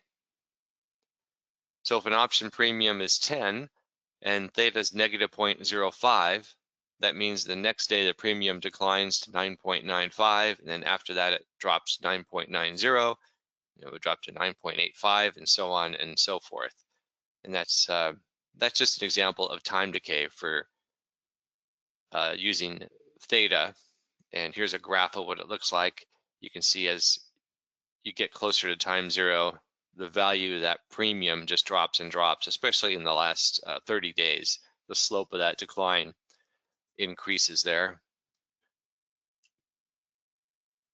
So looking at how an insurance company might trade options, maybe they would do it the same way they do it now, which is essentially they get paid the premiums to assume risk, they sell and manage time, they insure themselves by hedging, they are consistent and they're patient in their process, and they just use, really, quite frankly, a lot of math, a lot of probabilities and favorable long-term odds and statistics and actuarials and so on and so forth. So we're going to try to do the same thing, and Wall Street does that as well. So the Wall Street professionals, they're trading multi-leg option spreads, and they use theta decay to their advantage, and they collect premium from buyers to offset their cost. So what does that really mean?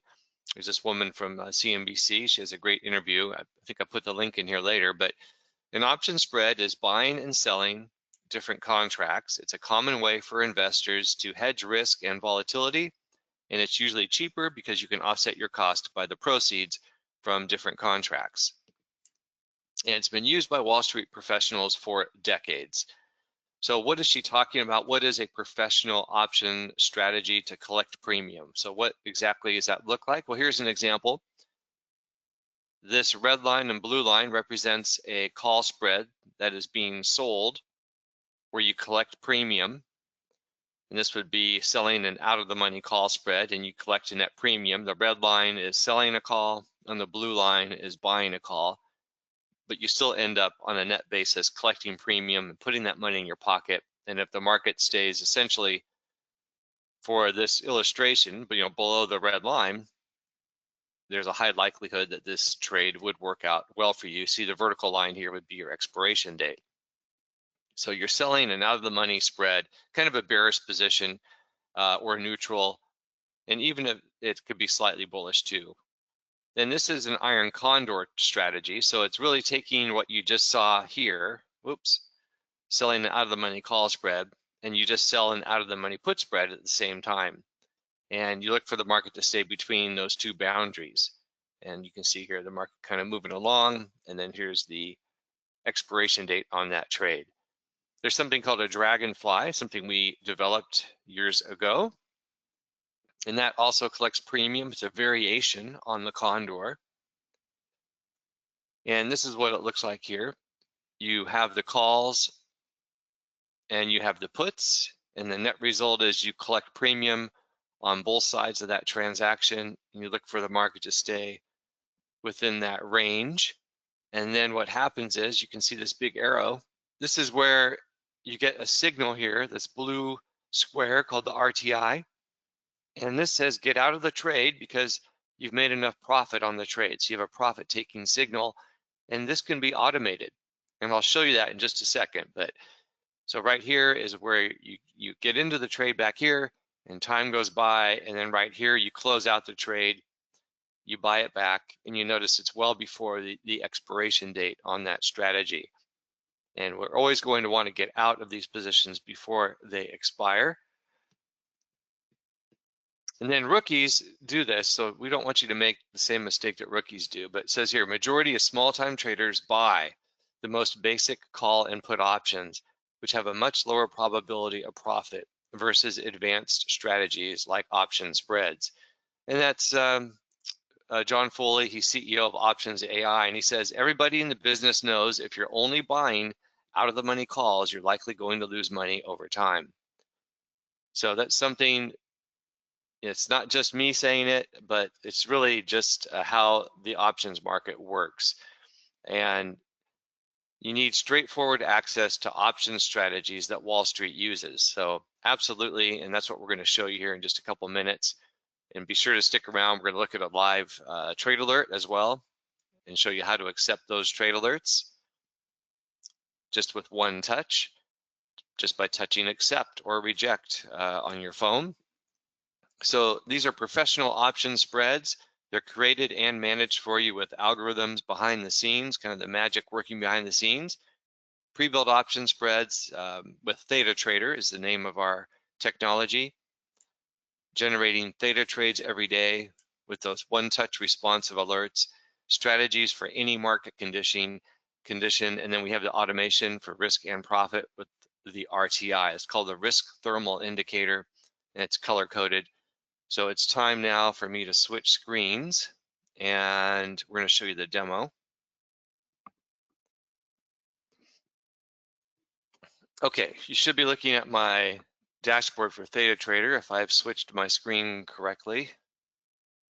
And if you're not, then you'll let me know. So up here, you'll see the active trade alerts. So we're going to jump into that in just a moment. Here you have Theta trades for the day, and you'll notice there are bullish strategies and bearish and neutral or non-directional, and they're pre-populated. And we're looking at the E-mini S&P 500, the E-mini NASDAQ 100, and the E-mini Russell 2000. So we're looking at these three stock indexes. And then here are your open short or sold positions. They're always in red. Any short spread position is in red, anywhere from 16 to 65 days of time remaining on these open positions. You see the RTI color coding here. We'll get into the details, but these are all doing fine, all these trades. And open bot positions. And you'll notice these here are different colors. And you'll notice that I mentioned earlier, just buying calls or buying puts is a lower probability outcome. So you can kind of see that right here, where these are sitting on some small losses. But anyway, you have settlement price up here. You have your account information. This is all integrated with your Altavest trading account. Theta Trader is our trading technology that we built for our client base. So you'd have an account with Altavest. Now let me take a look here at, we looked at the Condor and the Dragonfly. We'll look at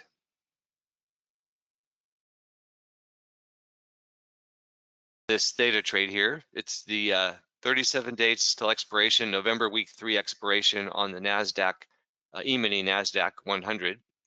And you can see the strike prices are all pre-selected for us. And it gives you, this is your profit potential at expiration, and this is your targeted annualized return.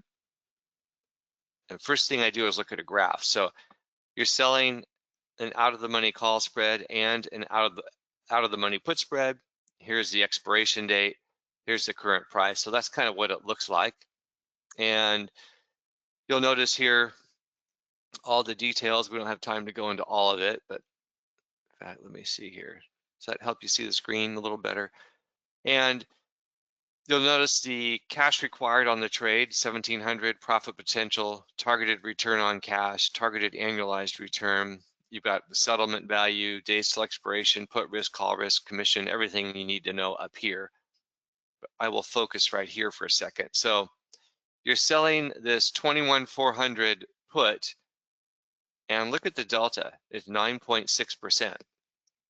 So that's telling you that there's over a 90% probability that this option that you're selling to someone else will expire out of the money. And then look at the call here, 26,800, a delta of 6.96. So over 93% probability that the call that you sell is going to expire out of the money according to the delta probabilities. And then you buy this put and buy this call for protection to cover the position. So these are not naked strategies. These are covered, so you know your risk, your maximum risk in advance. And it always defaults to sell because you're selling the Condor. In this case, you're collecting premium. If you want to change the quantity, you can go up or down here. You can see all the numbers moving. So we'll go ahead and, I don't know, let's do 8 of these. You can leave the price here, try to get 12.5 points. And that's it. Just assumes you're filled because this is a demo account. And let me go back and show you a condor compared to a dragonfly. So that was the condor, November week 3 condor on the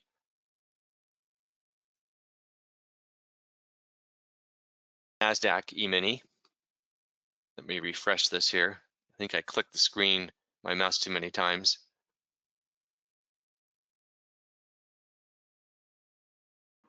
Let's give it a second, folks.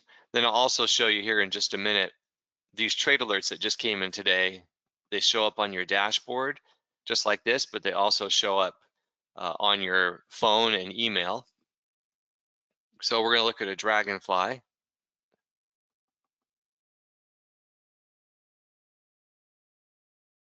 And I'll kind of break down the structure just a little bit here when I show you the graph. So again, this is all pre-selected and it can change every day. Sometimes there's, you know, 1 theta trade, sometimes there might be 5 or 6, it just depends. And of course, you can look at the different markets as well, but we're just picking the NASDAQ for now. So this is what it looks like here. You're selling 4 of these calls. You buy 3 further out of the money calls and then 1 closer to the money call. And then you do the same thing with the put, same structure. And the key here for the dragonfly is note this one that you buy. It's closer to the money compared to the 4 that you're selling. So it has a higher delta, and that can change the dynamics of the trade quite a bit in your favor compared to a condor. So the dragonfly can have some benefits. I'll show you in just a minute. But when a condor may have a loss, a dragonfly may not, or a condor may require you to stay in a trade longer than a dragonfly. So a dragonfly can mature more quickly. And that's simply because you own an additional bit of protection here and here, and that can pay off when the trade comes under pressure. And you'll notice the same type of details here on the dragonfly. And the margin on a dragonfly is always higher than a condor because you're doing a quantity of 4 calls and 4 puts, not 1. So if you did 2 dragonflies, it would be 8 calls and 8 puts that you're selling. But we'll go ahead and see about doing, let's just do 4 of these. But again, notice the puts and the calls, the delta 9.6 and 7.9. So again, over 90% and 93% probability that these calls that you're selling and puts that you're selling to someone else are going to expire out of the money. So that's the whole idea of collecting premium. And we'll go ahead and place that trade. You can see it just shows up as being placed in this demo account. All right, now let me jump over, and I want to point out we have a really interesting tool here called a trade simulator.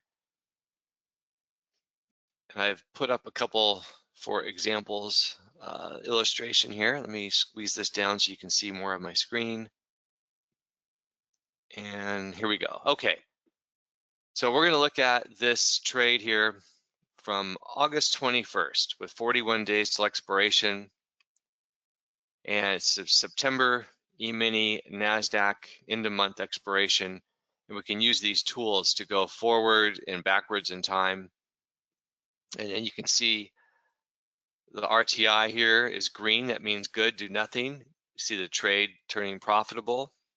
So what you've done here, this sold the condor, you collect money for selling the call spread and the put spread, and you do that simultaneously, and you look for the market to stay really within that boundary. So all is going well. Even though the market's starting to move higher, the trade's still looking good. The green RTI means do nothing, it's good. The trade is maturing, it gets yellow, elevated risk, but still do nothing. And then it turns blue. So it says take profits. You've got 5 days left. Here's the vertical line is your expiration. So the trade has matured enough. You take your profits, you close out the position, and that trade ends up working well. And here is the September end of month dragonfly. So let's compare that. Remember, this was the condor. And keep in mind, we got out with 5 days till expiration. Kind of forget what happens here, actually.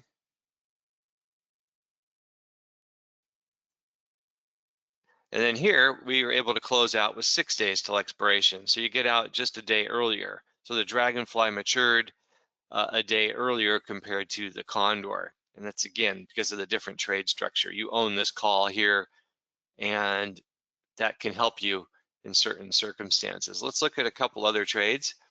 Here's another condor.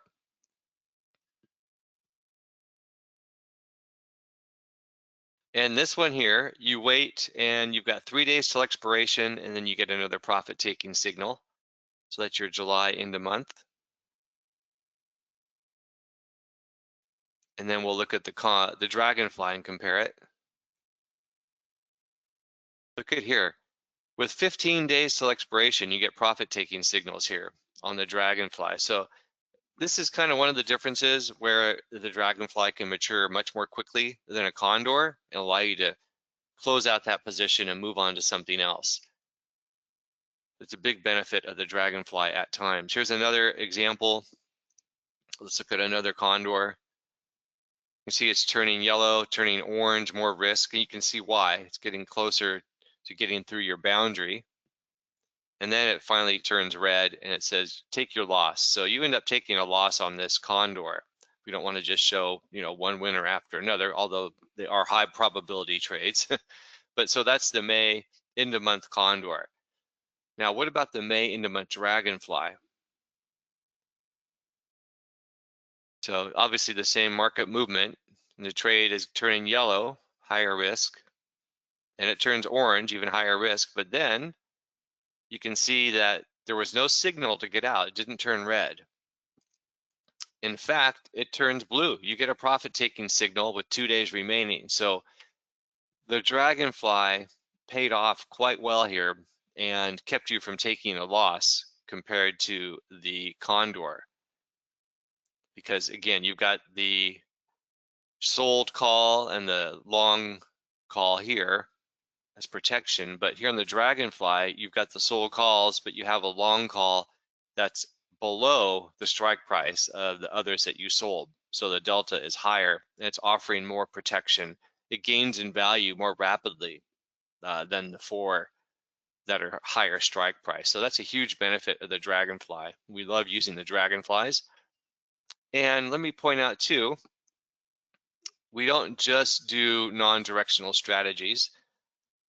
I know we talked about that in the slides in the presentation, but Theta Trader is built to harness premium collection, of course, and do non-directional strategies, but you also have bullish and bearish strategies available here as well.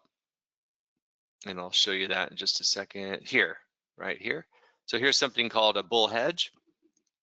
And what you do here is, if you're bullish, maybe you buy an out of the money call spread and pay premium. That's called a debit spread. But to pay for it, you sell an out of the money put spread. And you can often do these for even money or no cost.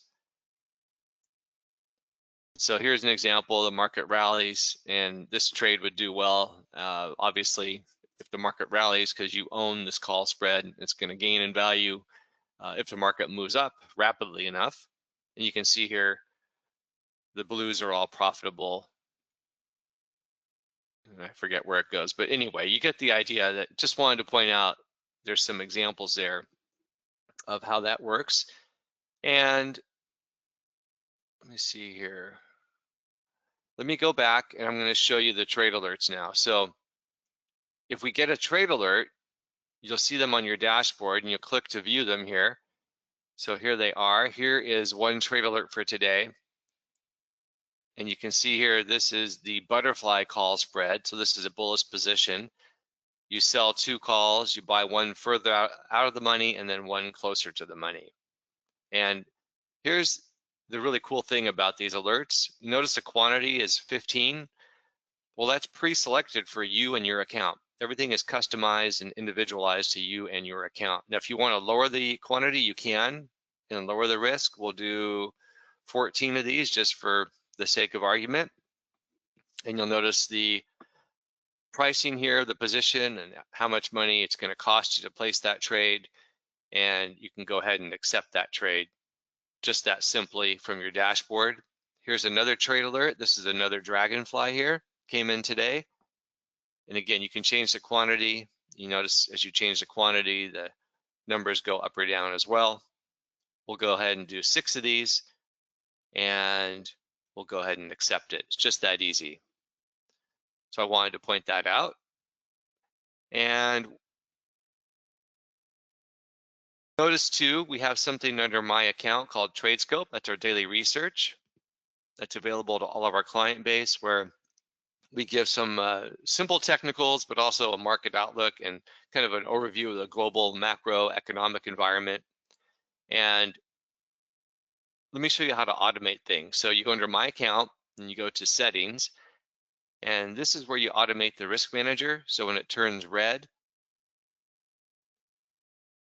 like you saw, the orders will be placed for you to close out those positions. And you can customize it if you want a lower threshold for risk, but you just have more frequent losers that way. It's not always better or worse, it's just different. Or you could change it and go all the way down to say 25, but I just leave it at 50 for default, and then you click Save Your Settings. And same thing with your profit directive. Activate your profit directive, and then TradeOutLoud will automatically close out that position for you, and place that order for you when you reach a profit or a risk target, whichever comes first. So that's the beauty of sort of hands-free trading with these sophisticated strategies. Then we've got a great help file here as well. And if you want more details on the color coding, it's all right here. Won't get into it, but just wanted to point out. And then also there is a whole thing on video tutorials on TradeOutLoud, all available here in the help file. And then also we have an education package here, kind of a master class with futures and options education. So it's a great resource for clients. They really like that available to them there. All right, so that is a brief overview of the TradeOutLoud platform. Now let me show you what I think might be the best feature of all in terms of how those trade alerts work.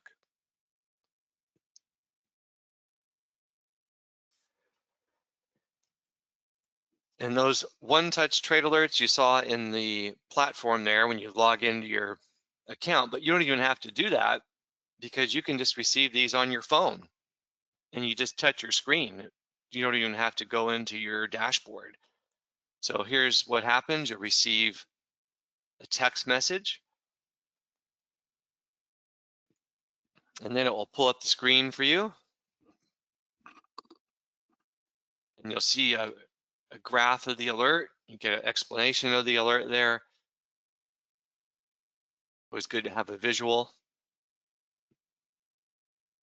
This happens to be a dragonfly.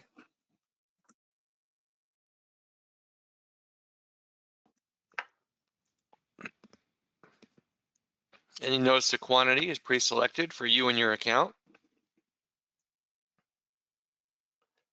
And if you want to reduce it, you could, but you cannot increase the exposure.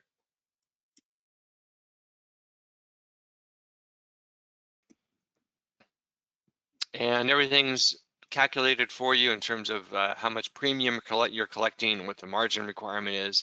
And you just touch accept, and that's it. That's all you have to do. So those alerts are really user-friendly, to say the least. All right. So let's show you how to get started with TradeOutLoud and a TradeOutLoud software package. So you get everything we just talked about and just demonstrated: the theta trades, the risk thermal indicator, the color coding, and the trade simulator. So it's a great tool. All that software available for $3,588. That's the value on that software. But it also includes the trade alerts. So you've probably never seen alerts like this before. And it's integrated with your account. You just receive an alert on your phone, you touch accept or reject, and that's all you have to do. And then TradeOutLoud will also track that position for you automatically once it hits a red or a blue RTI, whichever comes first. So you see the value there with the Theta Trader software and the trade alerts, over $8,000 value in all that technology. But there's also us. So we have real people behind the scenes here. We are all experienced and licensed, been doing this for many years, and we'll work with you one-on-one. We'll do screen sharing with you, whatever you want to do to help you reach your goals. And how much does coaching cost? I just pulled this just the other week here. Comprehensive packages with experienced mentors range from $5,000 to $15,000 for 6 to 12 months for trading coaching. And really, I don't know, $10,000 value, 20. I've had people tell me they've spent $25,000 on coaches and knowledge and education, even $50,000 on systems. And what we're saying is that's all part of your Theta Trader package. So valued at over $18,000. And just want to point out too, don't forget the proprietary research available to you on a daily basis as well. And then that Futures and Options Masterclass, I showed you real briefly where that's located in Theta Trader as well. Some of the chapters here that you would have access to. You can learn about stock index option spreads and then some of the advanced strategies. So all of that, the education valued at almost $2,000 with the research and those online tutorials we talked about. So you get the Theta Trader software, you get the alerts, you get the private coaching, you get the education, you get all of that valued at over $21,000. So we used to offer all this in live sort of in-person presentations and seminars at $39.97. And of course, that's not what we're going to charge you. We're going to do even much better than that. Great, great value for this professional options trading package, this Theta Trader membership, and it's a lifetime membership. It's only one payment of $597. And there's the QR code. So please take a picture of that or just put your phone up there and take you right to the order form page, or you can go to cf.altavest.com/TT for Theta Trader. You can take a picture of this whole page too. That's my direct phone number and email if you have any questions. And there's a 30-day money back guarantee on that. So really, if you change your mind for whatever reason, that's fine. And then if you want a free membership, if 30 days you fund your trading account with 100,000 or more, you'll get a 100% rebate. Or if you fund your account with 50,000 or more, you get a 50% rebate. So we'll be glad to do that. And just keep in mind, big advantages in trading these E-mini options, large market share, densely packed strike prices and expirations. So you get the granularity and the coverage you need. So what that means is the algorithm is going to find the strike prices it needs, these out of the money calls and puts that it needs to build these strategies. So you're not going to find that with the vast majority of stocks or ETFs, that's for sure. The volume is just not there. Superior execution, according to the CME group, versus the SPX. ES options offer a cost savings of $4 to $15 per contract. So you get those tight bid offer spreads is really what that amounts to. And that's important when trading options in particular. So remember too, these are covered spreads, so no unlimited risk, and that means no margin calls. So the way we trade, you'd never have a margin call. So this joke here I kind of like, it says, who is margin and why does she keep calling you? So you want to avoid those types of calls. So that's a big advantage of trading these covered spreads. There's no pattern day trading restrictions either when you're trading.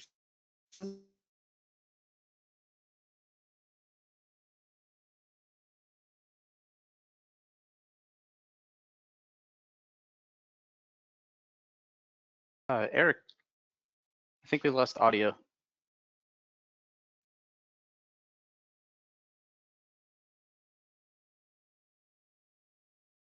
Erik, if you're there, we're having trouble hearing you right now.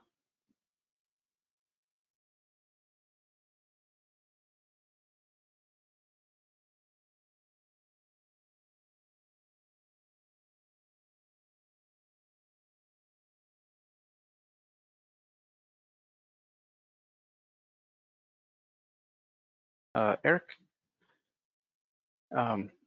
we still can't hear you. I'm sorry.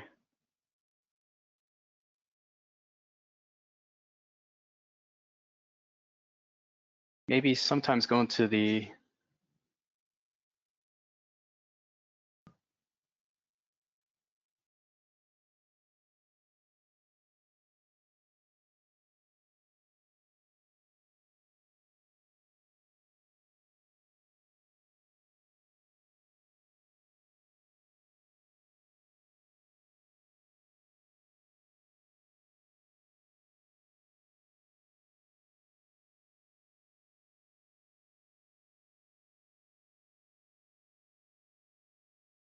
Hi, Erik. We're having trouble hearing you, I think.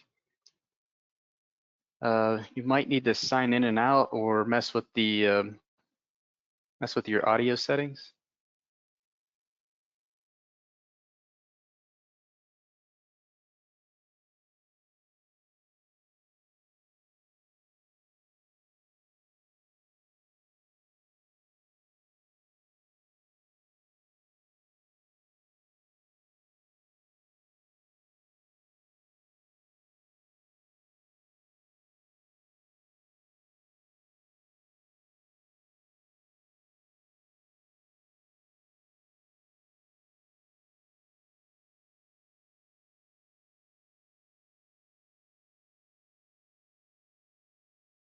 Erik, I apologize, but we can't hear you right now. Thank you, Greg, for your comment there. Erik, if you could hear us, we are unable to hear you.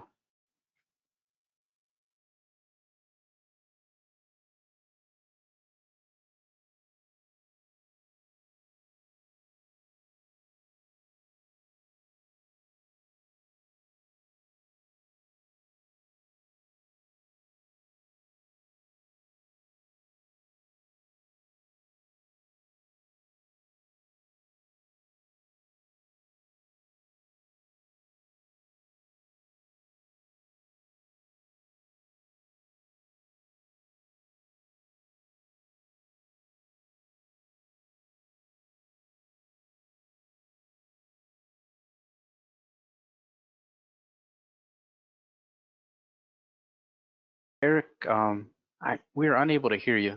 Can you say anything right now, if you can hear us?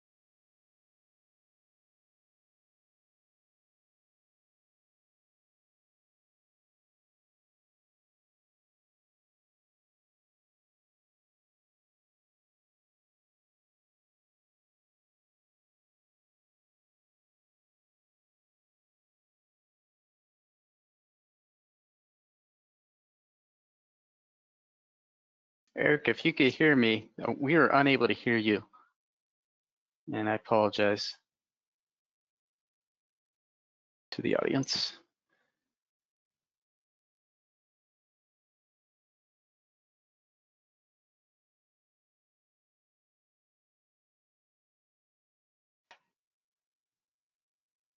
All right, audience, we're unable Futures to options. hear.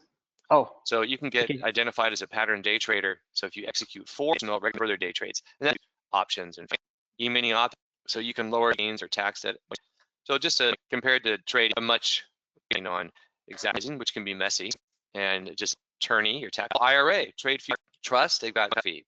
So working with us all. Don't just only get gold, platinum, and silver, and grains. Well, strategies. These are whatever the S&P 5.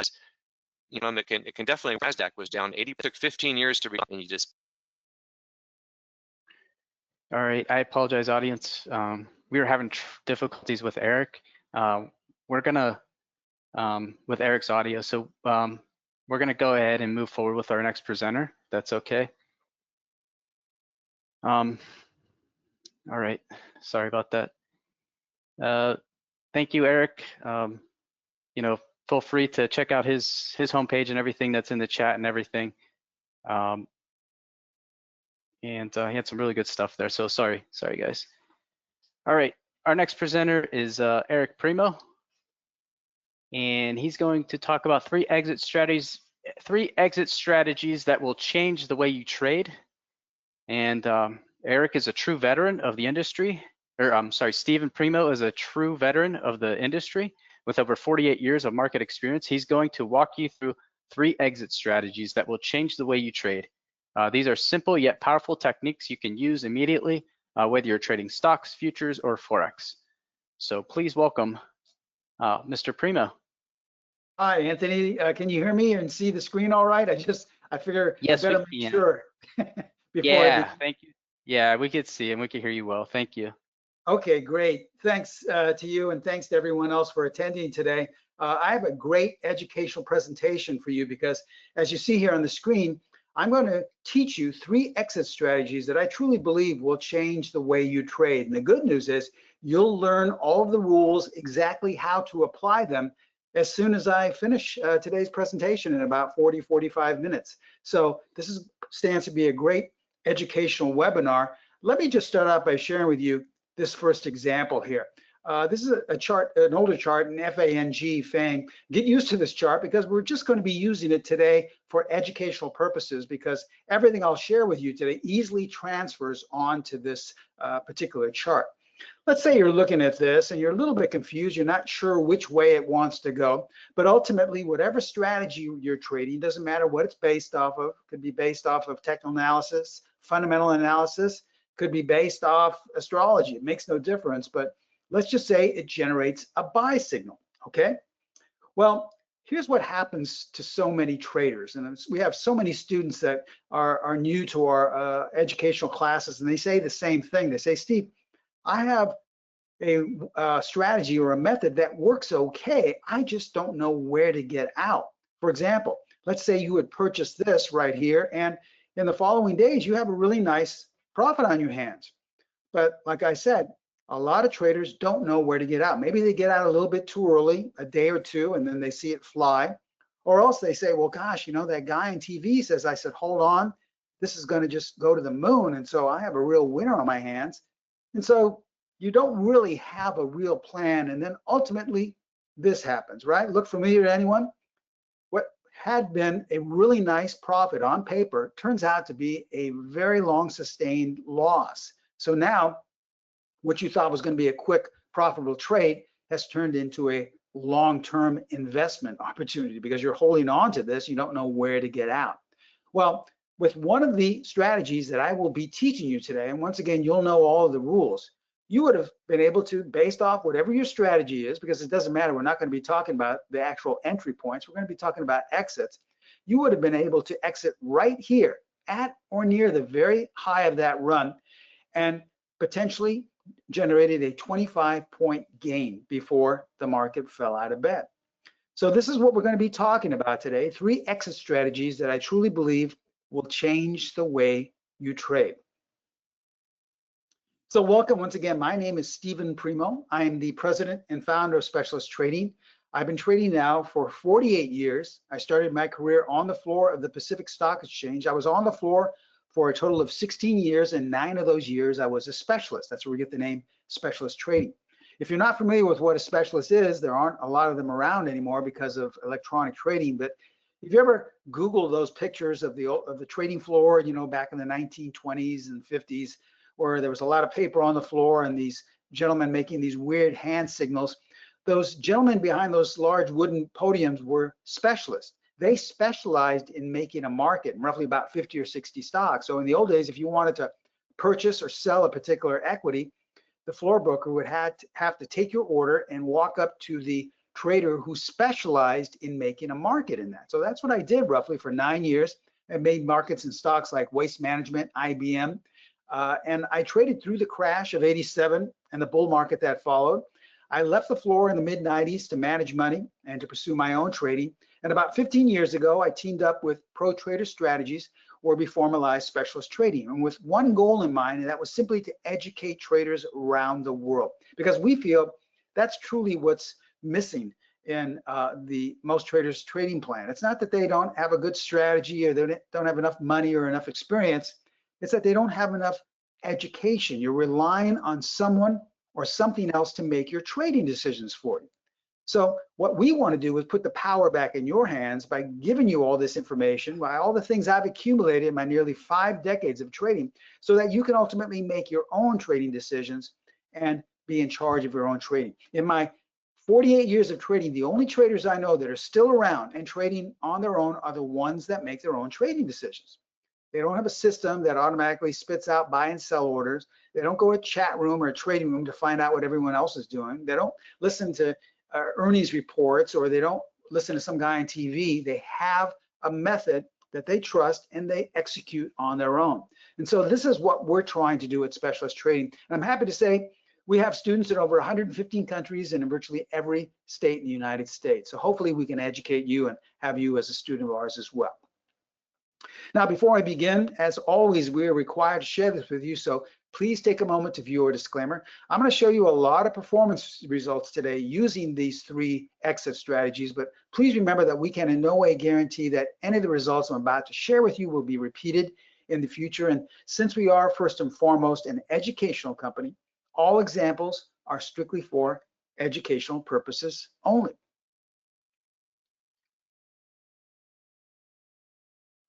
Now, if you'd like to get more education on a daily basis, please feel free to follow us on X. There's our handle right there, abbreviation for Specialist Trading, at SPCLSTTRADG. Every day I post between 5 and 7 different snapshots of signals that our methods have generated. I also post little bits of financial wisdom to help you along your way. So lots of great free education on a daily basis. Feel free to follow us on X, formerly known as Twitter. Okay, so as I stated earlier, we are an educational company, a little bit different from other webinars and other so-called educators, in that we're only trying to teach you how to trade, because our philosophy is a good mentor, a good educator does not trade for you, but a good mentor, a good educator teaches you how to trade. That's the way I was taught some 48 years ago when I was brand new on the trading floor and struggling myself. I had a couple of mentors who were specialists themselves who saw how much I was struggling, and they turned my trading around to help me become a consistent trader. So hopefully I'll be able to do the same for you. This is what we call the specialist's edge. Okay, with that stated, let's begin today's educational presentation. I want to start out with something, a theme. I usually like to start out with a theme, and these are things that my mentors taught me, once again, almost 5 decades ago. And that is this: having an exit strategy can avoid unnecessary pain. I mean, think about it.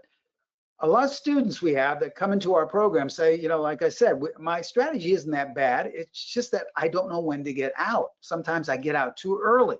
Other times I stay too long and I give away a lot of the profit. And so, you know, what turned out or seemed was going to be a good trade turns out to be a real negative trade, and maybe I have a long-term loss on my hands. So in order to avoid that necessary pain, you also need a valid exit strategy or a plan to exit each and every trade. And it makes no difference what market you're trading. It makes no difference what time frame as well. It makes no difference even if you trade options, because you can use this and apply this to any exit, any plan you like. So we're going to just focus really on that one stock I had shared with you earlier, FANG. But as I stated, it doesn't matter. It could be any stock. It could be a currency pair. It could be a future. It makes absolutely no difference. Now, here's one of the first things that I was taught and I want to share with you. I know a lot of people don't think this, but there are only 2 types of exits. I mean, a lot of people say, well, how can that be? There's tons of different ways to exit. Actually, they only fall into 2 specific categories. So here are the 2 types of exits. Exit number 1 is called a fixed. So I'll kind of jump the gun there. Let's stay with exit number 1. There we are. It's a fixed exit. Okay, so what exactly does that mean? Well, almost as it implies, it is fixed, meaning that you'll most likely know where you're exiting prior to even entering to the trade. Usually when you have a fixed exit, what you do is you use some type of a limit order to exit the trade. So let's say you buy at 50, well, you'll automatically know with a fixed exit that you're selling at 55 or maybe 60. And you can just simply place an order in there because it's fixed at that point, all right? The second type, or the second category of exit, is what's called a dynamic exit. Now, this is entirely different. It's the exact opposite of a fixed in that you have no idea where you're getting out. You see, with a fixed exit, you know where you're getting out, whether it's going to be a great exit or you know, you're going to get out at the top or somewhere in the middle. It doesn't matter. But with a dynamic, you actually have no idea where you're getting out because the market is telling you. Now, one of the advantages to this is that a dynamic exit can keep you in a trade a really long time. We've all seen these markets where they just keep going and going, and you say to yourself, wow, I left so much money on the table. Either you were long or maybe even short, and they just continue to go in one direction, and you said, wow, if I had only stayed in, I would have like quadrupled my profit. Well, this is where a dynamic exit comes into play because it's usually based on the short-term trend or the ebb and flow of the market. So going into a trade, you don't know where you're getting out.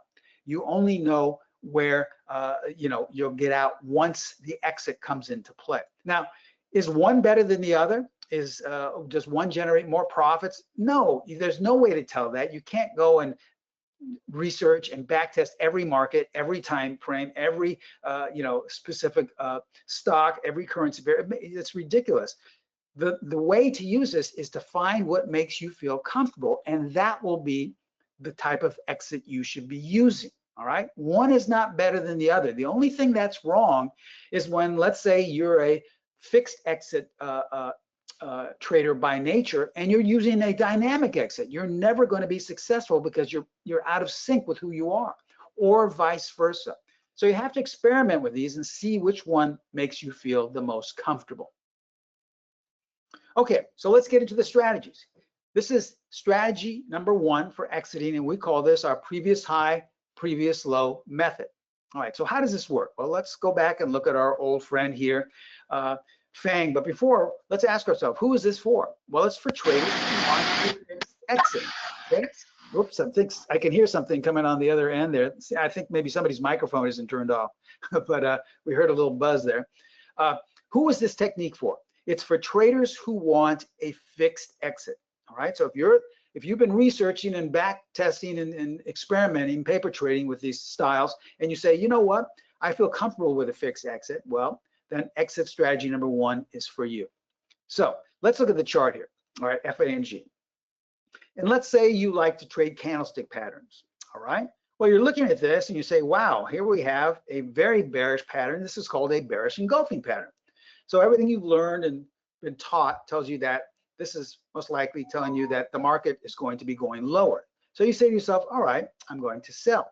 Now, the way this works is that price will most likely gravitate towards the previous low. So you want to find out where the previous low is, because the previous low acts like a magnet. It will, if your strategy is halfway consistent, it will pull price down to that level. Okay, so let's say you decided to use exit strategy number one, previous high, previous low, and look what happened.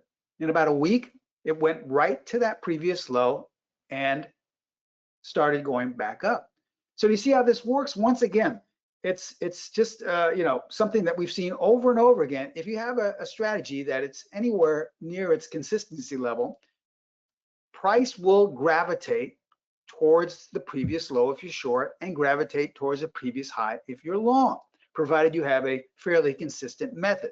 Okay, now as we look at this stock again, we say, well, okay, maybe a different strategy you have now generated a buy signal right here. So how would you apply the same exit strategy? Well, you go back and look at the most recent high, which would be right here. This is the previous high. So if you purchase right here, you would place a limit to get out right here. Now, here's one of the things we tell our students. It doesn't mean that it will exit exactly at this high point. You know, you can place an order maybe a half a point or a couple of ticks below. It can be right on the previous high level or a little bit above. It's up to you because price will just be pulled in that direction. But one of the things we want to share with you is that it does not mean it automatically stops there. Now, this one just happened to when it came down to the previous low and it stopped and went right back up. But it does not necessarily mean that price will get to this previous high and then automatically turn and go the opposite direction. It just means that price will gravitate towards that previous high. So let's say you got long, you placed a limit order to exit here, and in 1, 2, well, guess what? 3 days, you'd have a nice little profit once again. But then look what happened. It went even higher. So this is what we tell our students. There is no guarantee that just because price acted like a magnet towards that previous high, or like it was being pulled like a magnet, it doesn't mean it's going to stop there. Oftentimes it will, but oftentimes it'll just keep going. So what a lot of students like to do is maybe sell a little bit at a portion here. Let's say you would sell half your position and let the rest ride. It's entirely up to you, but this is why we say paper trade with these methods first to see how they fit with your style of trading. Either way, this still would have been a good exit because look what happened just days later. Now, what if you had held on and said, well, gosh, I'm so glad I didn't exit here. This is going to the moon. And now, once again, you've just turned into a long-term investor. Okay, so let's review exit strategy number 1. This is a fixed exit. Now, if you're long, what you want to do is exit at the most recent short-term high. It can be right at the exact high. It can be a little bit below, a little bit above. Makes no difference. Just remember that price is going to be pulled in that direction. And if you're short, well, you can exit at the most recent short-term low. Price will be pulled down to that level. You can take half of your position off at that point. It's entirely up to you, or get out of everything altogether. But just remember that there's no guarantee that price will stop at that level. It's just being pulled to that fixed exit level. Okay? All right, that's fixed exit number 1. Let's move on to our next strategy, exit strategy number 2. So this is what we call our 5-period simple moving average, SMA. Who exactly is this technique for? Well, it's for traders now who want the opposite. They want a dynamic exit. Remember, a dynamic exit is one where you don't know, unlike exit strategy number 1, where you're getting out. You're kind of letting the market tell you where to get out. So let's go back to our old friend FANG here, and let's use that same last buy signal. All right, now before we use this, the previous high, as our exit point. Well, we're not going to do that anymore because it's not fixed. What we're going to do is apply a 5-period simple moving average. All right, and the way this works is as long as price closes above that 5-period moving average, you are still long in the trade. You will only exit or think about exiting once price closes below that 5-period simple move. So you have to wait for it to close. A lot of traders get confused and they say, well, I exited, it traded intra-bar there, but then it went higher. Well, yes, because you don't exit if it just trades there intra-bar. You have to wait for a close. So let's see how this unfolded. So you got long, you have no idea where you're exiting, and you're just watching the trade unfold. Now, so far it's going in your direction, and every close of every day is above the 5-period simple moving average. So you're doing pretty well. And as you can see here, this is where students have trouble. They say, well, Steve, I sold here because it traded below. It doesn't matter if it trades below. It has to close below. And as you can see, we still closed above. So you're still in the trade. And that was very wise because look what happened. It continued to go higher. But at this point, it appears it may be running out of gas a little bit. And look what happened right here. Here is our first close below the 5-period simple moving average. So now you have two choices, all right? You can either use exit A, which simply says exit at the market, okay? Take your profits, say thank you, and get out. This is our more aggressive way of trading. And you can trade this way, or you can use a more conservative way, which is that first bar that closes below the 5-period moving average, draw a little line here, and if price trades below that, well, then that's your exit, okay? So once again, it doesn't have to close there, it just has to trade below there the next day or the next couple of days, because many times you'll see it close below the 5, and then go right back up. And then, you know, you start over again. So at this point, you could use either A, if you're a more aggressive trader, and just say, thank you, I'm out, or use B, is more conservative. Let's say we had chosen exit plan B. Well, look what happened. The next day, it gapped down lower. So we're out of the trade on the opening. We exited right here. So using the more aggressive exit A, we're out right here. With the more conservative, we're out right here. But either way, we did better than exiting here, which was using the fixed exit. And once again, we didn't know where we were getting out until the market told us by closing below this 5-period simple moving average. Now, either one you decided to take, once again, was a great decision, because look what happened after that. The market was telling you by closing below the 5-period simple moving average that it wanted to go lower. So that's your signal, that's your cue to get out. We're not telling ourselves, well, I'm getting out right here. We're letting the market tell us. Once again, one is not better than the other. There's simply two different ways in which to exit. One is fixed, where we know where we're getting out even before we get into the trade. And the other one is dynamic, where we have no idea where we're getting out until the market tells us to get out. All right, so let's review exit number 2 strategy. All right, this is our dynamic exit strategy. If you're long, you will exit at the market on the first price bar that closes below the 5-period simple moving average. And remember, it doesn't make any difference whether we're looking at a daily chart or a 5-minute intraday bar chart. We have a lot of students that trade intraday and use this on that particular method. In the last couple of days, we've seen much more volatility come into the market. We have a lot of students that trade intraday stocks, and they love this because with that volatility, there's a lot more runs. And in this case, we've had these runs to the downside. So a lot of the traders like to use this to go short, and because they'll have these really nice long gains. All right, now, so if you're short, once again, you'll exit at the market on the first price bar that closes above the 5-period simple moving average. Must close either below if you're long or above if you're short. Now that's exit strategy A. More conservatively, we have exit strategy B, which says if you're long, you will exit when price trades below the price bar to close below the 5-period simple moving average. I know this may get a little wordy and sound a little complicated, but just remember, if you close below that 5-period moving average, you're not going to exit. You're going to wait for price to trade below that. That's when you'll get out.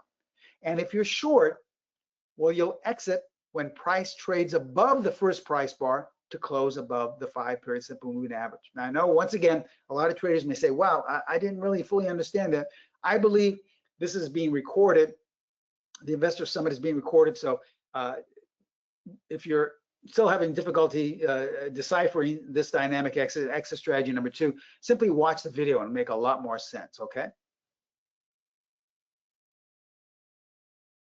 All right, let's move on now to our third, and in my opinion, our most popular among our students' exit strategy, and this is what we call range extensions. I would say the majority of our students like to use the range extensions. It's very simple, and it really gives you a lot of different options. So who is this technique for? Well, it's for traders who want multiple fixed exits, giving them the ability to increase their risk-reward ratio. So in other words, rather than having just one fixed exit the way strategy exit plan number 1 is, this gives you multiple different levels for you to pick and choose from. All right, let's look at our old friend FANG here one last time. All right, so let's say this is our setup and our signal. Now, we have a buy signal here. This is what we call our setup bar. That is above wherever, in other words, if we're going long, when all the requirements have come into play, when every rule has been met, that's what you call a signal or a setup bar. That's where everything comes into play and you know you're either going to buy or you're going to sell. All right. So this is what we call the signal or setup bar right here above this green arrow. What you want to do is measure the range of the setup or the signal bar from extreme high to extreme low. Okay, from extreme top to extreme low, not from open to close, but from extreme high to extreme low. This is the range, okay, the 100% range. Let's just say, for all intents and purposes, to make things simple, that's 10 points, all right? So the first thing you want to do is from the very top of that setup bar or signal bar, you want to add 10 points. And that gives this level right here. This is your first exit level. And then you want to add 10 points from that level, and this gives you the next one. Add 10 more, you'll get the next. And then finally, one last time, add 10 more. So these are your range extension levels. They're all based off of what the range of the signal or setup bar is. Now, many times this can be 2.5 points, it could be 20 points. It's all up to you what you're trading, what time frame. But it really is simple. After you get the hang of it, it's very simple. Once again, you take the top to bottom, not the open to close, but the extreme high, extreme low, measure how many points, and then simply add them all along the way. Okay, add them on top of this, add the same amount of points on top of this. So how does this work? Well, if you are the type of trader that likes to get in and out quickly, you don't want to hold a lot of positions overnight or tie up your money overnight, you would exit at this first 200% level. Now, this is all well and good if you have a strategy that is highly consistent, that has a lot of winners, has a high win rate, all right? But if you have a strategy that's just okay, you're basically not going to do well exiting at the first level because you'll basically just be breaking even. If your stop is somewhere around here and your exit is at the same risk placement, well, you'll just basically be treading water and breaking even over the following weeks or months. So this won't help you that much. So what a lot of traders like to use is use the next levels up here. So if you decide to exit at the 300% level, what you're doing is you're making twice the amount of what you're risking. This is why this helps with the risk reward ratio. If I'm risking roughly 10 or so points, well, here I would be making 20 points. Now, over time, you would be a consistent trader by applying this. Now, if you go up to the next level, well, now you're making 30 points to your 10 points you're risking. All right, and even here, you're making 40 points. So you see how this can all help you. It's up to you to decide. Now, what a lot of our traders like to do is use maybe half of their position to get out of 300, the next half to get out of 400. Some traders will say, well, you know what, Steve, when it gets up to this level, what I do is wherever my stop is, I move it to unchanged. When it gets up to the next level, I'll move this up to the 200. When it gets up to the 400, I'll move it up to the 300, and so on. The only thing is the 500% level is the final level. We always tell our students, if you're in a trade at that level, which is perfectly admissible, because many times you'll see the market just have these big moves, and that's where you want to use this.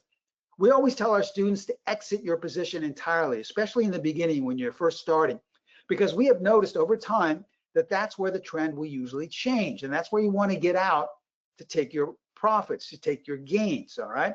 It doesn't mean that the trend will stop and then, go in the completely opposite direction. It may, but oftentimes the trend will stop and just dissipate and kind of go sideways. So that's where you want to get out so you can take your profit and look for something else, all right?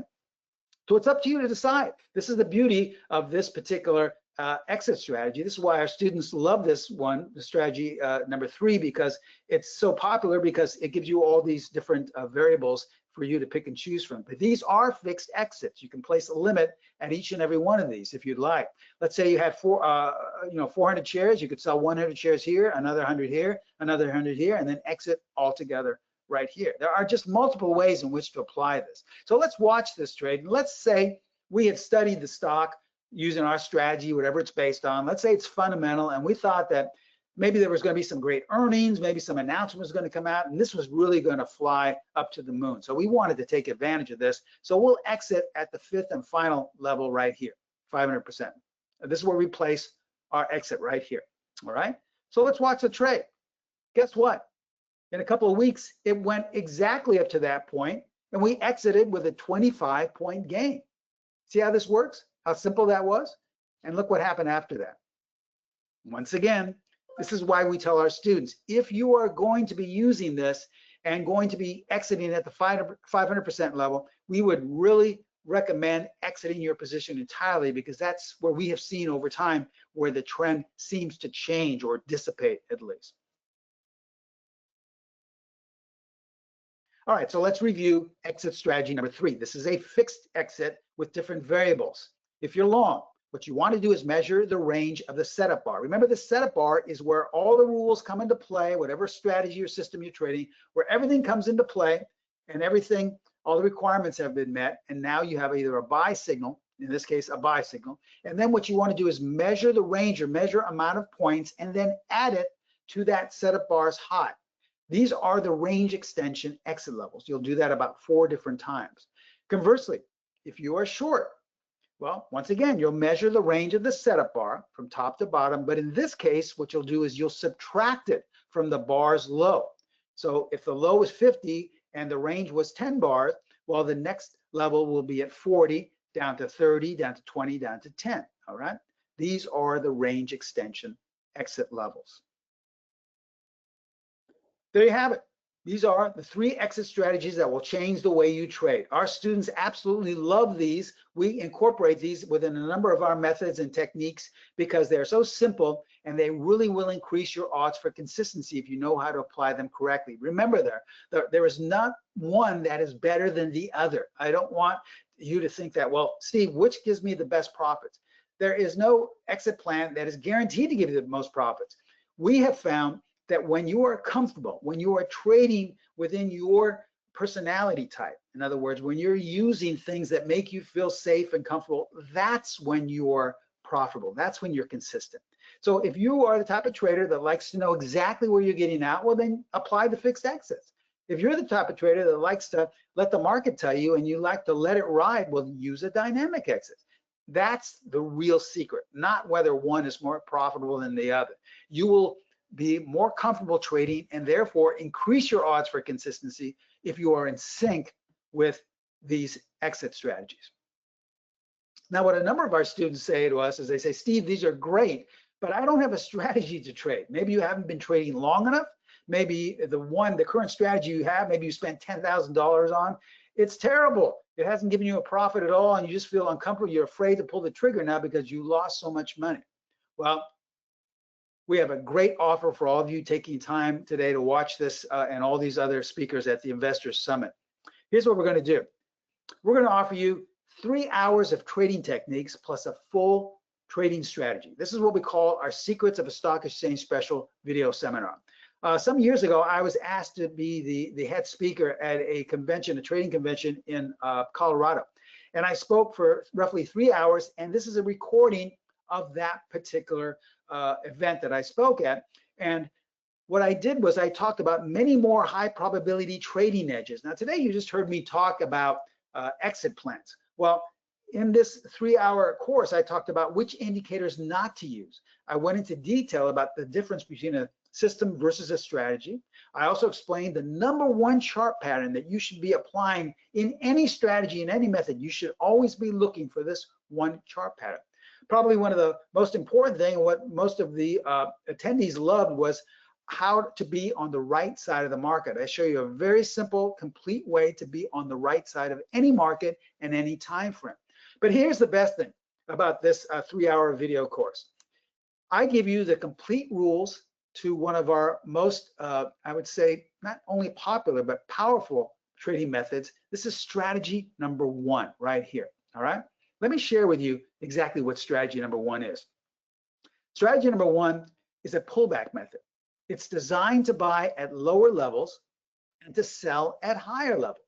So if you're the type of trader that just doesn't want to buy at the market, but you like to buy at these real opportune lower places or sell or maybe go short at the higher levels, strategy #1 is perfect for you.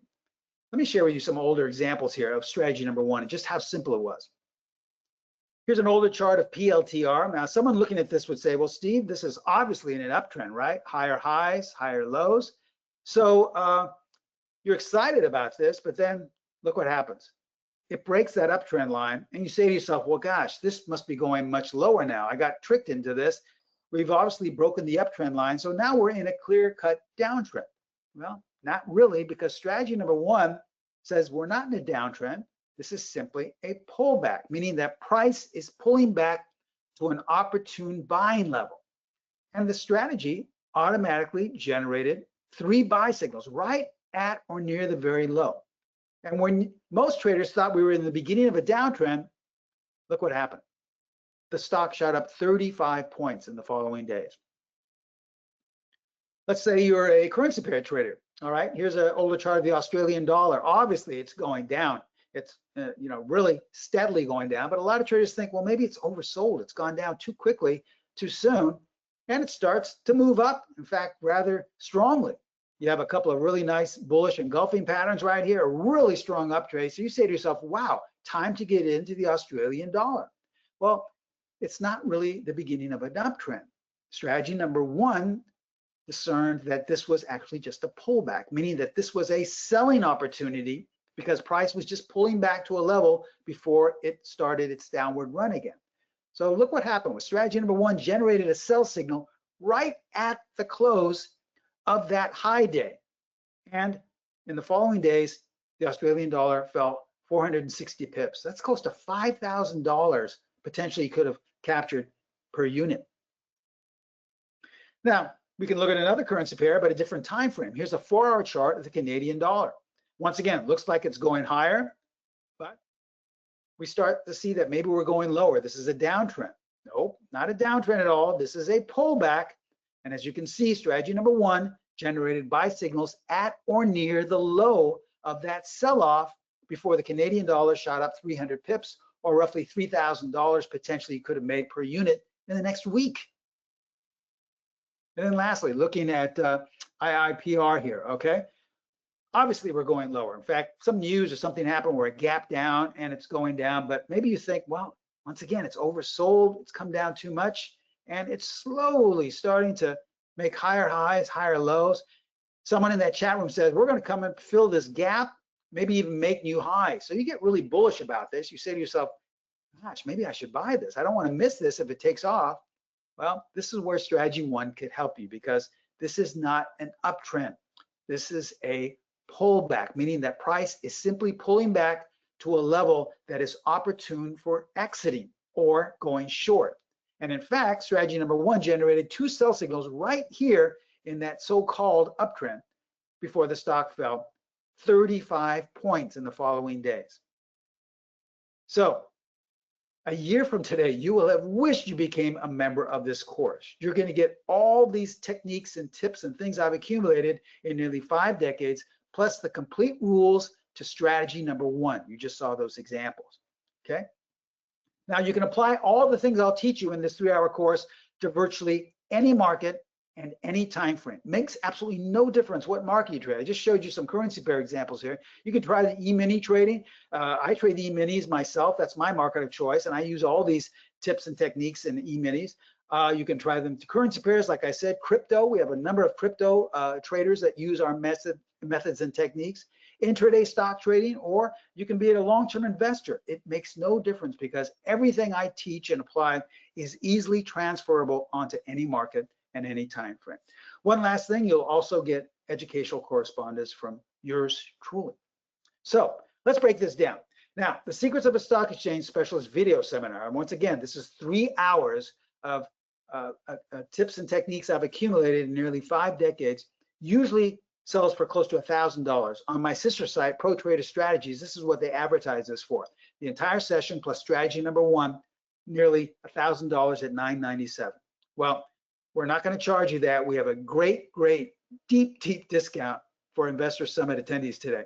For a limited time, we are only going to charge you $37, from $997 down to $37. I mean, think of that. You can't even go out to lunch for roughly less than $60 or $70 these days with someone else. But for $37, you're getting nearly 5 decades of information, of trading knowledge that I've accumulated that's yours forever, okay? But please remember, this is for a limited time only. This is not something that's gonna last where you say to yourself, well, you know what, I'll think about this. It looked pretty good, but I'll think about it. And then a month later, you decide to contact Pro Trader Strategies and they say, I'm sorry, the price went back up to $1,000. You should have taken advantage of that. So I believe this will just be for the following couple of days here for that $37 price. So we really want you to become acquainted with us. We don't want to charge you an arm and a leg. So for $37, we think that many of you will be able to afford that. It's a way to become acquainted with us, a way to really learn all of these things that will increase your odds for consistency. Here's how to take advantage of this. Contact my sister site, which is Pro Trader Strategies. They're in charge of all our tech support and as well as all of our pricing and discounts. I would highly recommend giving them a call at area code 310-598-6677. They have trading consultants manning the phones right now. They would all be more than happy to either take your order over the phone or answer any question that you may have. They're there to work with you. They're very flexible, so don't worry. But this is a great deal, a great offer. Now that link you see at the very bottom is not a live link, but if you, I believe maybe Anthony is posting that. I'm not sure on the chat box or so, but that link will take you to the info page, and you can sign up on that as well. But you'd have to copy and paste that or write that down. So here's all the information. I'll leave this up here. I believe I have about 2 or 3 minutes for any questions. Not sure how you want me to take the questions. If you'd like to read them to me, or should I just read them off? I'm not sure where they are. I'm putting your link in right now. Oh, thank you. I don't see any. Yeah, no problem. I don't see any questions right now. If there are any questions, please ask now. Yeah, one thing different webinars I've given in the past, this is probably one of the most popular questions, so I will maybe beat you to the point here, but a lot of the students say, well, Steve, I haven't been trading that long, or I need help with this. I'm just, this is not something I usually trade this way, so I'm not really sure how to do this. Don't worry. Each and every one of you who decides to become a student of mine and purchasing this really deep discounted offer will get my private email address. So you can contact me whenever you like. You can contact me during the market hours, after the close, prior to the opening, even on the weekends, and I will get back to you as soon as possible. It's the next best thing to having me sit right there next to you. And so you never have to worry that you've got this information and you're not sure exactly if you're doing it correctly. I can be there to answer any question you may have, or you can just share with me your work and just to make sure you're doing it correctly, and I can give you a critique on it.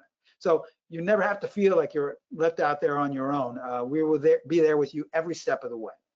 Okay.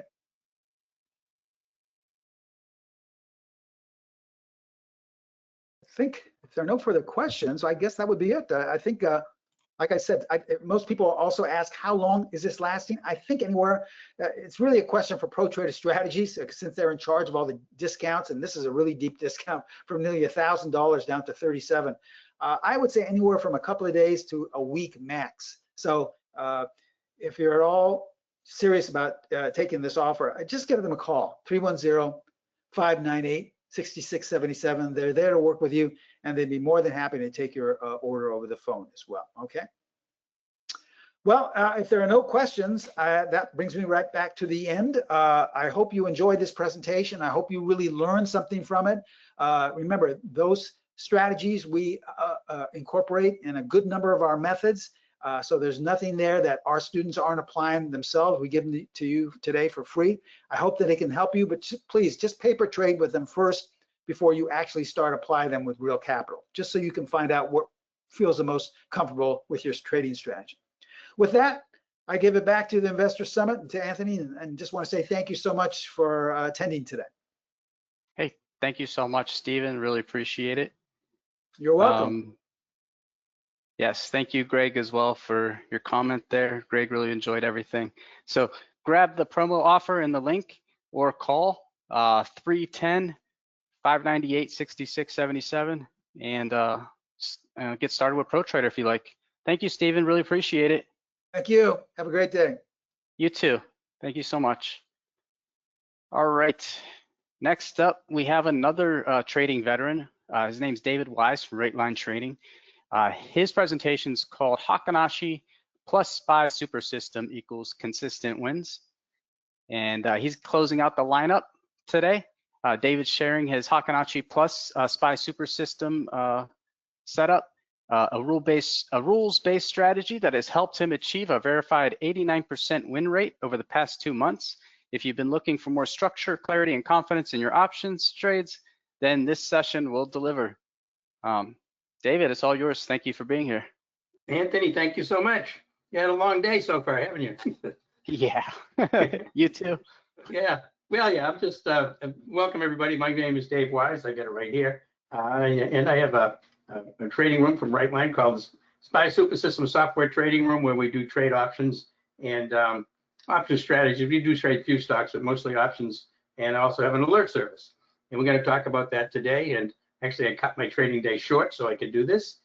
Market closes at 4 o'clock. Usually, I'm in the room every day from market open to market close, which is kind of rare. There's not too many rooms that I know of where they have a professional trader in there all day long to help with traders. We answer questions, look at charts, etc. So let's get this started. Appreciate everybody being here today. And I'll leave the question box open in case anybody has any questions along the way. I'll try to answer them if they're they're related to what we're talking about. Okay, so again, my name is Dave Wyse. I've been trading professionally for almost 16 years now, and I trade almost exclusively options and option strategies. Do some stock, and we're going to show you how we're able to maintain this this win rate. We have an 85 to 90% win rate I have had for the last multiple years, and we'll show you some of the results we had with this strategy and what the strategy is and how you can take advantage of it. All right, so moving forward here, first thing I have to do is the thing you've probably heard today a few times, the disclaimer. All signals and trading opportunities we provide here are for educational and demonstration purposes only. Trading is very risky, so you should never trade with more money than you can afford to lose. And neither myself or Right Line Trading are licensed financial advisors, so we won't give financial advice. All right, and if you have any questions along the way that I can't answer them, if you put your name and phone number or your not Skype anymore, but your Teams username in the chat box, Rory from Right Line will get back to you and answer any questions that you might have, relative to something that I can't say. I should be able to answer most of them, unless it comes down to purchases and the pricing on it, et cetera, things like that. We'll go over that later, but he can answer any of those. And I'll put this back up again at the end of the presentation in case you need it. All right, and this just is an alert service. This is just kind of a graphic of the alert service. It's called the Compass Alert Service. The software that I'm going to show you is called the SPY Super System now. It initially started out as a Compass system. It's been changed and improved quite a bit since then, but I still call it the Compass Text Alert Service, and this is where you would get alerts on the high probability trade setups that we take, and they come right to your phone. I'm actually a member of the alert service, so I can see how long they take to get to me. And when I send them out, they take about 5 to 10 seconds to hit your phone. Okay, the first thing I'm going to cover here is maybe redundant if you've been in any of my webinars before, but I think this is really important for traders to understand. And this whole point of this particular slide is to understand what moves markets, what drives markets, bullish markets, bearish markets, choppy markets. How do they occur? What's driving those things? So the market is made up of two different groups. Retail traders, small retail traders such as myself. We're these little marbles here. And then the big marble here, these are the institutions. And we're going to go over what these institutions, who they are and what they consist of. But the important thing to understand is if the institutions aren't in a trade in force, and what I mean by in force, I mean multiple institutions trading the stock in the same direction. You can have a stock, an institution buying Apple and an institution selling Apple. That's not going to give you any direction. But when the institutions are basically ganged up or grouped, and they have a confluence of them taking trades, that's what moves the market.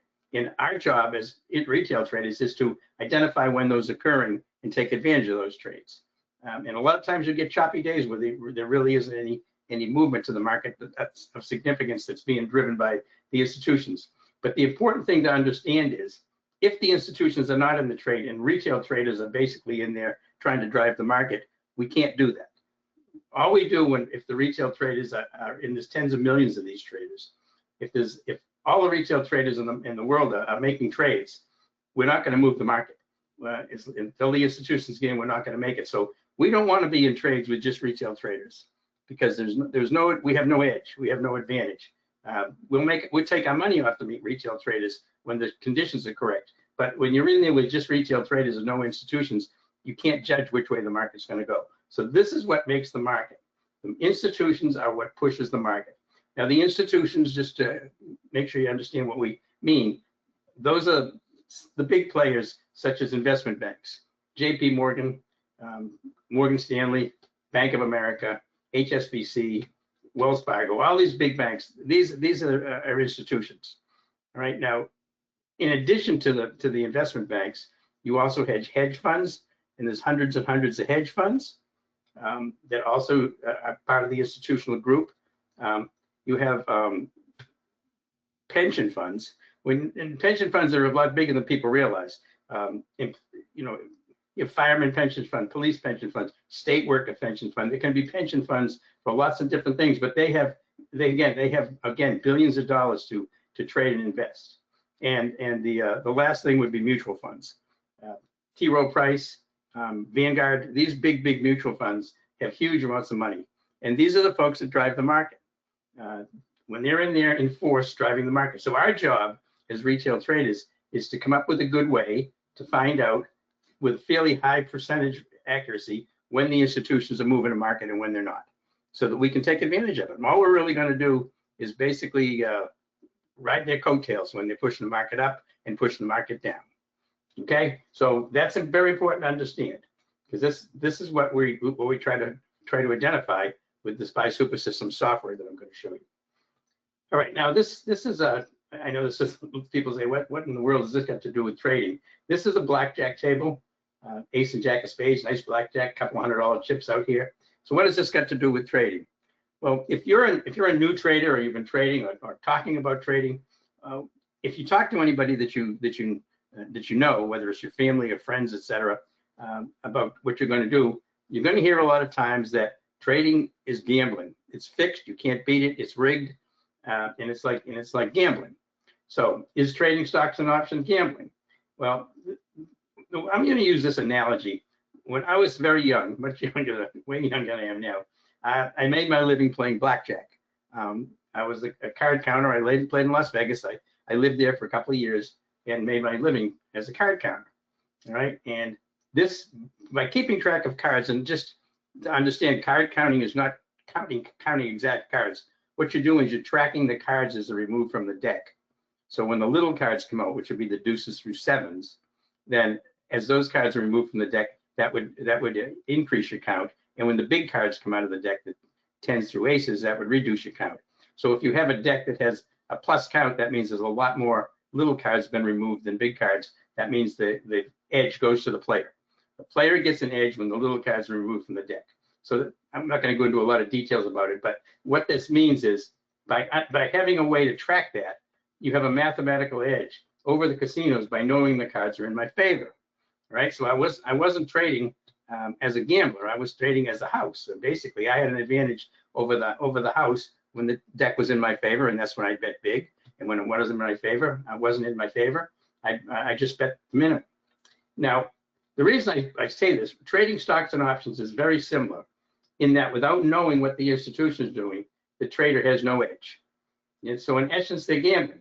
In both playing blackjack and gambling and trading options, trading stock, whatever you're trading, both of these require discipline and emotional control. It's very critical that you have able to maintain discipline and emotional control once you have a method and a strategy set up, right? Now the SPY Super System is what I call my card counting system. This is what I use to identify when institutions are in the trade. And this is what gives me an edge over all the other tens of millions of retail traders and allows us to become consistently profitable traders. And this is the key, being consistently profitable. Very, very important. And the SPY Super System, the software, in conjunction with identifying the best high probability trades, can lead to consistent profits. And that's what I do is I do technical analysis on stocks, and we find the stocks that are the best stocks. So we'll go over that. But that's why this slide was pertinent as far as I was concerned. It tells you that both gambling and trading stocks can both be gambling unless you've got an edge. Okay, so we have a couple of rules to trade by in the room and on the alert service. First one is we trade the best and skip the rest. We've got to find the very best trade. That's found obviously by finding stocks that institutions are in, and also trading in a time when the market has a direction to it, a trend to it, as opposed to choppiness. And then skip the rest. And this is really kind of overlooked a lot of times by traders. But if you have a methodology to find good trades, and you only take the very best trades, there's going to be a lot of times where you're not trading. You're not going to be taking trades. You're not going to have a trade on. And what you find out is by skipping the rest, you're avoiding trades that would have been a loss. And avoiding a trade that's going to be, we could have been a loss, is just as good as taking a winning trade. What's really bad is getting impatient, figuring I need to have a trade on. I'm a trader. I have to be trading all the time, and taking mediocre trades to try to make money. And you're burning up capital. You're burning up you're tiring yourself out looking for trades that aren't there, trying to invent trades. So that's important. Trade the best, skip the rest. And again, here's another one. Our objective is not to make trades. Our objective is to make money. In our room and on the alert service, our objective is we don't care about how many trades we take. I mean, does anybody care if they're going to make $1,000 a day if they do it in one trade or if they do it in 4 trades? But they don't have to take 20 trades to do it. So our objective is not to make trades. Our objective is to make money. And we do that by finding the best trades. And this is important. This goes to one of the big problems that most retail traders have, and that's over trading. They take too many trades on days. Today was a day where there was basically very few trades you should be taking.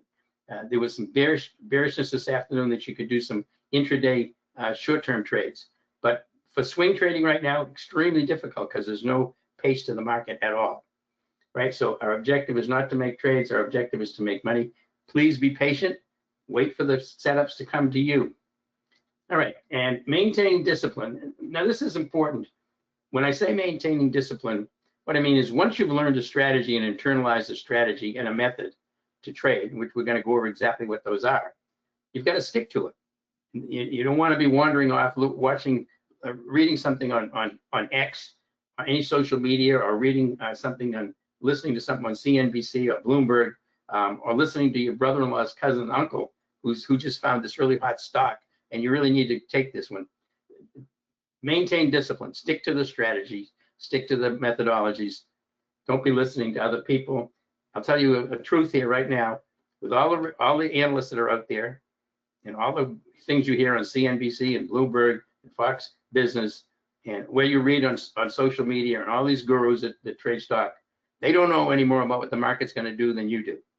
They don't have any idea any more than you do. They do it as a job. They get paid for it. Look at the analysts. You get thousands of analysts analyzing stocks, and you come up there with half of them will be bullish, half of them will be bearish. So trust in yourself. You know as much about what the market's going to do as they do, which is nothing. We don't know what the market's going to do, at least longer term. All right, so we learn the process and we follow the process. And I'm going to show you exactly what that is. And the last thing is, as I've mentioned already, remain patient. Please be patient. Wait for the stock trades to come to you. Don't be trying to force trades. Okay. Now, as a profitable trader, we need an edge over other retail traders. Our edge is pretty obvious. The SPY Super System software that I'm going to show you identifies when institutions are in the trade and when they're not. We also trade what's called relative strength and relative weakness. Now, this is not RSI. A lot of traders confuse this and they think it's relative strength index, RSI. I don't use the relative strength index at all. I don't use Fibonacci at all. I mean, I've been doing 85 to 90% win rate, and I don't use any of those standard ones. But I do trade relative strength and relative weakness. And what that means is, if you look at a stock, how is it trading in comparison to the SPY that day or that in that 5-minute period?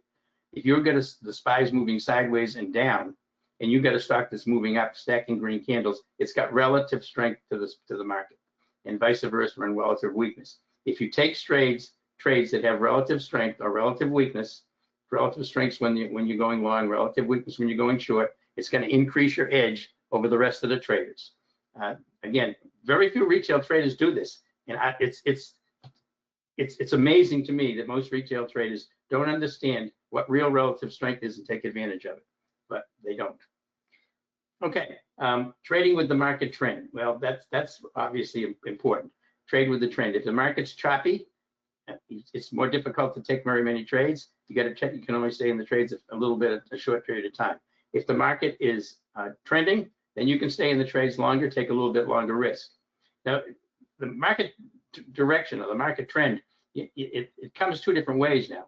You have, if you're looking at today's market, we had a bearish market today. It gapped up this morning and it was basically bearish the rest of the day with some chopping up and down. But intraday, the market was bearish. On the daily chart, so what we're looking at on the market right now, the market is basically pretty neutral. It's been chopping up and down since last Friday's tariff news, but there is no direction to it. But the overall market is bullish right now from the last few months. So you're trading within a trend of a trend. In other words, you're trading your intraday trend within the whole over market trend. So if you were trading bearish today, which I just took trades for the day. I just took short-term trades for bearish for the day and traded those, and I didn't carry them overnight because I don't have a good feel for what the market's going to do after that. And then the last one here is buy near support and sell near resistance. Now this is really important. This means don't chase stocks. If a stock rips up in the morning, don't be jumping into it. Wait for it to come back to a support level and then bounce off of there and confirm that it's going back into the original trend. This is important because when you get into a trade, you have to have an exit plan. If you're way away from the support level, your exit's going to cost you a lot of money. That stock can drop down a long way before you take it off, which means you lose a lot of money on it. If you get in right near a support level, which on a 5-minute trade would be like the VWAP or the 8 EMA or the 15 EMA, some sort of support resistance level. If you get in right there and that becomes your stop, then your losses are going to be minimal because you're going to get out as soon as it breaks there. So again, buy near support for your long and sell near resistance if you're going to go short. Okay, so these are the edges. This is what we have that gives us an edge over the rest of the retail traders. In the compass system, which is now called the SPY super system, this identifies the highest probability trade setups, while sidestepping setups that look good but will fail more often they succeed. Trade the best, skip the rest. It does this by identifying when the institutions are driving the move and when they're not.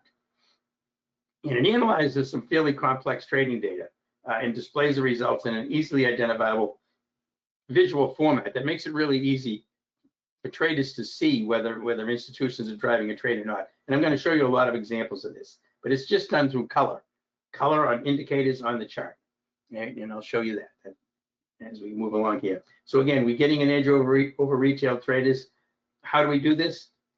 We take trades that are being driven by the institutions. We trade stocks that have relative strength or relative weakness, and we trade in the direction of the overall market trend, right? We obviously get in near support or resistance. That gives us a huge edge over other retail traders because our trades are going to be supported by institutional buying and selling. When we take the trade, the institutions are in there, so we're trading with them.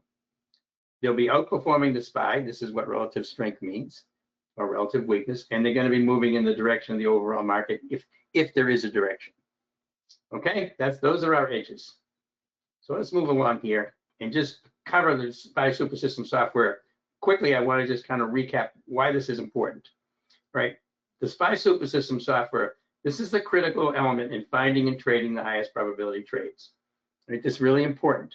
The SPY super system software is the engine that drives our exceptional results. I'm going to show you results that we've had over the last few years and the last few months and what kind of win rates we had. Again, they're typically 85 to 90%. But the reason, when you see those results, remember that the reason those results are so exceptional is because we have the ability to identify when institutions are in the trade by using the SPY super system. This makes a big difference. This made it, when I found the SPY super system and I bought it, just before I had a room or anything, it increased my win rate on my trades. And I've been trading for quite a few years. I had a good solid 80% win rate. It moved it up to 88%. 88% is a big difference as far as your win rates are concerned and also your profitability. So again, this software is the engine that drives our exceptional results. The ability to identify when institutional players are driving a bullish or bearish move and when they're absent. This is the key factor in pinpointing high probability trade setups. And it's the function of the SPY super system software, and it's the critical component. Okay, so that's the SPY super system software we're going to be looking at. And a few other things. I do have a YouTube channel. Rightline has a YouTube channel that I go on every day at 11:30 for an hour.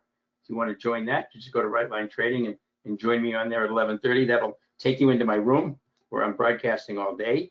You can ask questions. I'll answer your questions. I have quite a few people in there that have come there briefly and then came right over to the room. So I appreciate that. Okay, and I'm going to run over this real quickly. I don't know what the skill level of all the people and how much experience you folks have trading.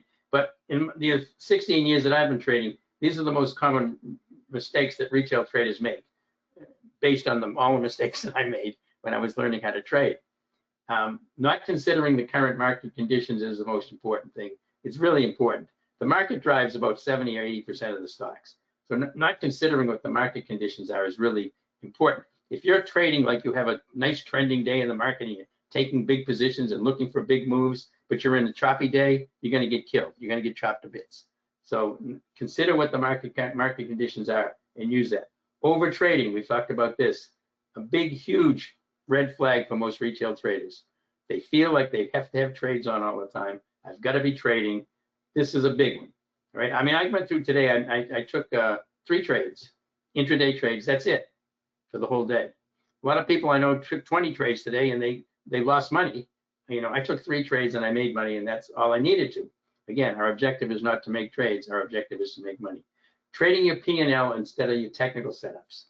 Now, as a retail trader, we need to be able to trade technicals. Technicals being the trade setups, the methodologies, the strategies. But a lot of traders will watch their P&L all the time, and they're getting in and out of trades based on what the P&L is telling them. This is a huge mistake, because when you get into a trade, it should be based on a technical setup. And when you get out of a trade, it should be based on that technical setup broke down. Not how much money did I make and how much money do I lose. I've seen a lot of folks trade, and they'll take a trade, for an example, and they'll be up $300 after half an hour. They're feeling pretty good. And half an hour later, all of a sudden now they're down $100. So they were up 300, now they're down 100. The trade setup's still the same. Everything's fine. The technicals are fine. Now they're down 100. Now all of a sudden they're watching their P&L, and now they're saying, rats, I was up $300, I gave it up. Now the next thing, it shoots up. Next thing they know, they're up $200 a half an hour later. All right, so now they're feeling relief. It drops back down. They're only up 100. What do you think they do? They cut the trade. They take $100 profit and say, wow, I was lucky to get out of that. Meanwhile, the technical setup is beautiful. And if they come back and look at the trade 2 hours later, they just gave up about $400 or $500 in profit because they were trading off of their P&L. Right, very important. And trading what you think instead of what the price says. I'm going to go into this in a bit of detail, but trading what you think is coming from reading social media, listening to the news, listening to your friends, all that kind of stuff. Trading what you think. You trade what the market is telling you, not what you think it should do. Biggest problem that a lot of traders had this last year, since April, when the market turned bearish on those tariff news, they had this mentality that the market was going to go down. We should have a correction. The market should be going to go down. I'm going to get short. And they missed 6 months worth of bullish market because in their mind, they thought the market should be going down. So in other words, don't be trading what you think the market should do.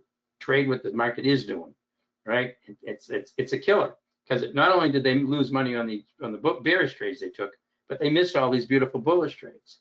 So don't trade what you think. It's big mistake. Over leverage, this is pretty obvious. Taking too big a risk. You can't stay in a trade very long if you take too big a risk on it.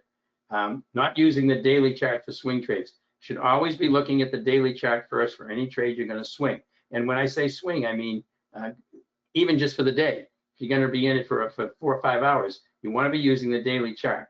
So if it's bullish, you can go long. If it's bearish, you can go short. If you don't, you're not going to have any staying power in the trade. If you take a trade for a short and the daily chart's bullish, then if it moves against you, you can't stay in it. You can't hold it overnight. You got to take a loss on it. So use your daily chart for swing trades. Lack of patience. Again, we talked about this, critical. Most traders just can't sit there and not trade. Forcing trades. Again, this is related to lack of patience. You know, this trade looks okay to me. I think I'll take it. It isn't set up for me, but it's close. What you'll hear when they do that, by the way, when somebody forces a trade and you say, why did you trade that? Well, it's a small position. Listen, when you take a trade that's not set up properly, admit what it is, okay? You're taking a gamble. You're not trying to be a disciplined trader. You're taking a gamble. Admit it to yourself, because that's what it is. Attempting to pick tops and bottoms. This is a beauty. People think, Tesla can't go any lower. I got to get long. You wait for confirmations of bounces and reversals. Wait for reversals to go off the top and off the bottom. Remember, most stocks that put in new all-time highs continue to put in new all-time highs. They don't reverse from there generally. So don't think just because the stock's up too high, you should be shorting it. Not waiting for confirmation to enter a trade. In other words, stock comes down, bounces off a support level. Make sure that that bounce is confirmed. You need to wait, either use a Heiken-Ashi candle that we'll talk about, or wait for 2 candles to confirm that confirmation is intact. And fear of missing out, FOMO. This is important. FOMO is what happens when the markets get strong. Like this afternoon, there was some bearish runs down. People thought they were, they're looking at the chart. I'm losing a fortune. I should be in these trades short, and they finally crack and they buy the stock right near the bottom. And what do you think happens? They get trapped in the thing. Again, fear of missing out. Now I'm going to talk a little bit about this trading what you think and what the price says instead of what the price says. And this is the reason I'm saying this is I really like this quote from Stephen Hawking. And the greatest enemy of knowledge is not ignorance. It is the illusion of knowledge. And why this is important, when you hear something that you think the market should be bearish, and this applies to people that were bearish for the last 6 or 7 months, when you think that the market should be going down, you're trading what you think the market should be doing. You're not trading what it is doing. You're trading with an illusion of knowledge. You think you know something that isn't true. You're taking what you think the market should do and treating it as if it's a fact, and it's not. So the greatest enemy of knowledge is not ignorance. Somebody who doesn't know what the market's going to do is a lot better off than somebody who thinks they know what it's going to do and they're wrong. Right? So that I like that. The greatest enemy of knowledge is not the ignorance, it's the illusion of knowledge. Okay, this, by the way, I'm going to just show you the SPY Super System setup here right now. This one I have runs on Thinkorswim or it runs on NinjaTrader. I use it on Thinkorswim. This is, if you buy the software, it gets installed on you right on your software right on your system by Rightline. You don't need to obviously trade on Thinkorswim. You can trade any way you want. I do not trade on Thinkorswim. I trade on Tradier because the commissions are so low. But it gets installed on Thinkorswim. So this is what it looks like. We have a bunch of scanners. This is a relative strength scanner, relative weakness scanner, potential trades for swings. I have several different scanners in here that come with the software. But the information on the chart itself, this is the critical thing. And I'll cover these. This is current time frame momentum. And on a 5-minute chart, this is the current time frame momentum. This tells me whether institutions are coming into the trade right now on a 5-minute basis. All right, and I've got multiple colors here. I've got red and yellow, those are bearish, and green and blue, those are bullish. So this is current time frame momentum. So on a 5-minute chart, this would be the current time frame, 5 minutes. Then I have multi-time frame momentum, right? This is telling you what's happening over multiple time frames at the same time.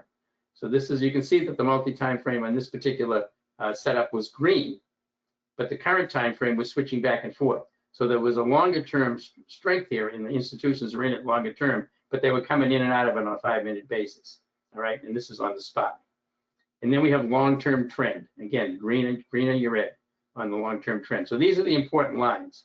If you're trading on a 5-minute basis, if you're just trading intraday trades quickly, like on the SPY, the Qs, the IWM futures, this is what you use. You just need this line right here, this current time frame momentum. And you just trade it. If the color changes from yellow, which is bearish, to blue, which is bullish, and you've got a price that's moving above the VWAP, which is this pink line, then that's an entry for a SPY trade right there. That's a long SPY trade right there. Very easy to see. Now up here in this portion of the chart, we've got a few things. We've got this white line, which is called the pivot point. We only have one pivot point in the software. The software creates this pivot point. It's a good support and resistance level to determine when you should be getting out of a trade. If the price approaches the pivot point from above, then you typically need to be getting, if it's coming, the pivot point's up here and it's coming up, you need to be getting out when the price gets near there because it's a resistance level. Now, this is the VWAP here. This is the volume weighted average price. All the institutions, every institution uses this on a 5-minute basis for buying and selling. This is where they get in and out of trades.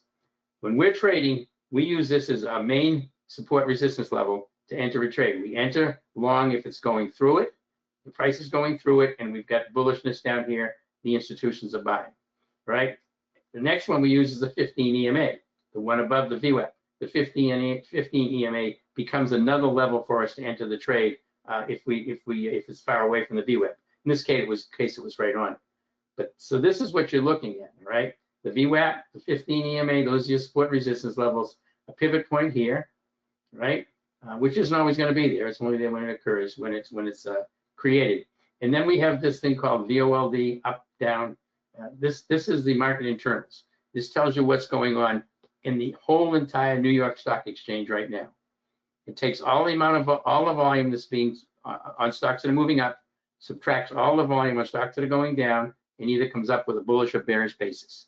And this tells us what the markets are. So if the market internals are bullish and we want to take a bullish trade, it gives us more conviction that this trade is likely to work. And so this is the whole SPY super system right here.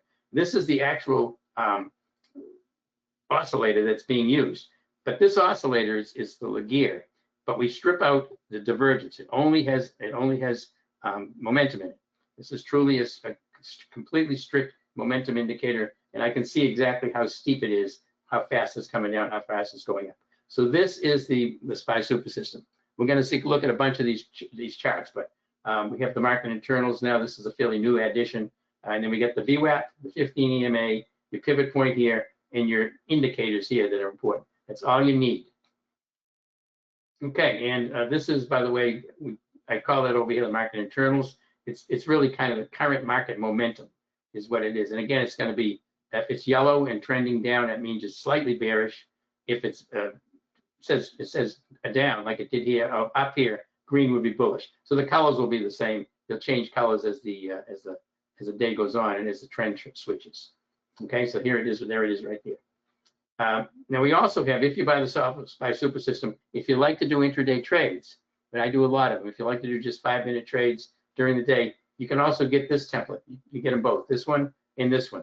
And you can swap them back and forth. This just tells you what you need to do for intraday quick types, they're scalping type trades. I don't really call them scalping, but they're quick trades. And you can see here, here's the trade on the SPY here, where we went green, we went to yellow, we went back to green, boom, you buy it right here as you get a pop symbol. This, I didn't mention, by the way, these pink arrows and blue arrows are what's called pop out of the box symbols. These indicate a compression break. Compression break to the upside, compression break to the downside. Helps a lot with finding an entry onto a trade, right? So both of those templates you can get with the software. You can use whichever one you want, and you can flip back and forth on them. Again, the color codes for the SPY super system. Green is very strong bullish. Blue is a bullish trend. It'll go blue before it goes green. Red is a very strong bearish, and yellow is a bearish trend. It'll go yellow before it goes red. So that just kind of gives you an idea of what the colors mean. Here they are right here. So you can see strong bullish, switching from bearish to bullish right there, and then strong bullish. Okay, so I'm going to show you a couple of charts of some trades we've taken recently. This is a daily chart. Now, in a daily chart, it's very important that the current time frame momentum here and the multi-time frame momentum here are aligned. Green or blue for long, red or yellow for short. This was a trade in NVDA, right, that we took. Obviously, the institutions are buying the heck out of this. You can see it across the board. What we did was we didn't chase it up here. We waited for it on a daily chart. This is a daily chart. We waited for it to come back and bounce off of this 15 EMA, and we took the trade right here, and we wrote it up to here, and we get out that morning, and that was a 32% gain on that trade on NVIDIA using the daily chart, showing us that the institutions were in that trade. Okay? This was SMR. This was another long we took. We get in, this was quite a while ago, 56% profit. We get in on 513 out of 515. You can see the indicators here now. This is a daily chart. So the current indicator here, current momentum indicator, you notice it was yellow. That was a bearish trend. Then it went to green, went right to bullish. This was a bullish trend. All of a sudden we're back bullish. So we buy it. We see the institutions are in. They're already in on the multi-time frame. We take this trade right here and we write it up. And we get in and out of that for $1,170 profit for every 2,000 invested. And when I show you the results we have, it's going to be based on the $2,000 per trade. That doesn't mean you have to take that, but that's how I come up with the baseline for profitability. All right.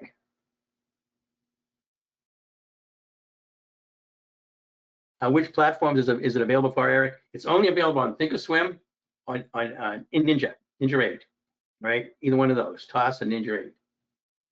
All right, so here's a trade in Tesla. Just can see now, this is a 5-minute chart. So this was like an intraday trade for us. And here it is first thing in the morning, right? And you see we get a pop and we get it popping above the VWAP. Typically, I'll wait for a couple of candles to see where it goes, but this was a good intraday trade right here. See how we went from red the day before to blue here, bullish trend. Stock pops up, goes above the VWAP. You grab it right here. As long as it stays above the VWAP should stop. Remember, enter near support, exit near resistance. We're entering this, we're near the resistance level right here. We get through it. That now becomes our support level. We ride it up for 5 or 6 candles and we get out right up here. That's a beautiful trade on Tesla for a quick trade on the options. And again, notice it stayed green the whole way. It was still green, but notice it switched over to yellow here. And what we do is we take profits when we start to get some momentum starting to decrease. All right, that was Tesla. And here's another SPY trade here. Again, you can see the long trade here. We see we're bearish here. We're bullish in the morning. It's just moving sideways along the VWAP, the volume weighted average price. Goes blue right here, right? Pops up above the volume weighted average price, VWAP right there, and that's when you take the trade. It's really pretty simple. You've got, if it fails on you, it's going to break down below the VWAP. You take it off. You have a fairly small loss. You stay in it. It keeps riding up. You switch to the 15 for your support level and ride it up. And as soon as you start to lose momentum, you get out of the trade. You could have stayed in it because it stayed green here, you notice, but I decided to take it off here. But again, it just kind of went sideways after that, and it's finally switched to yellow. Okay, so that's a SPY trade there. Right, and here's a Wendy's trade. This was an overnight trade, daily chart. Here's earnings. Notice it went from blue buying to red selling. We take it right here as it breaks below the 15. We were just in this overnight, in and out. And this is just a picture of somebody who is doesn't use the SPY super system, who doesn't know any institutions in the trade. Perhaps he's suffering from FOMO. He grabbed the trade after it was up too much in the morning. It turned around and went against him. This is what people feel like. This is trading with emotion. And it's really important that you try to trade with as little emotion as possible. Now, I know it's hard because you got money at risk, so I know it's hard. But it's very important to try to trade with as little emotion as possible by sticking to your disciplines, following your rules, looking at your technicals. Don't look at your P&L. P&L will automatically institute emotion in you. But there's a guy who's trading emotionally. That's most retail traders, unfortunately. And these are folks that, like ourselves, who have a nice track record. We know that we have a win rate of about 85%. We know when we take a trade 85 times out of 100, it's going to be a winner for us. And we feel very confident in our trading. Makes a big difference. Okay. What are the red and green dots on the candles? Are these Heiken-Ashi candles? Let me look and see which ones you meant. So these right here are called acceleration dots. These tell you when they're green like this, that tells you that you've got basically the momentum is very high. It's staying very high. I don't use them, to be honest with you. I don't use them, but they do tell you that you get good momentum, but I don't need it because I can see it right down here. Okay.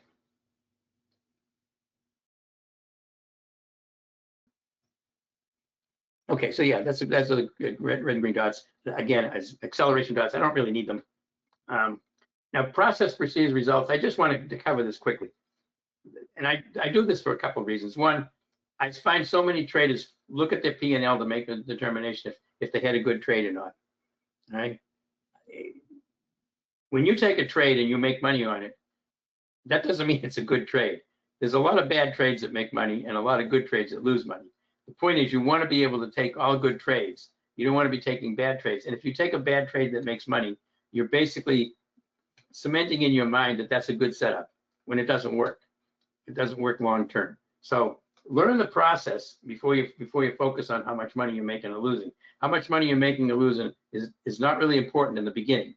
I mean, you want to make money, of course, but it's important to learn the probabilities, setups, and strategies, and learn those. Once you've learned those and internalize those, you'll have confidence in your trades, right? Focusing on the results without having a solid process to follow is going to end in failure. I've seen it over and over again. All right, so this is the basic high probability trade setup funnel that I use. So the first thing I do when I look at a stock that comes up on a scan is I look at the daily chart to see if it's bullish or bearish. Okay, if I'm going to swing trade it. If it's bullish, then I can take a long on it. If it's bearish, I can take a short on it. If it's bullish, I cannot take a short on it. Right. So I look at the daily chart and then I align with the 5-minute chart to try to find my best entry. Right.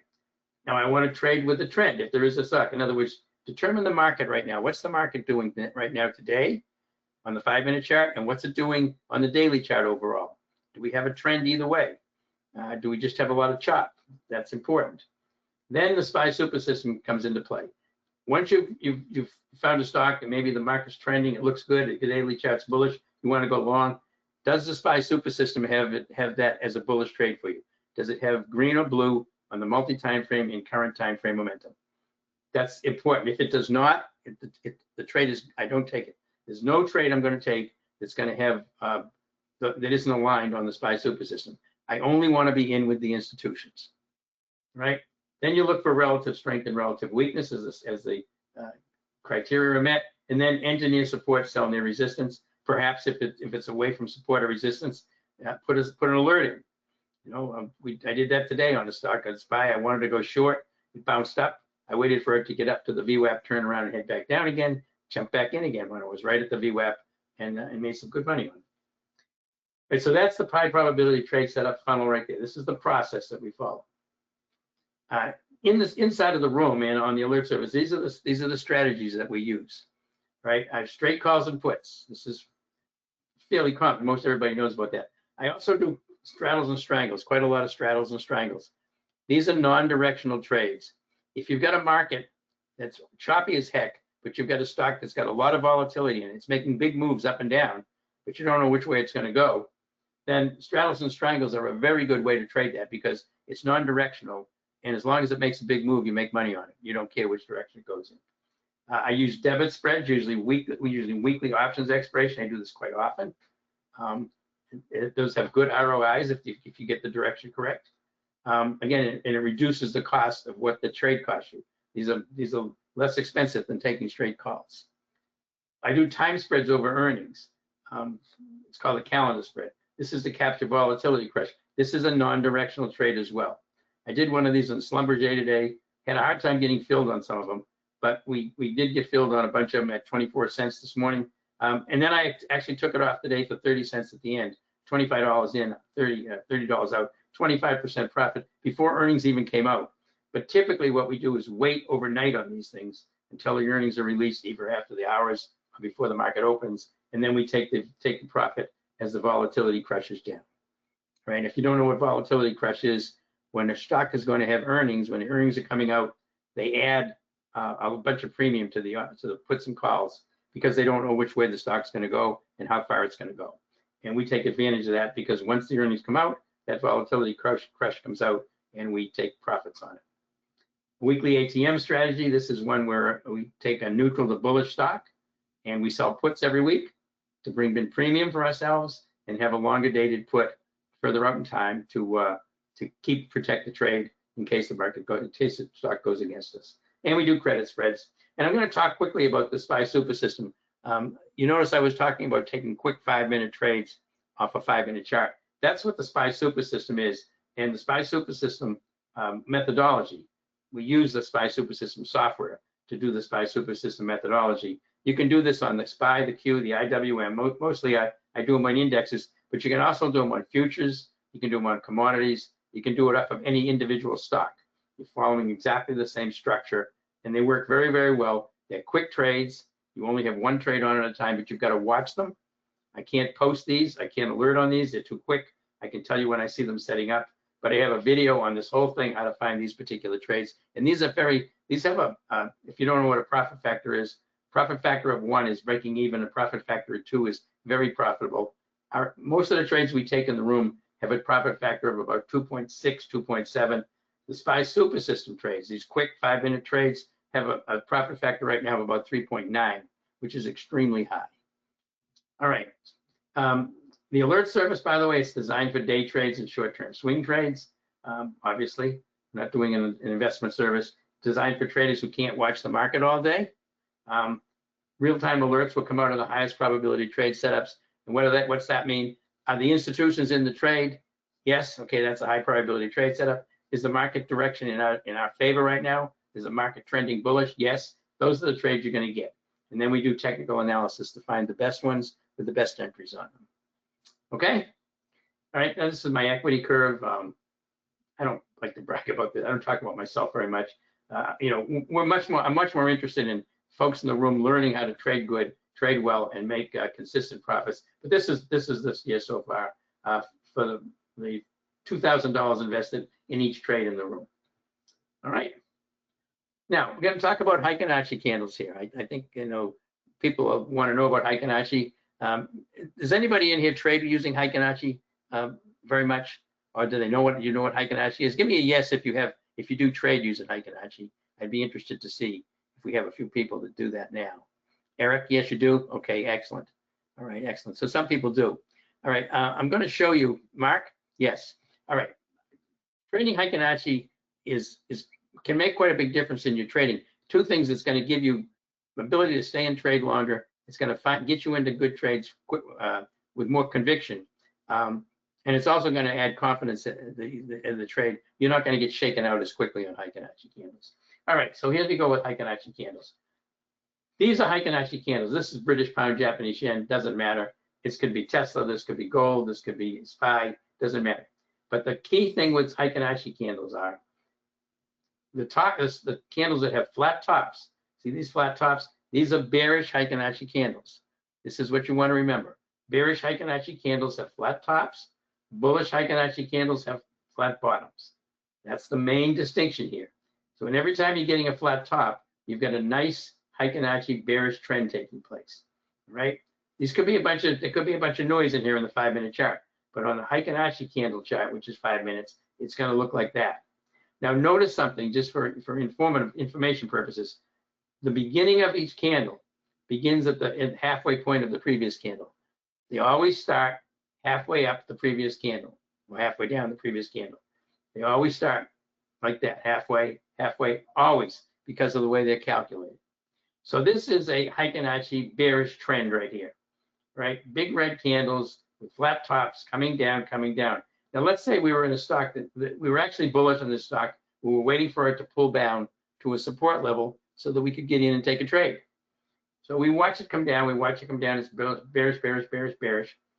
And then it starts to turn bullish here. Notice we're getting wicks and tails, wicks and tails, wicks and tails, and then a flat bottom. That's a Heiken-Ashi bullish reversal right there, that candle. Whoops. But caveat here, when you get your Heiken-Ashi reversal to get back into the original upward trend, you want the candle that creates that reversal to be as big as the previous candles coming down. See how big these are, how high they are? That's, to me, that is not an adequate candle to go long.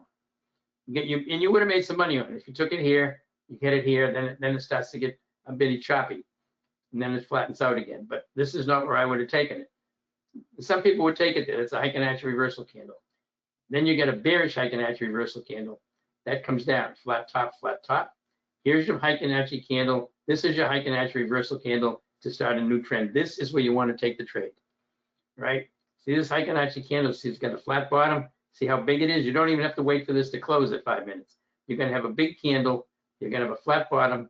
You're in the trade. And remember, with Heiken-Ashi candles, after about 3 minutes of a 5-minute candlestick, if you've got a flat bottom, it's 99% of the time it's going to stay flat. So that's not going to reverse on you. So this is where you would take the Heiken-Ashi reversal candle entry right there. And you see what you get? You get flat bottom, flat bottom, flat bottom, all the way up right here. Beautiful trend, a really nice trend to get in. And then you start getting wicks and tails, and then you get a red candle with wicks and tails. You take your profits. That is your Heiken-Ashi bullish trend right there. And that's what it looks like on the chart when you find them. Sharing my screen, you can't see it move. I haven't moved anything yet. Can you see the Heiken-Ashi candles on here? You should be able to. Can everybody see my screen okay? Yep. Okay, good.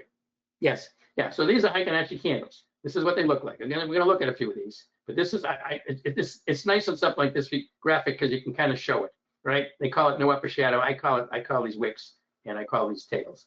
Okay, no lower shadow. But that's a bearish trend. That's a bullish trend. This is how you find a Heiken-Ashi reversal on a bullish trend to go long. All right. Now, again, here's the distinctions. These are the things to remember. This is really important. Bullish Heiken-Ashi candles have flat bottoms. Bearish Heiken-Ashi candles have flat tops. All right. Bullish Heiken-Ashi reversals are identified by flat top Heiken-Ashi candles followed by flat bottom candles. Now, they don't have to come one right after the other. There can be a couple of doji candles mixed in there. You can have candles that are not flat bottoms or flat top, but that's what you're looking for. You're looking for that reversal. Bearish Heiken-Ashi reversals are identified by flat bottom candles, which are bullish, followed by flat top candles, which are bearish. This is how you find Heiken-Ashi reversals. And believe me, when you're trading, this can really help you a lot. Okay. Okay. So again, understanding, we're kind of looking at this trend again, understanding the flat bottom candle and an uptrend signals a strong visual of the current trend and strength. So here's the thing we just looked at. Here's the flat top candles here, the bearish Heiken-Ashi candles that are red, chopping around. Now let's say this was the VWAP, this blue line here was the VWAP, and you wanted to get long when the stock broke above the VWAP because it's bullish today, you want to take it long. You see how it breaks above this blue line right here? You see the Heiken-Ashi reversal candles here and here? There's your entry right there. On that flat bottom, we had flat tops, and then we get a flat bottom here. After a flat bottom over here that was below the VWAP, you wouldn't take it. You take it here, and you follow this up. You get a little red candle in here, but it hasn't broken below your support level, and then you ride this thing all the way up, and you start to get out. You could either get out here, or you definitely would get out right here. As we reverse from bullish to a bearish flat top right there. That's definitely a reversal, and this would be your profit in that trade. Okay, that's what you look for. So again, there's a distinction. I'm not going to go over that again. So the recap, the advantage of Heiken-Ashi candles, they smooth out the price action, reducing noise, right? And they make identifying trends much easier. It improves identifying confirmation of trends and trend reversals. This is a key thing, confirmation of a reversal, and help identify potential X's when the candle bodies shrink or the reversal occurs. So that's how we trade it. I'm going to show you a couple of graphics, then I'm going to look at some live charts with Heiken-Ashi candles. All right, so this is a trade way back in 2023, but this is a regular candlestick formation on Uber. All right, now notice right here, look at May 1st. See the gap up here and then another gap up here? This is May 1st. This is pretty bullish as it comes off. This, by the way, is my TC2000 setup. I use TC2000 for my charting, and I use Thinkorswim for my super systems. But this came off here, the 200-day moving average, but a gap, gap, gap. So a lot of people would be afraid to take this on this gap. But let's look at that same candlestick formation as Heiken-Ashi. Right. So here's May 1st. Right. Here's May 1st. Right here. Here's May 1st. See what you've got. See the Heiken-Ashi bearish candles, the flat tops, and then you see how you go to a flat bottom right here. That is your entry for the Heiken-Ashi reversal candle for Uber. Right. That would be the entry you would get in. Now notice something. Gaps, no gaps. No gaps in Heiken-Ashi candles, right? So you would have been in here, you would have cut that whole gap off that. So that's what the difference, and you can see how nice this was. See, it starts to flatten out, and you get a little flat here, and it comes back down to the 8. That's the 8 exponential moving average. On TC2000, I color my candles, green candles, blue if they're breaking out of compression. So that's why that's blue, and they're pink if they're breaking out of compression to the downside. But that's just in case you had a question on that. All right. So now what I'm going to do is I'm going to look at some here. Now I'm going to bring over the SPY super system. If I can find it. Yeah, there it is. All right. So here's the SPY super system, and I got a couple of charts, but I'm going to take a look at some charts here on a couple of charts. So we're going to switch to a daily chart here for Heiken-Ashi candlesticks. All right. All right, so there's the SPY today, by the way, big mess. That's the daily chart. Remember, see what I said, what the SPY was, it doesn't really have a trend right now. It was very, very bullish here. People were shorting the market, but it's been going up and up and up. Well, here we had this big news on tariff on Friday, right? 100% tariffs on China. Then, oh, maybe not. Oh, yes. And so this is the kind of price action we're getting. This is completely non-directional. So the overall market right now is not great as far as direction is concerned. It's not bearish, it's not bullish. But let's take a look at a stock here, like let's take a look at Monster. Let's see what Monster looks like. So now here's Monster. Right here's now see this this, by the way, let me switch to Heiken-Ashi candles. You just changed his candle style over here from take a swim from candle to Heiken-Ashi candles. Yeah, so this is a Heiken-Ashi reversal candle right here. Right, so this looks like a pretty good setup. Right, we had a Heiken-Ashi reversal here. But here's the thing, if you get a Heiken-Ashi candle, looks like a good setup. See what your current time frame momentum is though? It's yellow. Now you're just down just a little bit, but it's yellow. So I don't take that trade until this turns blue, which is likely to tomorrow. But that's one of the Heiken-Ashis that I found on here. Another one is Agilent. Right, here's Agilent. So here's your move down here. You see a nice big move up. See the Heiken-Ashi reversal candle here. See how that followed through? Here's the Heiken-Ashi reversal candle here after compression. Beautiful compression on Agilent. Right, this is a nice trade. And you notice that current time frame momentum on the daily is now bullish. Multi-time frame is bullish. This is a trade for tomorrow if it opens green. Agilent is a beautiful setup of Heiken-Ashi candles. Let me see if I can find a few more here. It's hard, by the way, to find anything good today on the bullish side because the market was so weak this afternoon. But let me see if I can find something here.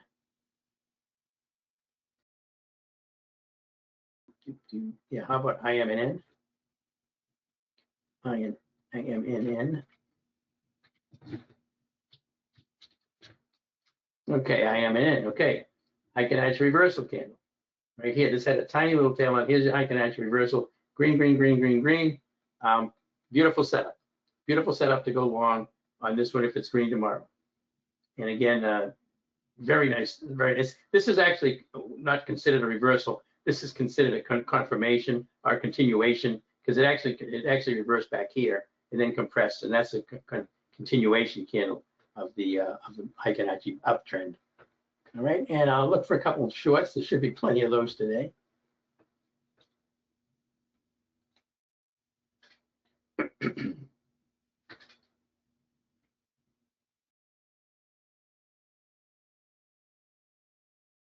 I'll take a look one here. Let's see, what's that? IONQ, which has been a darling here lately of for tech stocks. Okay, so here's IONQ right here. Okay, so you can see what we've got here. You can see the Heiken-Ashi reversal candle. This thing's been fairly bullish, and then we reversed right here. But notice it stayed green. Can't take it short. Moves up. Compresses again. Now we get a Heiken-Ashi reversal. See the flat pop right here? And you see what you've got here? Yellow, yellow. Heiken-Ashi reversal and current time frame momentum, multi-time frame momentum on the daily gone bearish. That's IONQ becomes a short setup right there. Okay, it's a decent short setup to trade. Let's see what else we got.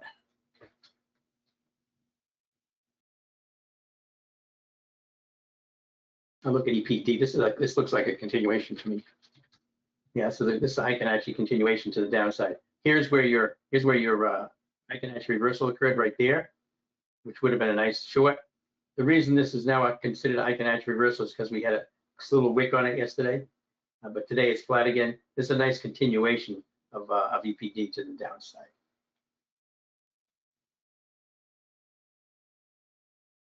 Here's a trade. This is a stock that I traded today, VRSK short. I just intraday traded this because the market is unsure. This is where I took this. Notice here, flat, see it compressing. See what we got today? Heiken-Ashi reversal candle. Nice big long Heiken-Ashi reversal candle to the downside. So this is a trade I took short today, VRSK, and I was out of it before the day was over. I made some good money on this thing. This was a nice one. If I switch over to the 5-minute chart on this, you're going to see the great move down on this thing today. Where do you take it? See how it went from blue from buying to selling right there? As it breaks below the 15 EMA right there, that's where you take the trade. Right there, and just write it down. And you're out of it before the end of the day.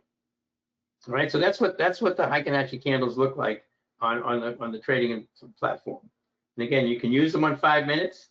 You can use them for intraday trades. You can also use them on daily to find swing type trades. I do that all the time. Okay. Okay, so those are some bullish and bearish Heiken-Ashi setups in real time.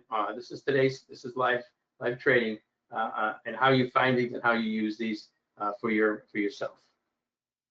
Okay, so we looked at some of the live those. Okay, so right now I'm going to go into, and I don't want to take up all day, but I'm going to take a look at the results that we've had by using the Heiken-Ashi reversals and the SPY super system methodology, looking for institutions being in the trade.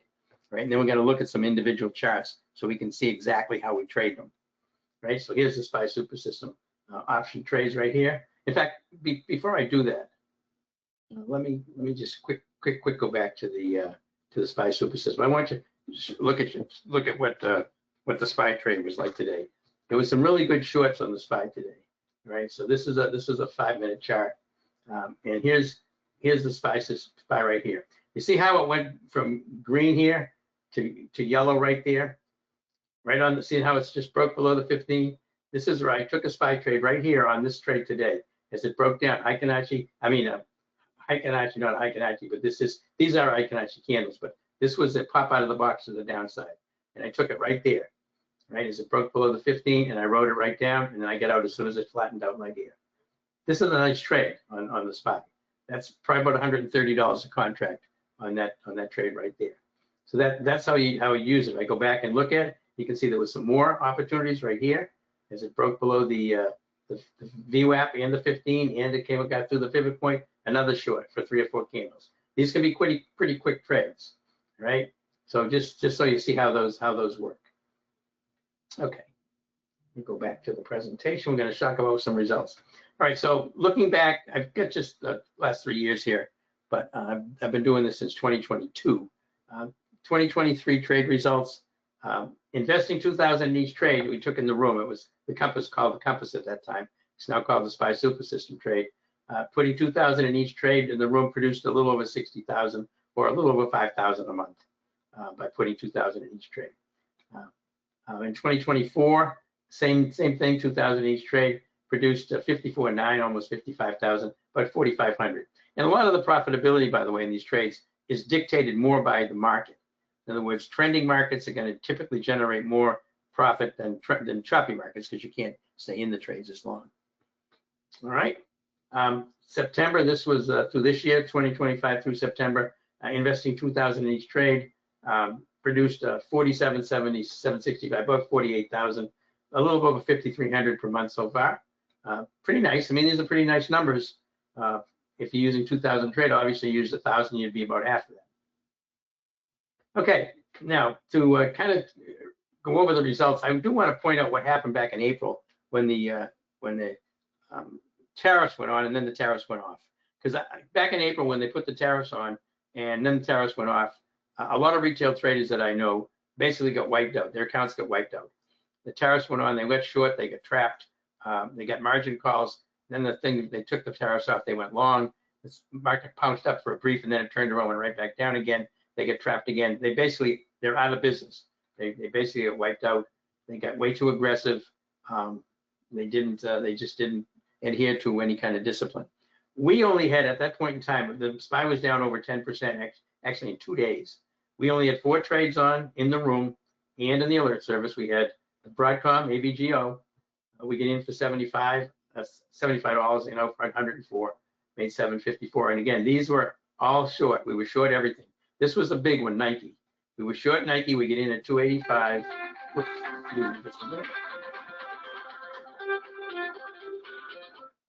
We get in at 285 and we get out at $9 per contract. That was a huge 216% profit. This is not common. Please don't mistake that this is a normal trade. This is not. But this is when the tariffs went on. Remember, they were going to put a 39% tariff on Vietnam. Nike makes all that product over there. So it crushed them. And we happened to be short because the short setup was there already. And we wrote it down. And that was a huge profit for us. We had Sarepta short, in at 450, out at 8. That's a more normal percentage. And then NNE, we were in for $1.80, out for 225, about 25% profit. This is fairly common on NNE. But these are all short. It's only 4 trades we had on, and they were all in the alert service as well. Okay, so just to recap what's going on here, and recently is June. I was out on vacation for 2 weeks, so we only had 11 trades. We had 10 wins and 1 loss, a 91% win rate, 3,790 in profits. And here are the trades. Again, we have losers. Keep in mind, we have losers. Everybody has losers. But these are the kind of percentages you can expect. 20, 25, 23, 42. This is the kind of percentages we get. All right. This is July. We had a lot of trades in July. I was probably trying to recover from my vacation. I was putting trades on. But we had a bunch of trades in July. But see the percentages, 40%, 32, 52. Again, I'm not going to bore you with all of these, but I want you to be, I want your expectations to be, this is the kind of profit you're going to expect.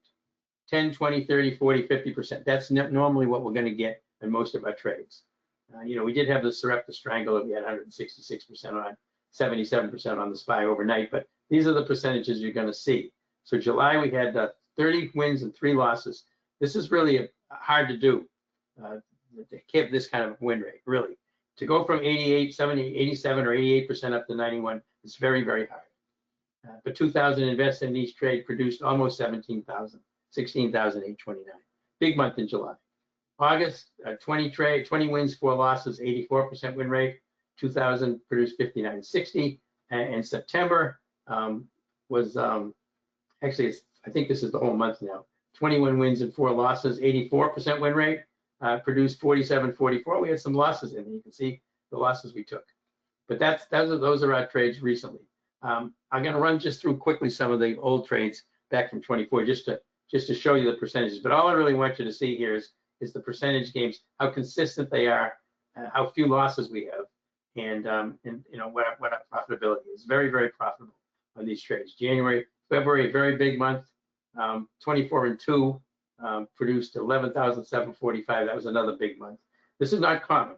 It's mostly gonna be somewhere between 3,500 and 7,000 or so a month, right? So this on 2,000 a trade. So here they are. You can see the percentages. Little trades, let me tell you, little wins really accumulate over time. People think they're looking for these big home runs. They want to make 200%, 300%, 400%.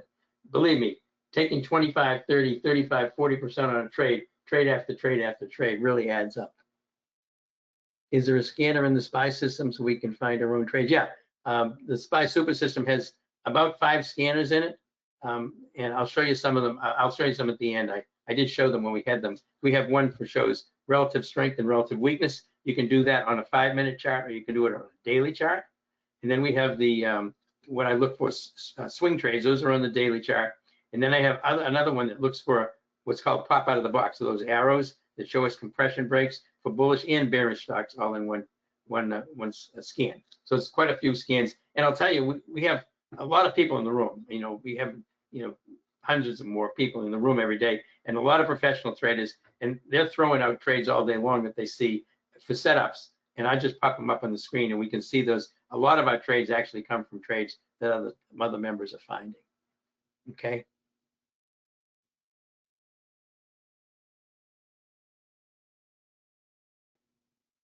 Anka, I appreciate that. Does anyone else seeing how this makes sense? I'm absolutely getting some great education here. Yeah, well, listen, that's what I try to do in the room is to educate all day long. We talk about strategies and setups and technical analysis. Somebody tells me a trade that they like. What do I think about this chart? I bring it up. I show it to them on the SPY Super System, and then I show it to them on TC2000, and we'll critique it. Is this a good setup? Is it a good setup or not a good setup? If it's a good setup, is this a good place to take it? What's the options look like? Do the options rates look good? So I try to go through that all day long as far as educating people is concerned. I think if you talk to members, you find out that a lot of members are really happy with the education they get, and they're trading, they're being successful. That's the whole point of this room, is to be consistently profitable. How much money I make isn't really going to help you in the least. I know a lot of these people tell you how that they're standing in front of big houses with Ferraris in front of them and how much money they make. Are you getting any of that? No. And believe me, these people are renting Ferraris, and I've been through a lot of these rooms. Their strategies don't work. This has been tried and true and it's proven, but it works for me perfectly, and it'll work for you if you learn it and use it. I've got videos on all of these strategies we use. Okay, so here was May. Again, 88% win rate. You can see the percentages. Now, I'm just going to jump around here because I don't want to bore you with all this stuff. But okay, the bottom line is we're very profitable. We're getting 85, 86, 89% win rates. These are the alert trades. This was one of my worst months, 75% win rate, still 3,300 on the alert service. And August was pretty nice. This was my losing trade I've had one losing trade in 2 years, right? And one losing month in 2 years. This is what it was. September of last year, 62% win rate, 66% win rate. Basically, I had to wear a paper bag over my head so people wouldn't recognize me after this month. I only lost $1,786 in the room and only $295 on the alert service. But it's embarrassing, all right? So, but in September, that's the way it was. October, we bounced back, 85% win rate, $7,400 and $6,000 on the alert service. And again, you can see the percentages here. So we do have losers. I mean, it's important to understand that. What's the schedule of the room, Mario? I'm in there from market open. I usually open the room about 9:10, 9:15, and go over the trades that we've got on. I go over the pre-market action. We take a look at what sectors are outperforming. We have a Discord room as well. Where we have 2 other professional traders, Dr. No and Savvy Trader, that they post stuff in there all day long. They post all my trades. They also post charts, and they do technical analysis. They'll do post charts of setups, and they do information on any kind of economic information that's coming out and sector strength during the day. A lot of good information that you can get in the Discord room. Trade futures too. You can trade anything you want. I typically don't trade futures, but you'd like to be in the Discord. How to get in? You get in the Discord by taking a subscription to the room or the alert service, but specifically the room, or you buy the software. If you buy the software, you get into the Discord room automatically. Okay. I don't trade futures generally, but anybody can. I usually trade SpyQ, IWM, and stocks. The reason I like stocks over futures, generally speaking, is you have relative strength and relative weakness that you can use as a criteria for trading stocks that you can't really do in futures, but you can in stocks. So it gives me an extra edge. But I mean, as opposed to trading the SPY, when I trade the SPY, you can obviously trade the ES, or you can trade the NQ, or the Russell, whatever one you want to trade. When I bring up the software, you can put any symbol in there you want. You can put gold in there, you can put silver in there, you can put oil in there, you can put anything that you want in there. Okay.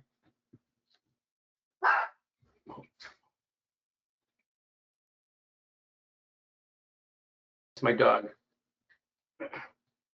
Hold on just a sec.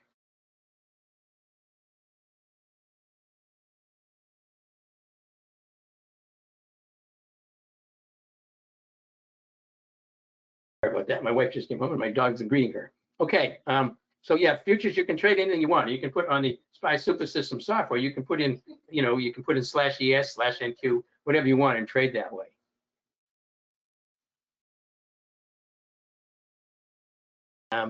You'll have to ask Rory about that. Ask Rory. He'll tell you about that. About software for futures and getting into the room. Yeah, I can't answer that for you. Hey, Greg, can alert service come to a cell phone? Yeah, it comes to your cell phones. They're SMS alerts. That's where they're meant to come to. They come directly to your cell phone. All right, that's where the alert service goes. Okay, so there's October and there's November. This was the January through April. Again, good results. This is just to show these are actual results coming off of the trades. It's important to understand that trades that I take in the room and trades that I alert on, and I don't alert on every trade we take in the room because some of them are too fast or they come in too late in the day. But every trade I take and every trade that you see alerted, every trade I post in the room, I take all of those with real money. I'm not doing any sim trading. This is real cash. So because I have people say, with a particular position, do you know we're down this much on this account? And I say, of course I do. I'm in the trade. I always know where we are in the trade.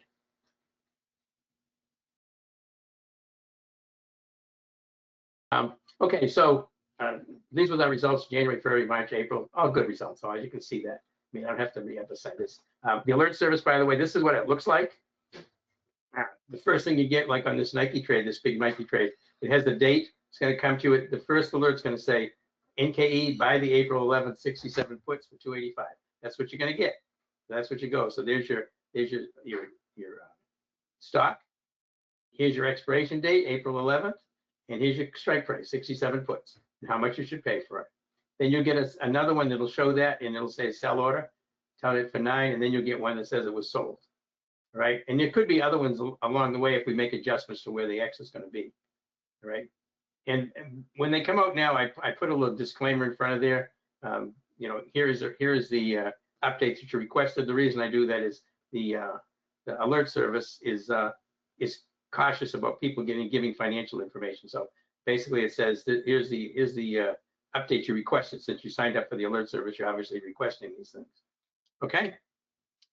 All right. So how do we achieve these stunning results? Well, we follow the process. We are able to identify when institutions are driving a trade and when their market internals are heavily bullish or bearish. And we only take trades, generally speaking, when both of these are in their favor. I will take trades if the institutions are in the trade and the market internals are neutral. I won't trade against the market internals. All right, and how do we find it? Well, I think I've talked about this already. Triple screen assessment of momentum trend, and we do look at some money flow. This is the key thing here, momentum. What's momentum, and how we did judge that. Right, so here's the again, the SPY super system. We've already talked about this. There's your indicators. Here's the oscillator.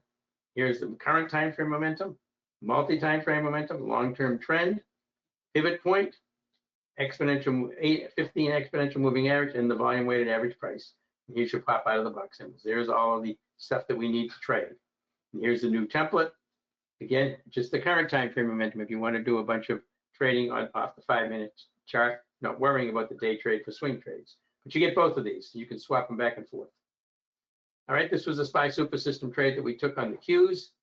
If you can see here, this is where I took the trade. See how it went from buying here to selling right here, right? Blue, a green to yellow. I took it right here as it broke below the 15. Take it right here, and we ride this thing down. Now it would have been an exit if it closed above the 15, but it never closed above the 15. You just ride it down. I don't remember how far we took this, but this was a really long trade. Most of them don't last this long. This is really unusual for a trade to last this long. But notice it stayed yellow, and then it went to red and stayed selling. You can see the institutions are selling the heck out of the Qs through here. It's no mystery. The SPY super system trade, I just want to kind of run quickly through the results I've had. I don't want to bore with everybody with this, but there are a lot of SPY super system trades, way more than there are the trades we take in the room. But these are my results because I cannot alert on these, and I can't even post them in the room because they're too fast. But I do have a video on how to trade these, and also I point them out when I see them occurring. But a lot of people in the room, this is all they do all day. It's just trade the SPY super system. They're not even doing anything else. So they get a lot of trades. But you can see, like in August, 56, 6 and 2, 56 wins, 6 losses, 2 scratches. That's a lot of trades. In a month, we probably only had 25 regular trades. But I've never had a losing month with a SPY super system myself. But it's important to remember, these will you only have one trade on at a time, and you should have only one trade on a time. And they'll be very short duration trades. Very short duration trades. One candle up to maybe 6 or 7 5-minute candles. All right, and here's November, here's December. Again, big profits, but these are my profits. This is not meant to influence you at all. So again, in October of 2024, this was the SPY super system trades, right? 89% win rate. This was the room, 85% win rate. The room made 74.48. These were my profits, right? I can't say that you would have got these profits. These are the room profits. If you followed the trades in the room, this is what you would have made, because these are all posted trades, right? And by the way, these totals do not include each other. This 74.48 does not include any SPY super system trades, and the room trade does not include any SPY super system trades. They're completely independent. Okay, so that was November, that was December, and here is what we got for the whole quarter, last quarter last year. Quite a bit of money, obviously. All right, so as you can see, this stuff is very successful, right? And it's successful because of this. Here's the SPY super system. Here's the SPY super system trade. Just going to show you some of them. Then we're going to look at some regular trades, and we'll be done. All right, so this was a SPY super system trade. All right, so here's current time frame momentum right here. Here's where we take the SPY, as it goes from red to blue. We take it as it breaks above the VWAP right there. Right, let me just get a sip of water here. Get a little dry.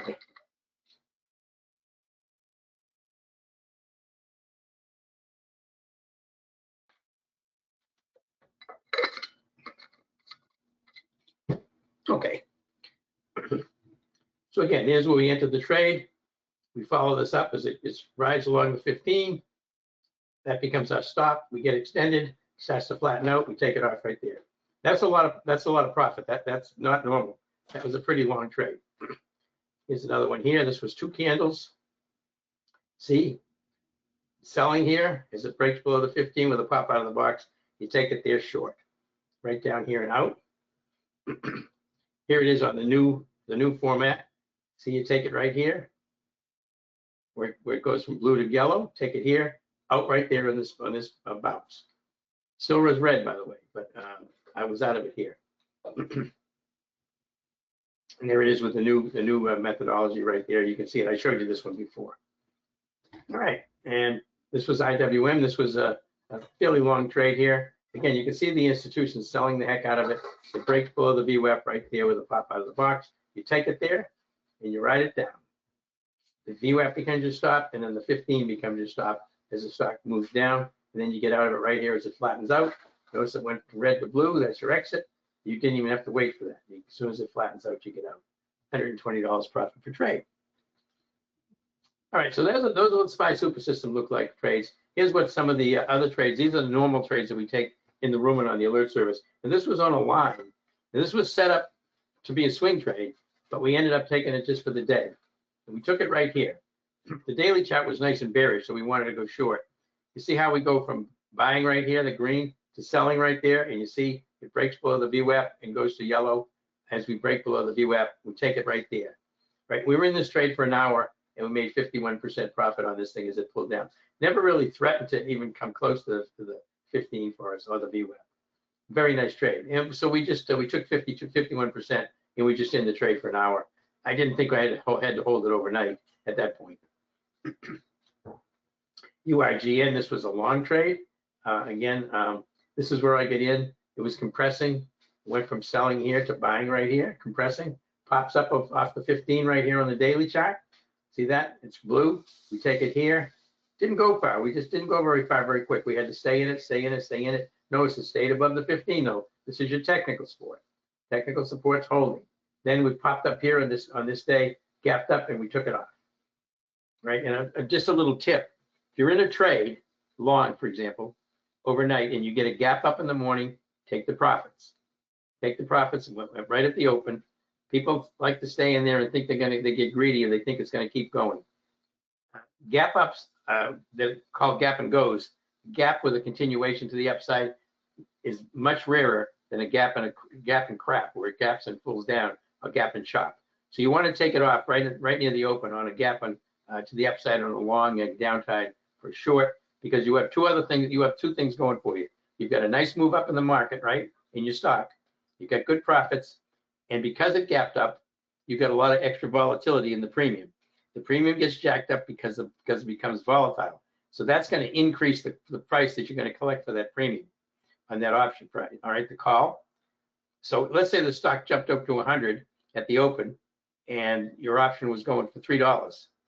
If it stays at 100 at 9:45, 15 minutes later, it's not going to be at the same level. It's going to go down because of some of the volatility is coming out of this. So the key is on gaps and gips, take the stock off, take the profits when you get a gap up on a long or a gap down on a short. All right, so there's URGN. Again, we got a nice move up here in that day. NVDA, we looked at this one already. This was SMR. We looked at this one already as well. Again, yellow, selling, buying, and this is on the daily chart. Institutions come back in, we take it, and notice it already multi-time frame, current time frame, both green, so we can take a swing trade in that.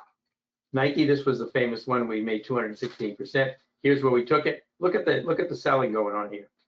Look at the selling going on. We took it here, and we actually went up money, and then it just kind of moved sideways. But again, it stayed below the 15, and then boom, here's the gap down on the tariffs. We took it off immediately in the morning. We took that off. Okay, gap right down to here, and so we took it off. You see what happened the next day? Bounced right back up. Sarepta, same thing. We took a short here, and again, see the red here? Current time frame momentum, multi-time frame momentum trend.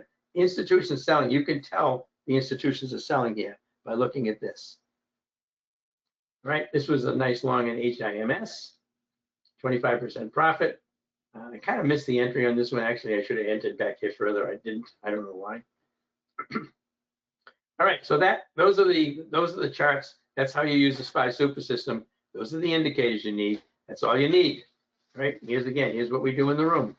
Straight calls and puts, straddles and strangles, debit spreads, usually weekly options expiration, time spreads over earning. We're getting ready to do a bunch of these. We're getting ready to do it because the bank earnings are out now, and we're going into earnings heavy duty in the next couple of weeks. Weekly ATM strategy, I mentioned that. I have a video on this. I have a video on this. I have a video on this. I got a video on the straddles and strangles, and on credit. And then the SPY super system, which is the internal trades, 5-minute trades off the 5-minute candlesticks on the SPYs, Qs, IWM, or stocks that you basically are responsible for yourself.